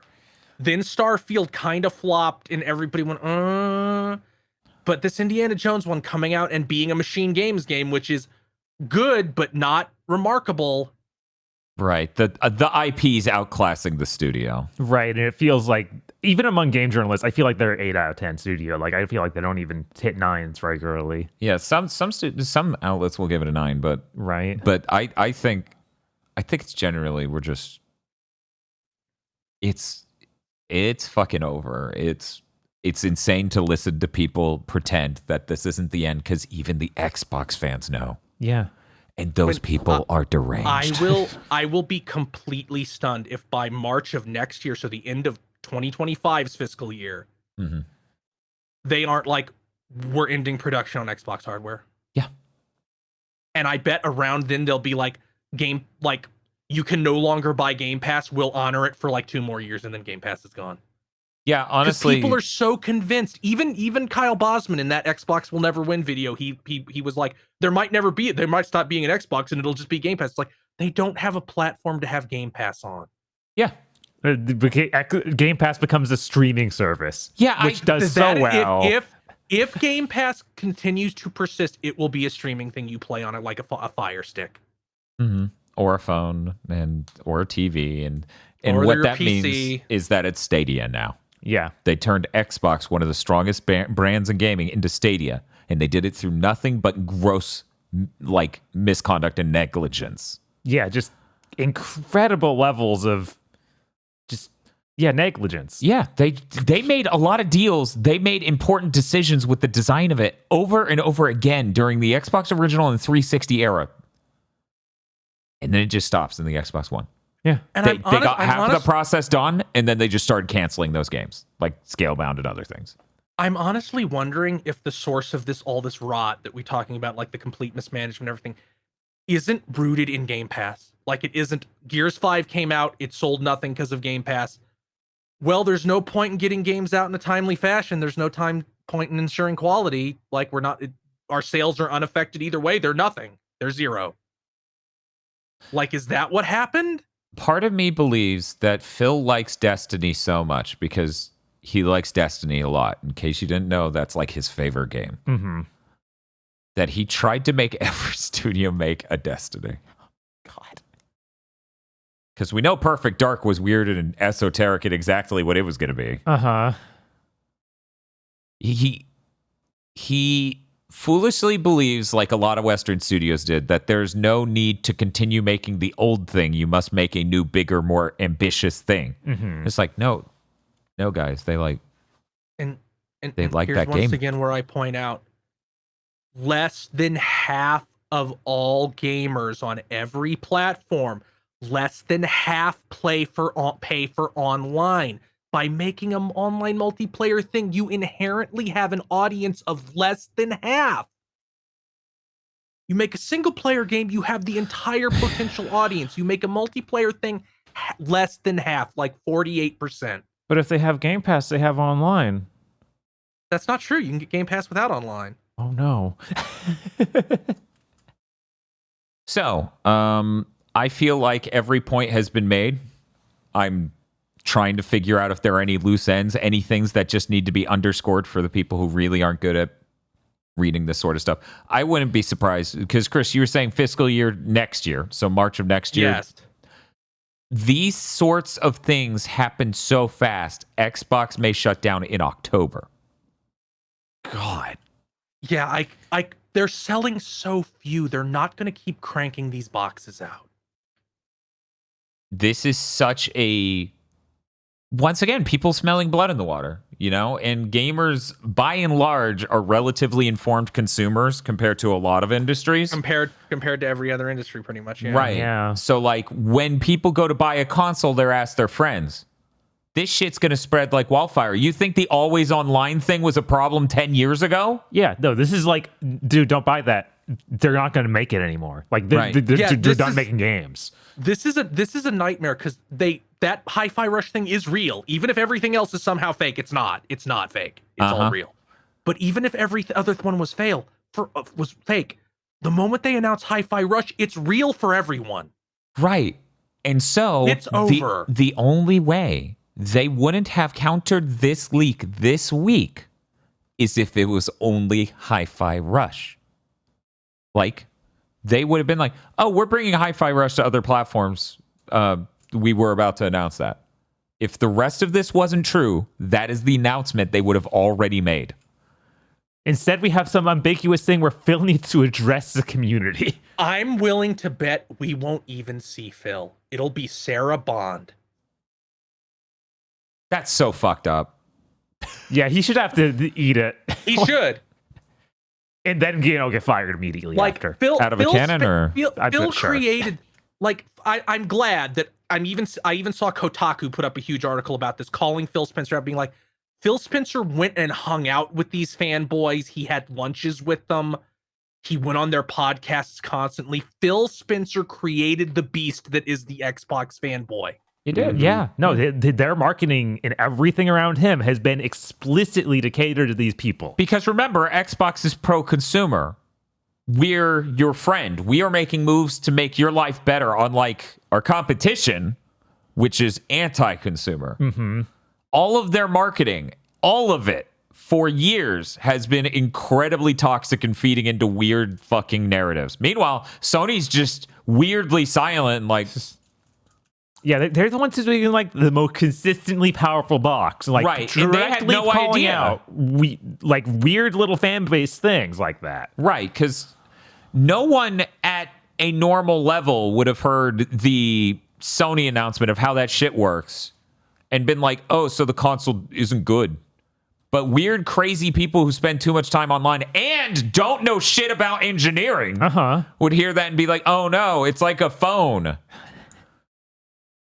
So yeah, the most consistently powerful console may be the most consistently dead by the end of 2024. And I'm gonna throw this tomato. They've come out and said Final Fantasy 14 will require an Xbox Live sub. It does not require a PS Plus sub. So you're basically paying twice as much for your monthly sub if you play on Xbox. Wonder what those numbers will look like. 0. Yeah, right. I sure hope Square Enix got some money to do this port. Because if they somehow, God, and they had that stupid fucking thing at the last Final Fantasy Fan Fest where Phil Spencer came out on stage and they had them do like the little powwow saying, Square Enix promises to ship more games on Xbox. Guess what's not going to fucking happen? I mean, they're going to ship those 2 games this year and then the Xbox is gone. So what else would they do? Yeah, this shit is insane. God. Absolutely bonkers moment in history here. Yeah. Oh, and we had another thing. We've gotten reports from all kinds of insiders at studios, like the Bethesda ones especially, being like, so they didn't like change our contracts, so we still are supposed to get sales bonuses, but guess what we don't get because our shit's on Game Pass. Yep. Yeah. Like there's no replacement for that. It's just you make less money now because you're owned by Microsoft. Yeah. That's on top of the thing we heard where it's like, no, you're not real Microsoft, so you don't get Microsoft's good benefits. You're fake Microsoft. You're a subsidiary. So fuck you. Yep. Yeah, and more and more stories come out about Game Pass just being a bum deal for studios, which, man, Who could have told you that other than the devs themselves on Twitter for years? And big thing to mention, where we talked about the devs on Twitter themselves for years, and then everyone went, no, no. Phil says it doesn't do that. It's like, yeah, well, he lies constantly. It's like that's his job. The head of company said company's entire identity is good, actually. Yeah, because Game Pass was the only thing they had going for them. Right. God, it's insane. Yeah. Anyway, I do want to get out ahead of, in case, large sections of the audience can't read tone or facial expression. Nobody here is happy that this is happening. No. Like this is not good. This is not good for the industry. This is not good for people who like Sony. Because what Sony needs most in the world is somebody keeping them in check. I'm not happy, but I am relieved because that's what Microsoft forced me to be, because they took on this strategy of let's buy the entire industry. So I have to now be relieved that they're being knocked out, because it's like seeing a monster coming, destroying everything in its path, and it's a stupid animal. It doesn't know what it's doing, but I have to be relieved it drops dead before it gets to something I love. Because I don't give a shit. I don't really give a shit about Bethesda. I don't give a shit about Activision. I give a shit about people who give a shit about Bethesda. So do I. But at the end of the day, like, I have to just clutch my heart and be, thank God they dropped dead before they bought Sega or some shit. Right.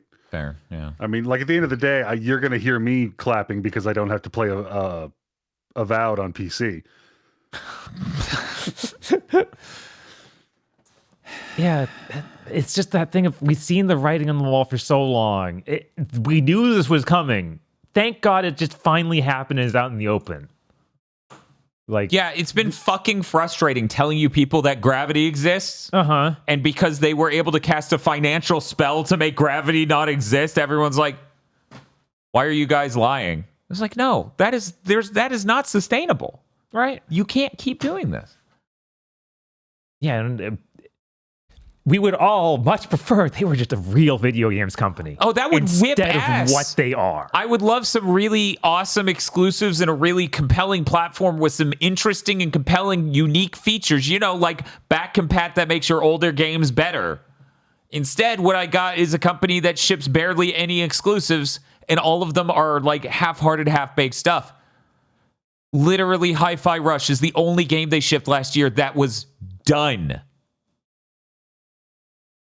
Listen to me. That is insane.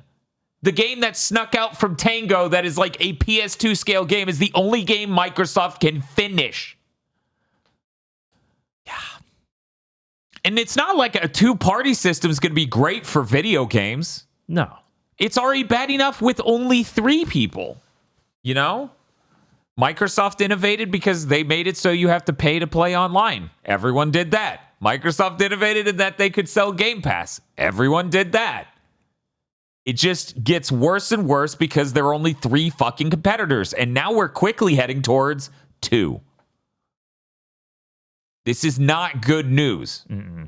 No. It's a relief because I've been tired of saying this shit for years and no one listening. So now at very least, people won't look at me and be like, Dan, you were so fucking right. Oh, Big Think was so smart for saying that for fucking years. But at least they won't tell me gravity doesn't fucking exist. That is the sole relief I get out of this. I do wonder if the dichotomy of coverage won't change, that now Sony can't avoid being directly compared to Nintendo, especially once the Switch 2 launches and they're getting, so like PS4, PS5 tier games on their platform.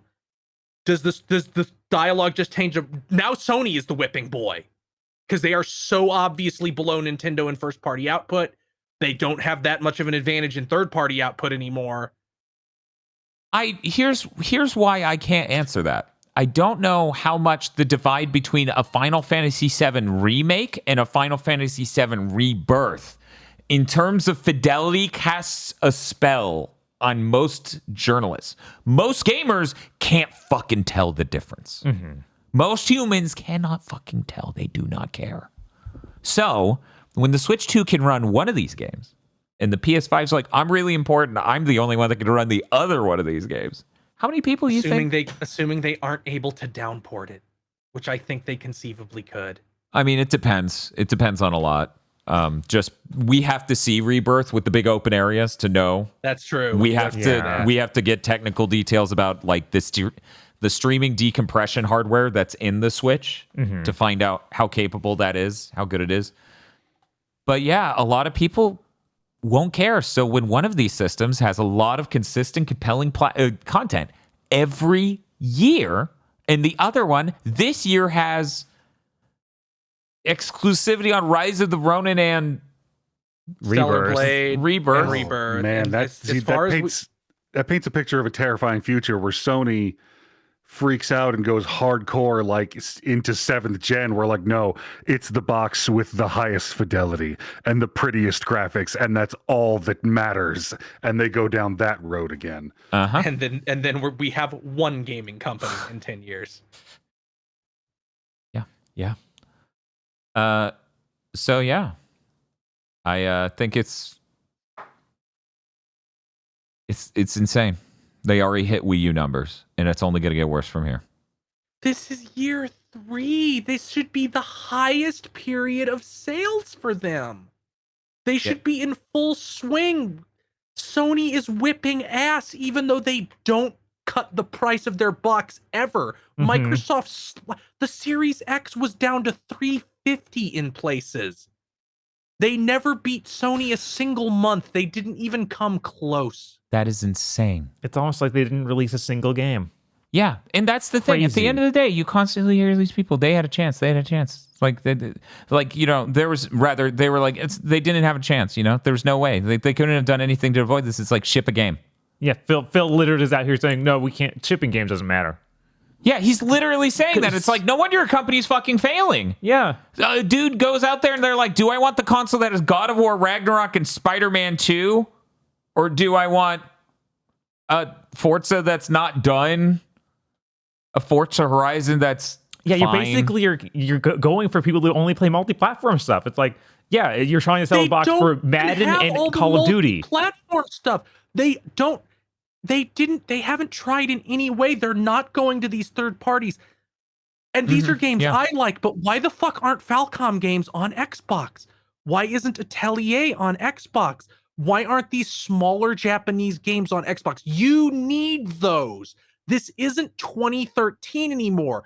The image of the core gamer that plays Madden and Call of Duty hasn't been accurate in like 7 years. Every single gamer now has like 1 or 2 niche genres they're fans of, even if they also like all the mainstream shit. That the niche stuff is what sells consoles. Nintendo understands this. If Nintendo was run by the same people as Sony or Microsoft, they wouldn't make Xenoblade. They wouldn't make Fire Emblem. They have these IPs that sell 10 million copies. Why would they make a Metroid Dread that only sells 3? Why would they make Xenoblade that only sells 2? Why would they make Fire Emblem that only sells 2? Right. Because those are what move your box. Those are what make people love you, even if they're not as profitable as your bigger games. And you can't put a price tag on consumers loving you. That's worth more than gold. Which is why, with this news, that they crafted the perfect fan base to turn on them at the sight of this news over the last. Oh, yes. They did. Like, even if none of this is true, it is true enough for the fan base to be a toxic poison that kills Xbox. It's over. Yep. And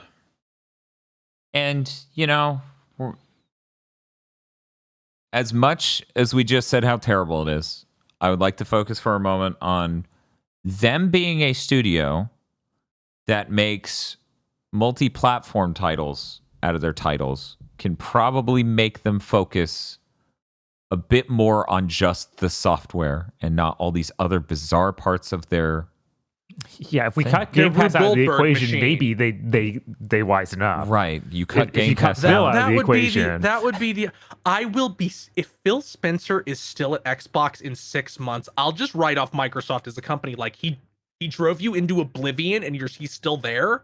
Right? What are you, a Japanese corporation where you just have to keep them around? Even those expel people every now and again. Right? But he has so much experience as an executive. That's valuable.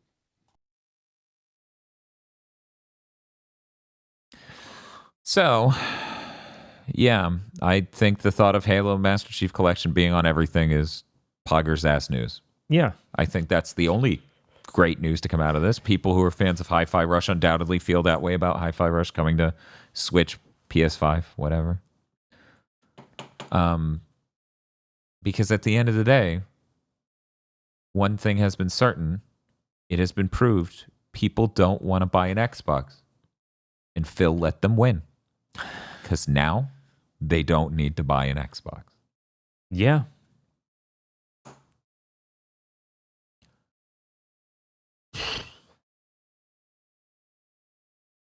Still, though, this industry is absolutely going to get worse without a third party here. Yeah, for sure. Anyway, Xbox will never win. Especially now that they're a corpse. Right. Let's talk about By what the we got way, coming up. Oh, yeah, what's By up? the way, Grand Blue Fantasy Relink not on Xbox. Why didn't you go get that game? I brought that up during the fucking stream. I'm like, what do you mean? Yeah, why would it be? Games don't sell on that. Why would you make it for that? It's like, guys, a lot of Xbox fans seemingly were under the delusion that Sony was somehow preventing all these games from coming out on Xbox. It's like, guys, no, it's the Series S and Microsoft not caring. Yeah. Yeah. It largely seems to be apathy for Microsoft. They could have made those deals. Yeah, because you have to go make the deals when your box doesn't sell. Right. And Like- they're not making any. They're just buying companies. Right. They thought that was the winning strategy. And it's like, how did that work out for you, owning all these farms instead of buying some goddamn milk? You know how to run the farms, though, right? Oh Oh. no. Oh, no. Anyway, I think that's it. Any closing comments from anyone? I definitely had my couple rounds. I can't wait to play Gears finally. So aggro, that person who doesn't want to buy an Xbox. Yeah, no, I know that I am the strongest toward ponyism on this call, and I will publicly be the shittiest about this as it happens. Yeah, it's incredible. Like why would anyone want to buy an Xbox? You just can't play games. You get almost nothing. I mean, there's no unique reason to want an Xbox other than I can play Halo Master Chief Collection on it. Right, and it feels like the only reason you want an Xbox is if you are already an Xbox fanboy. And that's not enough. No. Not anymore. Only reason, hey Phil, maybe you should have followed up on fucking this. The only reason my Xbox is not already at GameStop, the only fucking reason is because of the backwards compatibility. It's true. Yeah. And we're using that tomorrow. Even Phil himself came out early on, be like, "Oh man, there's such a great feature." He promoted it, propping up himself and saying that they would have new exciting initiatives so you could play anything on it. Yeah, remember years ago now, he's like, I'm hoping that in the future we can open up the emulator so you can play any game. Yeah. And then your journalist just went, oh, he said that, it's happening. Yeah, and I'm like, aren't you supposed to be critical at all? And that this is just so many years of lip service from this dude, just lying about literally everything, just saying whatever he wants. He wore a Hexen t-shirt. Yeah, there's no Hexen It's like Chris said, getting the love of fans is one of the most important things, but it can't be the only thing, my guy. Like you can train the dogs as well as you want, but you've still got to feed them. Right. Yeah, that's really what it goes. Like, yeah, no, that's true.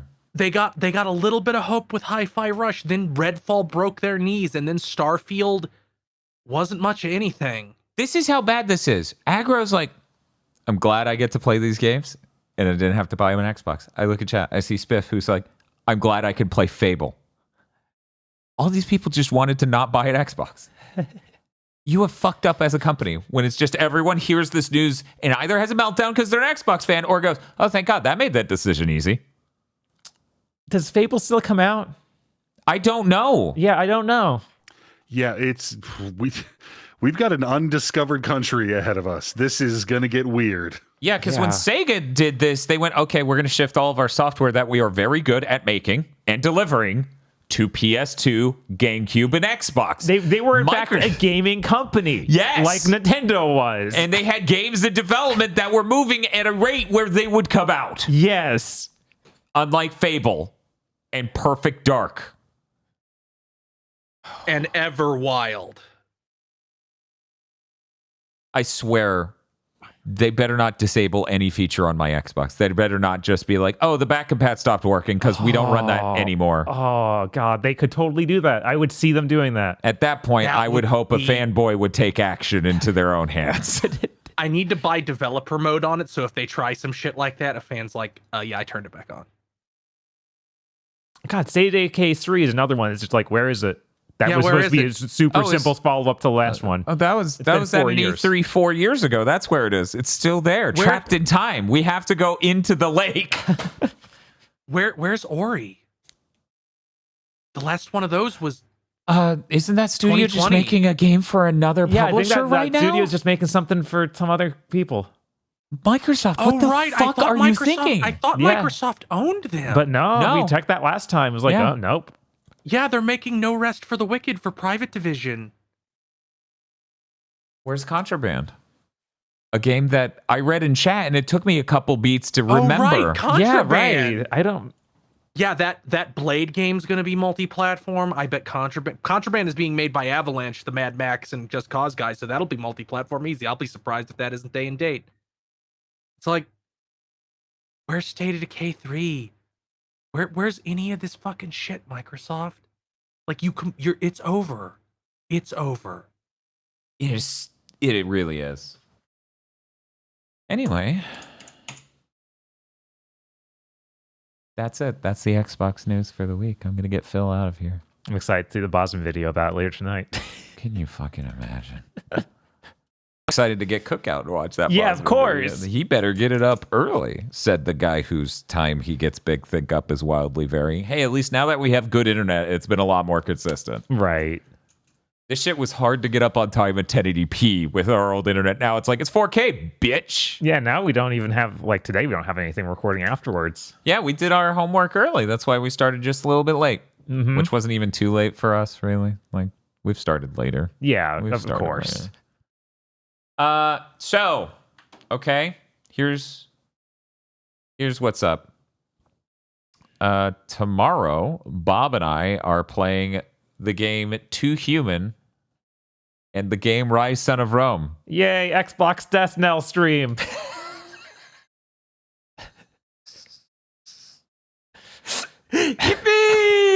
Yippee! The most insane thing happened to me last night, and I want to tell this story on this big thing so it doesn't get buried next week. Okay, Okay. I'm gonna try to find it. Oh, that's what it is. Okay, I had to remember where it got sent. Okay, so I'm checking out stuff because Bob and I didn't know, like, what is the multiplayer of Too Human? Uh-huh. Can we co-op the game? That has fucking multiplayer. It has fucking multiplayer. This was their Diablo. Of course it has multiplayer. So I'm trying to check that out, you know? Uh-huh. Just trying to figure out what's the multiplayer with this here Too Human game. It has the option here on the menu. I wonder how that'll go. Oh, the fucking picture's gone. Oh, no. Well, it's on Twitter anyway. I swear I took a picture of it locally as well. Someone's unfortunate. Someone jumped into my game. I started hosting a multiplayer match, and two different Holy people shit. jumped into my game In Too Human? at 5 a.m. Yeah. One of them sent me a friend request. Holy shit. Where's that Too Human remaster? You're gonna die in 7 days. Yeah, that's the one I'd fucking be afraid of. Oh no! It's like, why is this person's gamer profile pick Sadako? I didn't even know you could pick that as one of the options. Oh, my This one TV's seems to be just me, but hanging from a tree. Huh? What's that date written on my chest in blood? So sadly, the you got- multiplayer it doesn't show the cutscenes, so we can't play through the game in the multiplayer tomorrow. And just No. let whoever wants to come in. Unfortunate. Make sure to get something to cover up the Xbox doxing you as you switch games. I think I disabled that. I You think can't disable it. You can disable it showing your email, but it will still flash back and forth to your real fucking name. cool. I thought that we set it up so it doesn't know our real name. So, anyways, here's the screen cap. I was like, what the fuck do you mean they joined my game? Yeah. They were level 1. Yeah, both of them were. Like, they just started their 2 human run at 5 in the morning. We were looking for somebody. I don't understand. The game came out 16 years ago. Why are they level 1 joining my game? Also, yeah, that UI is terrible. Sadly, you have to play Eternal Darkness after this because it's the only Yak Attack game left. Well, Bob pointed You out. played Twin Snakes. You played 2 Human. You played X-Men Destiny. Now All we that's got left is Eternal Darkness. and Blood Omen. Yep, we got Blood Omen, and there were actually they 2 Warcraft knockoffs in the early days. Those are real early though. I don't know if those count. His full power had not yet been. Yeah, we'll just Blood Omen for sure. We'll just trick Rig into playing those. Yeah, that that makes seems more sense. like of a retro island gaming sort of thing. Yeah. So I guess we got to finish the Eternal Darkness. I don't know. At some point, it feels like a seance. Like we said Bloody Mary in the mirror too many times. And Dennis Dyax might actually ship a game. If we do that, that's terrifying. I don't think we need to worry about that contingency. Microsoft bought another studio. No, this is not how this was supposed to go. If wait, Microsoft it's still- acquires anything else, which they have implied they still might do as a third-party publisher, God. it'll be Ubisoft. It will be Ubisoft. That is the only, like, they're collapsing right now. Yeah. They have IP that's a mega IP, and that's all that Microsoft gives a shit about. So, look forward to 2 Human Rise Son of Rome tomorrow, where you can choose, do you want faux medieval future cybernetic or just medieval? Which one of these would you like to see? Which era of Xbox peak? I have to play 2 Human. Bob has to play Rise Son of Rome. Excited for Aggro to watch and give you money to switch off Rise of Rome because the costumes and weapons are just making him angry. I'm sitting here deciding whether or not to say something about Dan calling that period medieval. I knew he was going to do that too. right. I was like, that seems wrong. that is, I mean, Rome's falling. That's kind of when the medieval period begins. So he's not all the way wrong. And that's where I strive to be as a podcast. Hey, Chris, what do you have coming up? At some point, I'll start Darksiders 2. Maybe on PC, or maybe I'll just slum it and be like, whatever, it's easier on the PS5. Oh, shit. Yeah, that's always the problem, right? Right. Ease of stream versus 60 frames per second. But that's a game from 11 years ago, so I think my PC that's Yeah. significantly newer can handle streaming and playing that. Yeah, the PS3 and PS4 CPUs are a total joke compared to modern CPUs. I'm excited for it. Hopefully this time I will be in a state where I can catch the stream. Because I'm scared, because I think how long to beat on these 2 games is like combined 16 hours. Like, and we did 16 and a half last week, and I was like, oh boy, been a while since I've been death stream hungover. Yeah. Yeah. Maybe the chat would be like, we just want to see Rise. We love Rise. They're like, 2 Human sucks.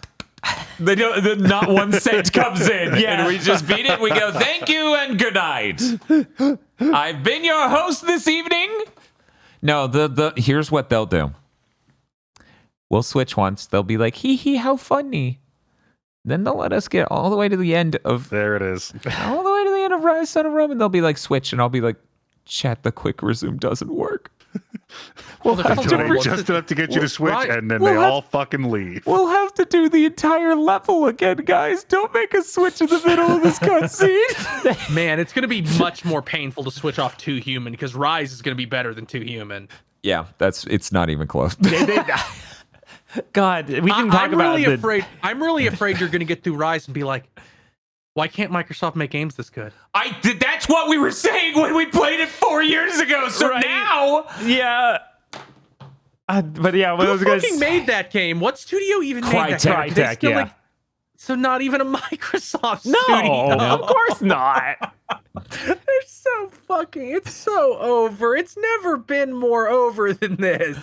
Remember in Suicide Squad when they had to switch off Suicide Squad to Grand Blue in the middle of the Superman fight? Yeah, that was sick. That was so sick. That was sick. What sort of sick person would do that?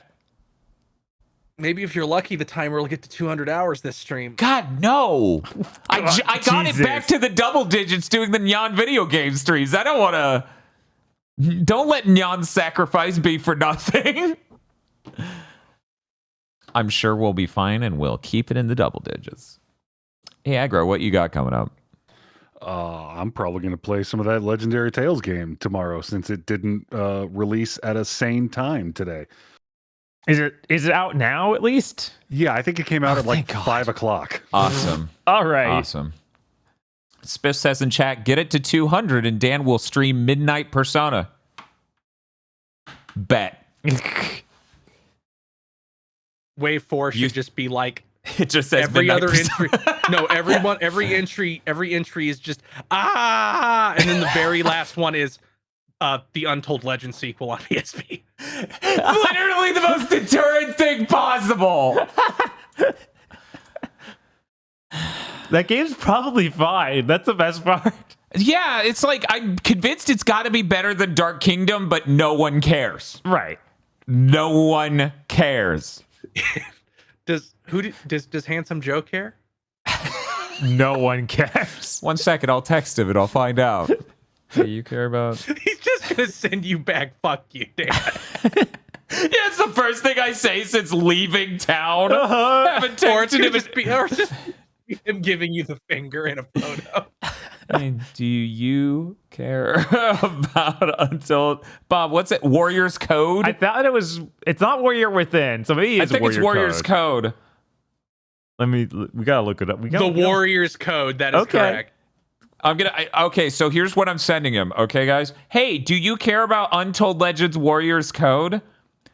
We're thinking of streaming it. Did you want to drive up here to join us? Jesus.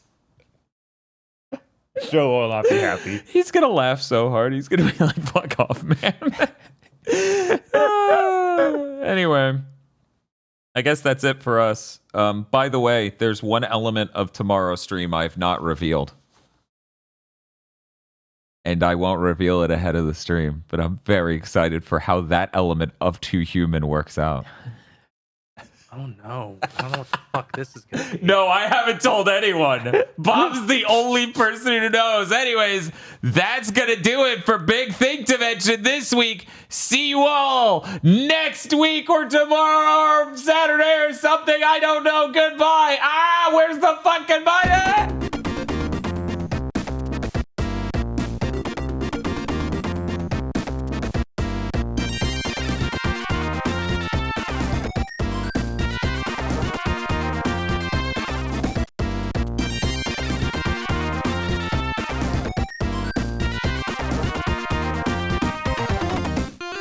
Thank you very much for listening to this episode of Big Think Dimension. Big Think Dimension is only possible because of you and your support over at patreon.com/GB Podcast, where you can get access to early episodes of Pokemon Go to the Movies, Chugging Bleach, and other podcasts.